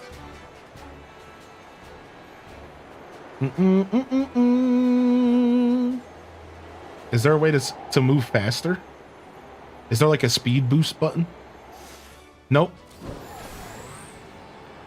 All right, just curious. I mean, honestly, it's moving plenty fast, but I'm used to playing Fantasy Life, and in Fantasy Life, I'm constantly holding the run button. Yo, what's up, Sam? Yo, thank you for lurking today. What's up, Dweeby, by the way? And thanks for the follows coming in. And thank you again, Scarlet, for the tier 228. And Scarlet might have stepped away back to their lunch break, but I said thank you for that. I really hope I did. I think I did. I might have to make sure the next time Scarlet's in chat, feel free to remind me, mods, to give them extra love, because you did. Okay, good. Just making sure. I feel like I missed our buddy Rusty Bada earlier as well. I'm gonna have to send him a message. It's a little bit of a distracted day, you know, with the Switch 2 hype. I also heard that Area Zero is apparently delicious. Apparently Area Zero is delicious. What is that star thing coming out of the sky there? What is that over there, chat?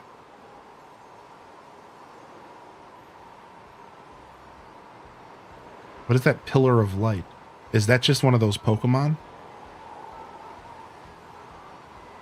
The rock things? I don't remember. Oh, the raid dens. Okay, thank you.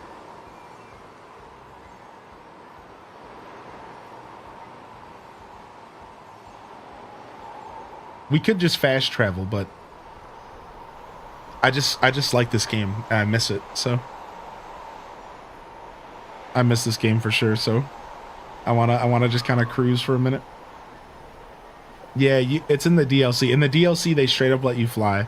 So throughout most of the game, you can only glide, and then they eventually finally let you lock into a full blown out fly.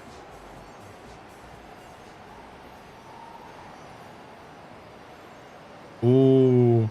And then greeted, look at all the Pokemon, dude. Greeted with tons of Pokemon on the ground, dude. Yeah, I'm excited to see what online looks like. I'm assuming they're still gonna have to limit the Pokemon online, but maybe it'll be better. Maybe there'll be a lot more Pokemon online. We just loaded it up, GameLax, but so far so good.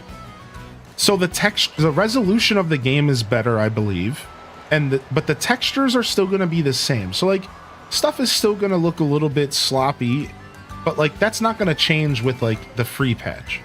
However, the game is running at a smooth frame rate, smoother than I've ever experienced.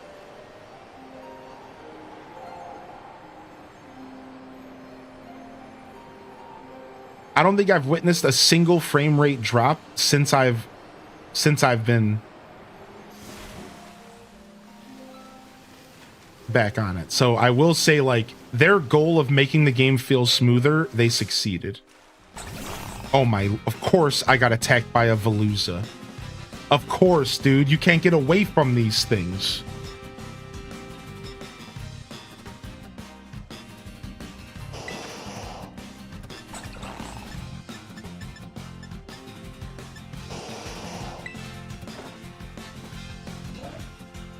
Of course I missed. I've been playing Violet for the past few hours, and yours looks so much better. The render distance is insane. You can see more than 5 Pokemon. All right, dude. This Veluza, seriously, I'm gonna have to actually fight you, dude. I'm actually gonna have to think about this fight. I didn't plan on thinking, dude.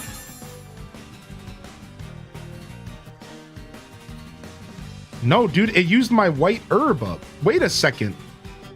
Isn't that thing kind of rare? Can you buy more of them? Can you buy another one? Wait, frick, that's my white herb. Wait a second. Okay, is that item rare in this game? I don't remember. All right, let's just get out of here. What a scumbag. He used my white herb up.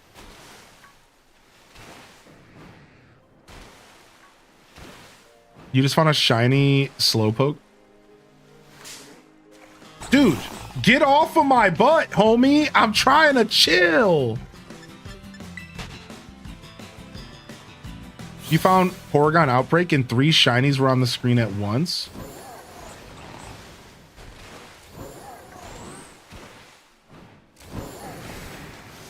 Dude, he keeps getting me.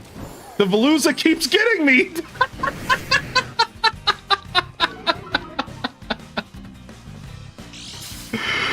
I hate them.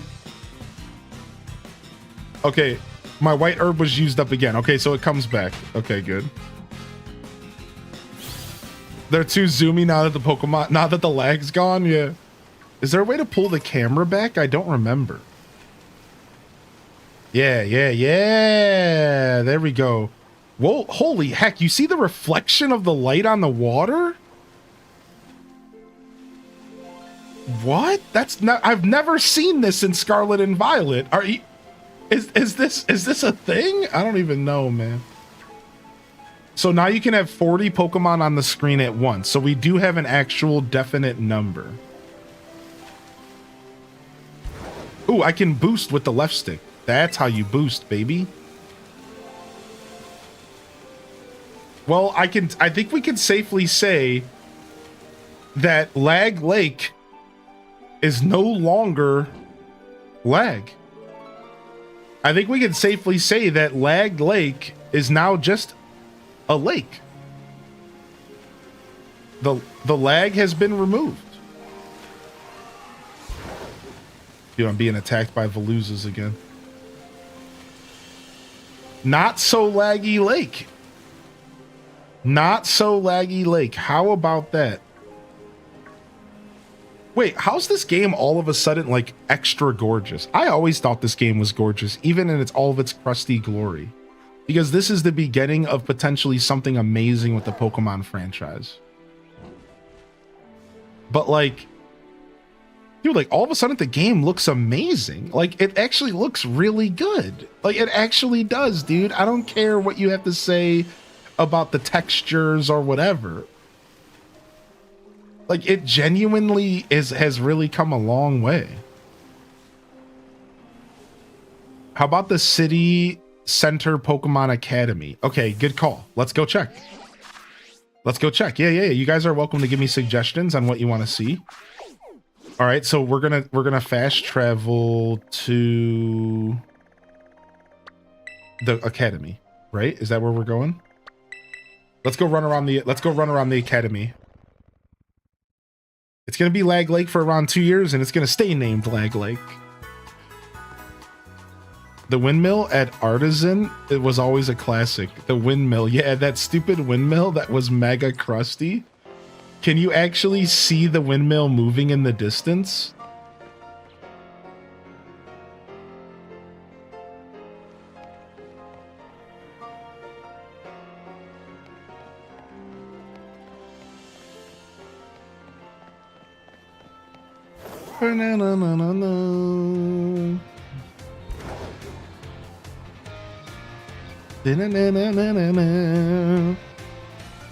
The 2 FPS windmill is running 30 times better.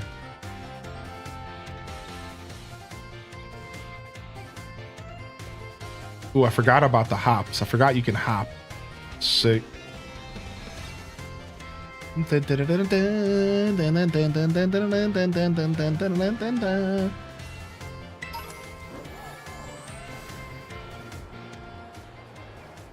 Nice. I didn't know they let you fly around the city. Cool.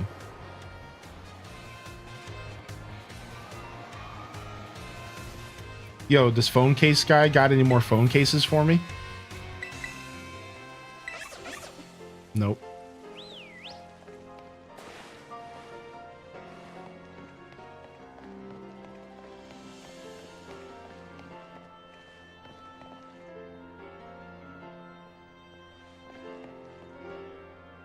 Yeah, not too bad. Yeah, pretty decent. Lag Tree Thicket. All right, let's go. I do remember Lag Tree Thicket being pretty laggy. I do remember that, actually. Poison Crew. Yeah, right around that Poison Crew base. Oh, yeah. The Poison Crew base was brutal. I remember this. I remember this, dude. All right. After we do a couple more location checks, we're gonna actually test some online play with our buddy Dazza here, and we're gonna see if online play also is kind of in feeling these upgrades. Now, if you guys don't know, online play would drop like Pokemon spawns from like 10 to like 3. It was actually kind of brutal. In my experience, that as much as I loved playing this game online with people and have so many memories, we did so much multiplayer on this channel. I will say that that was one of the more sad things, was when you went online, you would lose like 50% of your spawns. Now, I still think that the 50% is probably going to happen, but 50% of 40 is 20. 50% of 5 was like 3. So maybe it's better, right?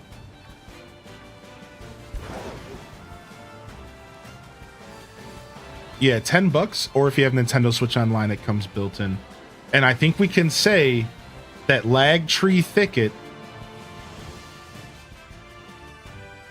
ain't laggy no mo. Lag Free Thicket. All right, you got to give us some credit there. Can you do a raid and see how that runs? Of course I can, dude. Yeah, Combo Breaker, dude. Great suggestion, buddy. Let's head over to this raid den right now. Now, we could wait for Dazza and do the raid online, but why don't we go ahead and just do one of each? So let me go ahead to whatever this raid is, and we can do it right now. Hopefully it's not too hard, because it's been a while. Okay, it's a little baby star. Okay. Offline mode. Let's go see what a raid's like. You guys ready for it? It's been a while.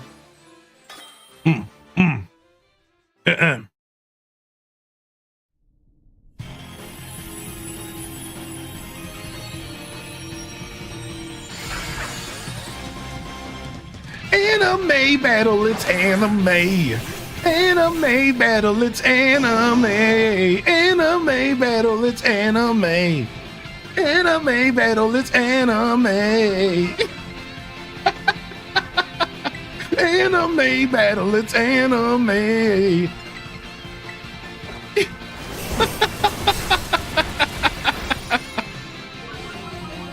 It's a battle in the anime universe, and this is the theme song. I said this is the theme song to an anime battle. Naruto and those other ones like Bleach, and I don't know any other ones, so I'm just gonna name the 2 that are really popular, cause I'm not an anime fan.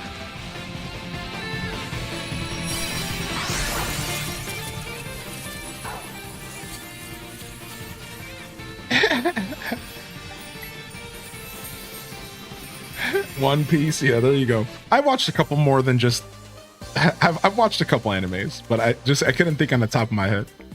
Yeah, what up, DNA bro? Yeah, we've checked out Tears of the Kingdom at the start of the stream today, if you want to go back to the VOD. And we also we just finished checking out Breath of the Wild. So yeah, we have done both today. And you'll be seeing plenty more on the channel because I'm in love with both games. And I want to say the same thing about this. I really should change my Twitch name to Man of a Million Missions, because I just every single game we've loaded up today, I'm like, ooh, piece of candy. I could play that game too.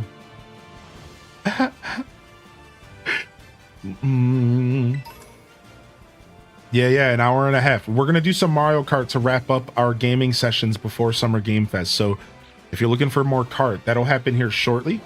All right, let's go and let's do some online, and then we'll test some online, and we'll test a raid, and we'll also test, you know, running around together on the online world next to each other and far apart from each other.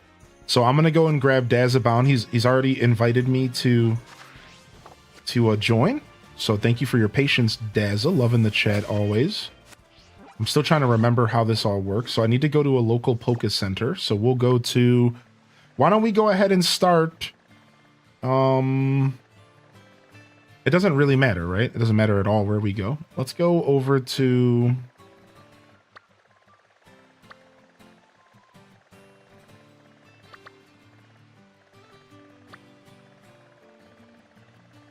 Also, we should go check Area 0 real quick too.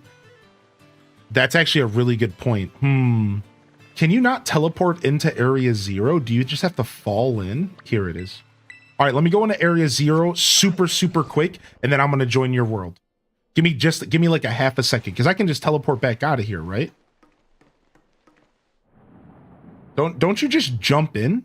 Do you have to go through all this? Can't you just jump in? I forgot about Area 0. I do want to see Area 0 really quick before I go online.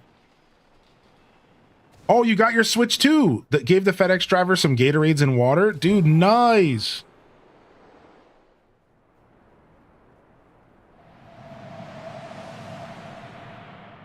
Yo, good to see you, by the way. Tweed, welcome back. All right, we're in. Because you have to admit, this place was... Oh my... Look how many Pokemon are appearing.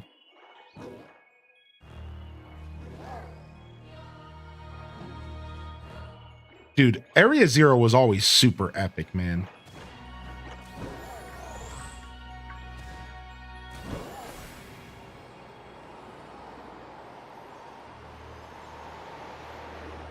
The music here is just cool.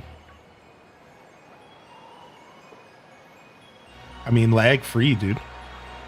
Dude, lag free. Completely lag free. Dude, how Area 0 was meant to be enjoyed. How Area 0 was meant to be enjoyed, man. Well, a little bit of a stutter there as it's loading in the new zones. But, you know, those little stutters as you load in zones are kind of just the replacement for loading screens. So that's expected. But what we're really looking for is frame rates. And that's what we're seeing nothing drop off. The frame rates, right? That's really what we're talking about when we talk about performance increase. You're going to see a little stutter here and there when stuff loads. That's like very natural, and many video games deal with that. So I think overall, Area 0 is the first time I've seen any frame drops at all. I've seen a couple, just a couple. So that's pretty impressive that they took this game from 0 to hero pretty healthily. You know, no pun intended, considering the area that we're in.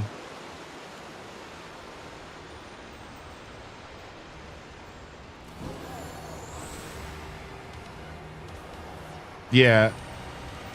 Flying through the area has, like, I've seen a couple little frame dips and that's about it. But all in all, I mean,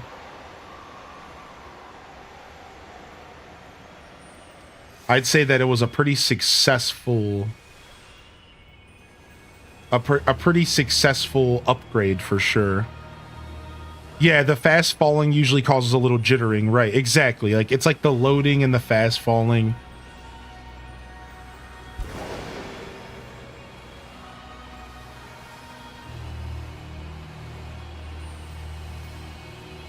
Area 0 is always so cool. I'm obsessed with this zone. All right, let me 0 to Spiro. Let me go ahead and teleport out of here now, and let me go find. I just need to go find any Poké Center because I'm just gonna go to your town. No, we haven't tried the new Rune Factory yet. I will be honest. I did over deliver on that or oversell on that. I said I would do Rune Factory yesterday, and at this point, it looks like we're doing Rune Factory tomorrow. So just quick apologies about that. I know I don't have to, but, you know, I respect you all. And if I say I'm going to do something, I try to do it.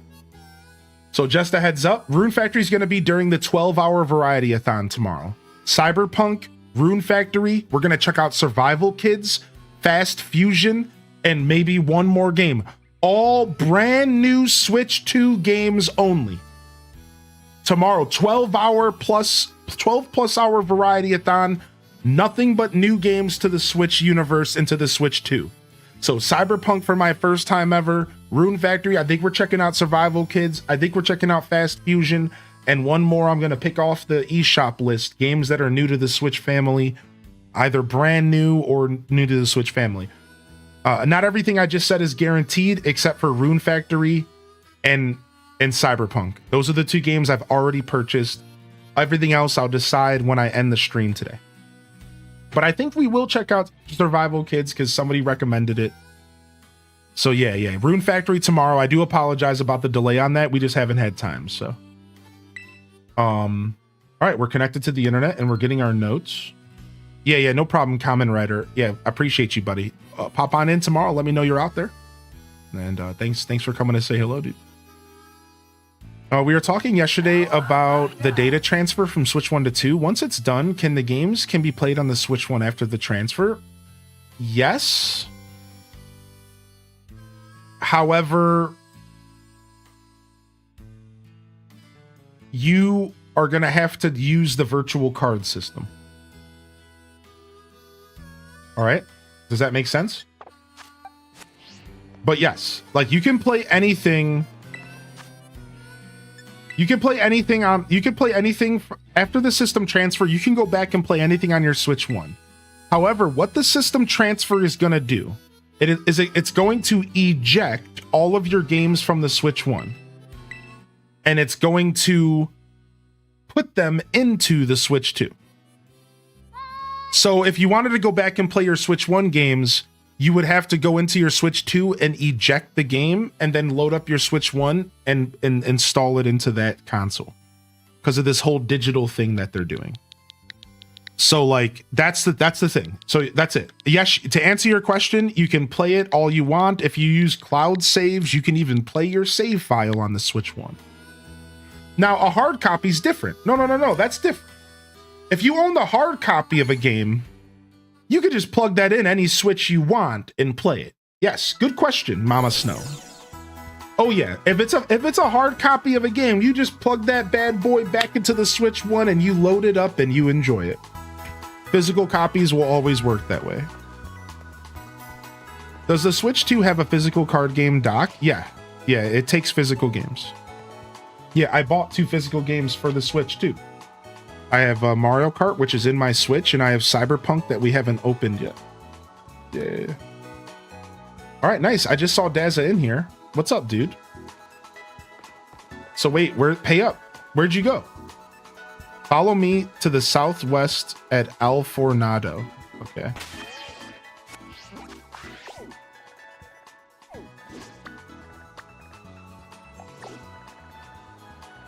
You'll have to excuse me because I don't remember all the areas. El Fornado.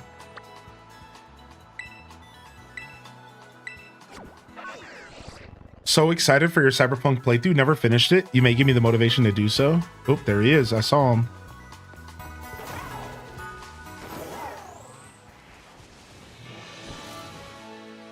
Wait, we can fly together?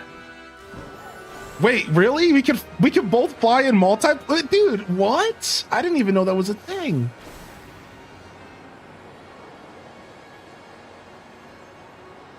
My boss gave me a Switch 2, so this is good info I need to know. Yeah, no problem. We're definitely always going to help out and answer questions. All right, you phased out a little bit as you got far away from me. But to be fair, you got pretty far away from me before you phased.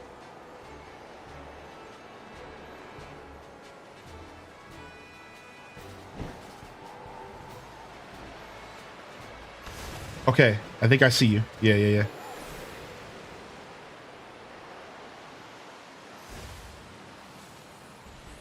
Oh, you were showing me this.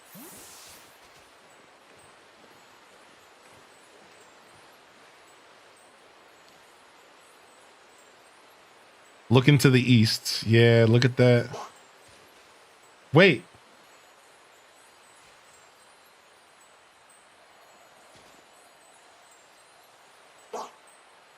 Wait a second. Wait, where's it at? I don't see it. Okay, turning this way. We're looking for the windmill.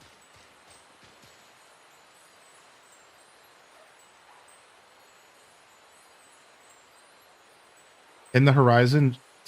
All the way in the back. Holy heck! And it's moving! And look! And it's not even moving at like 1%. Oh my God, look, chat.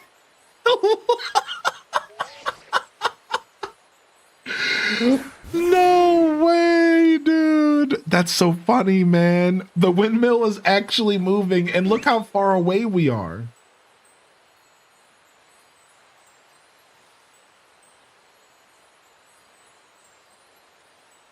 That's insane. That's actually crazy. The wind is winding. That's really, really, really funny that you came up here to point that out. That's really funny, dude. That's really funny. Tips for grabbing a Switch 2. I think at this point, all the retailers, Best Buy, Target, Walmart, and GameStop all had extra units yesterday, but they could be sold out by now.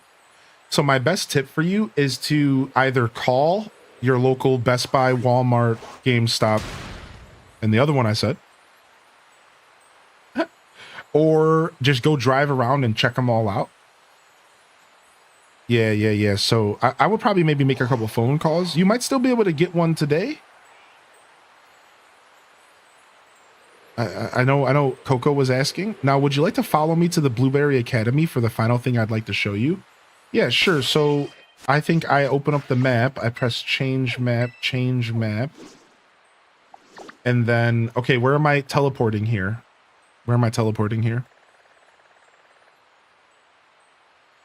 I checked Targets and Walmarts near me. All of them had consoles in stock.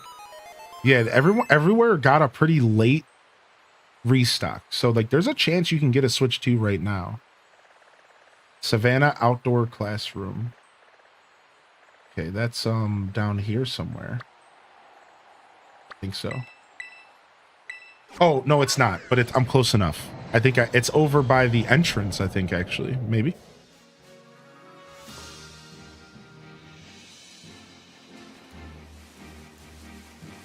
This area ran so poorly for you in the original. Does this game make a noise when a shiny appears? No, we never got a shiny noise in this game, which sucks. Their reasoning behind it was never told to us, but I like to think that they wanted shinies to be challenging, I guess. But the accessibility is so rude. Like, it's so unaccessible. I really think the sound was necessary. Hey, they delivered on the shiny Sandile, the shiny Sandile delivery. There you go, Cozy. There you go, Cozy. There it is. You ask and you shall receive. You ask and you shall receive.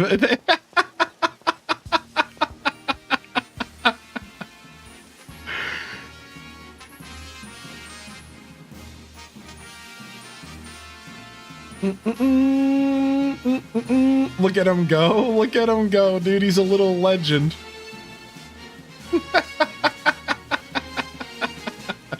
I forgot about the Pokemon control thing.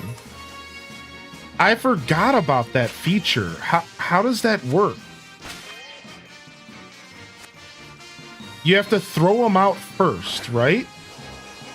And then you like press a button.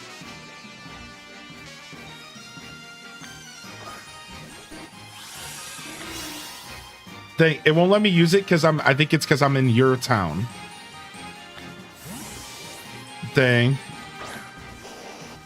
Oh no, okay, I'm in. Yeah, I can't jump, I'm too fat. Yeah, about this, I don't hop around like you do. You hop while you walk. I'm a chunker. Hold on, slow down, man. Please, you're too fast for me. Wait, I'm coming. Okay. Blastoise's mobility is a little low here. Oh, no, okay, we can move a little faster. Look.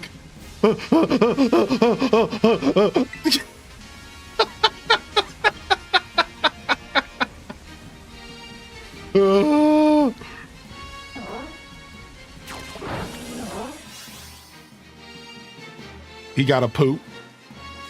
Me walking in real life, he's got little legs. You gotta see him in the water. I have seen him in the water. Well, at least like, you mean like I should see him in the water with that special mode. Oh, cute. There you go, dude. Is that what you mean? I have seen him floating around in the water. He's like an old man. Wait, you got a Switch? Wait, you went out and you got one, Coco? All right, here, I'll go quickly check and see what he looks like in the water. Hold on. That was all Dad's I had planned to show us, so I'll teleport over here real quick.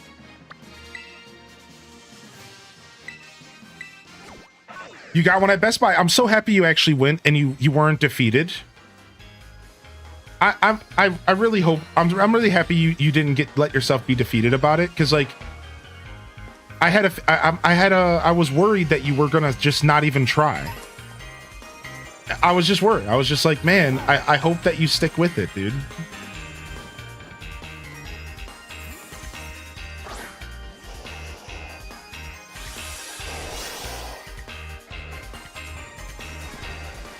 Yo! Big man Blastoise! Big man Blastoise! Yo! Dude, that's actually so cool. How did I not know this, dude? They actually did him justice. They actually did him justice. This is how he's supposed to be. This is how he moves, even in like Pokemon Snap.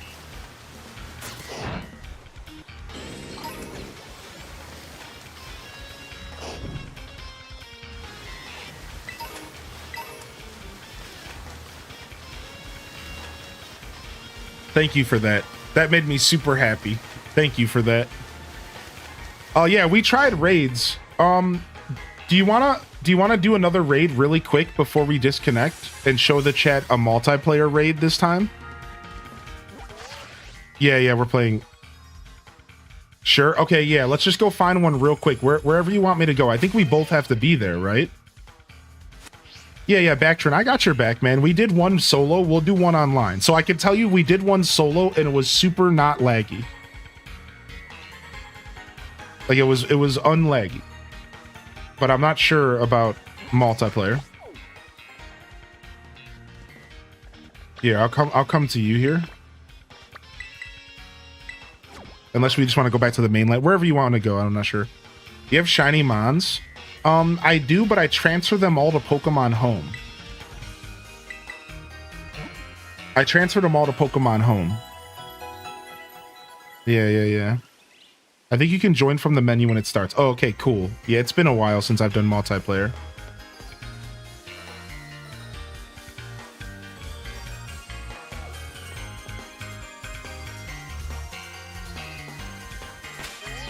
Oh yeah, it'll give us a warning at the top of the screen. It'll say raid started. Yeah.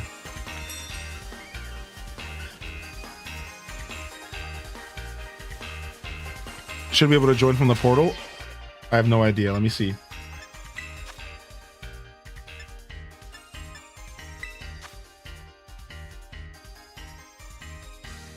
Got it. All right. Let's show off. Even the shiny Squirtle? Yeah, the shiny Squirtle is in my Pokemon Home. I transferred them to the Pokemon Home so I could save them, so I could preserve them. No, the upgrade for Pokemon's free.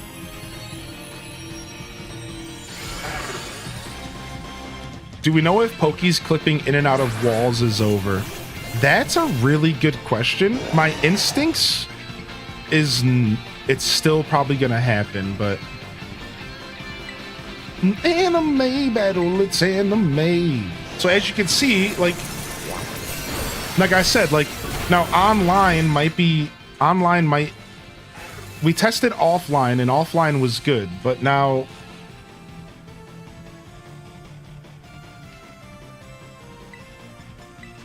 we checked it offline and offline was good, and so far online seems as smooth as eggs. Now, when it comes to them glitching out and stuff, just 2 people online might not be the best test.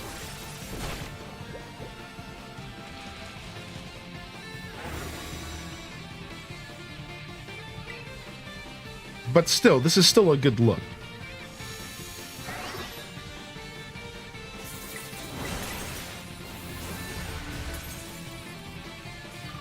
Oh, he has water absorb. I healed him. Oops. Well, I'm certainly not helping at all. It does look clean, yeah.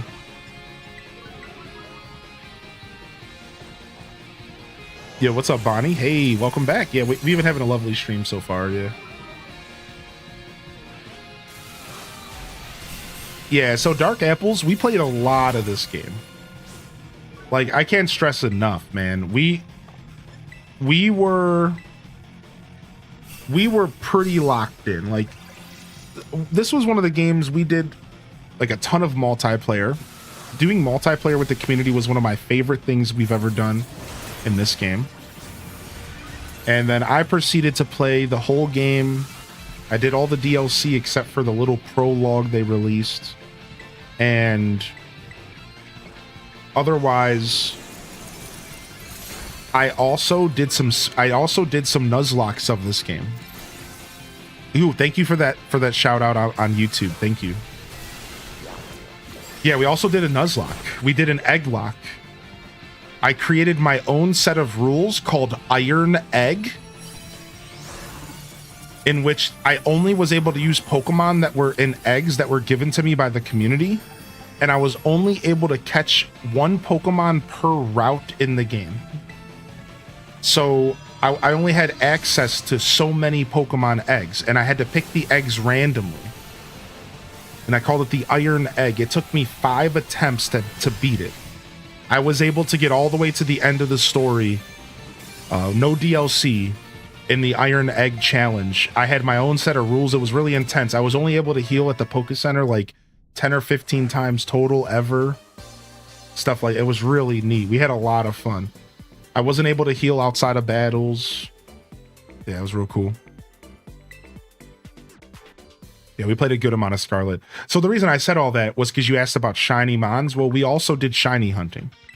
So I have actually got my hands on a good amount of shiny Pokemon because we did a bunch of shiny hunting in this game on stream. I would give the chat would request via channel points what shiny they wanted, and then I would shiny hunt it, and then I would give it to the chat. It was really fun. It was really fun. I would do these shiny hunts with the community, and I would shiny hunt for you and give it to you. We never got through all of them, but we did a lot of them. Nuzlocke, the term came from a person, I think. The first person to ever create the Pokemon challenge called Nuzlocke. I think it was like their gamer tag or something. And that's where it all started. So Nuzlocke is just a term referring to a self-imposed Pokemon challenge. And I think that we call them Nuzlocks because of like the first person who like got popular doing them on the internet or something. I think that's where the term comes from. It's been a while since I've looked into that bit of internet lore. But yeah. All right. I'm out of here. We're going to go ahead and we're going to wrap up with some Mario Kart before the Summer Games Fest. All right. So thank you, Dazza, for inviting me here. I'm going to figure out how to get out of here. I don't know how to leave. I don't remember how any of this works. I saved the game though. The shiny boy just trotting on by, yeah. Yeah, so I know people would like to play some more Kart before we like kind of take a break from gaming tonight, because we're going to be watching the Summer Game Fest together. I don't even remember how to emote. I'll have him do it for me. He's saying goodbye to you.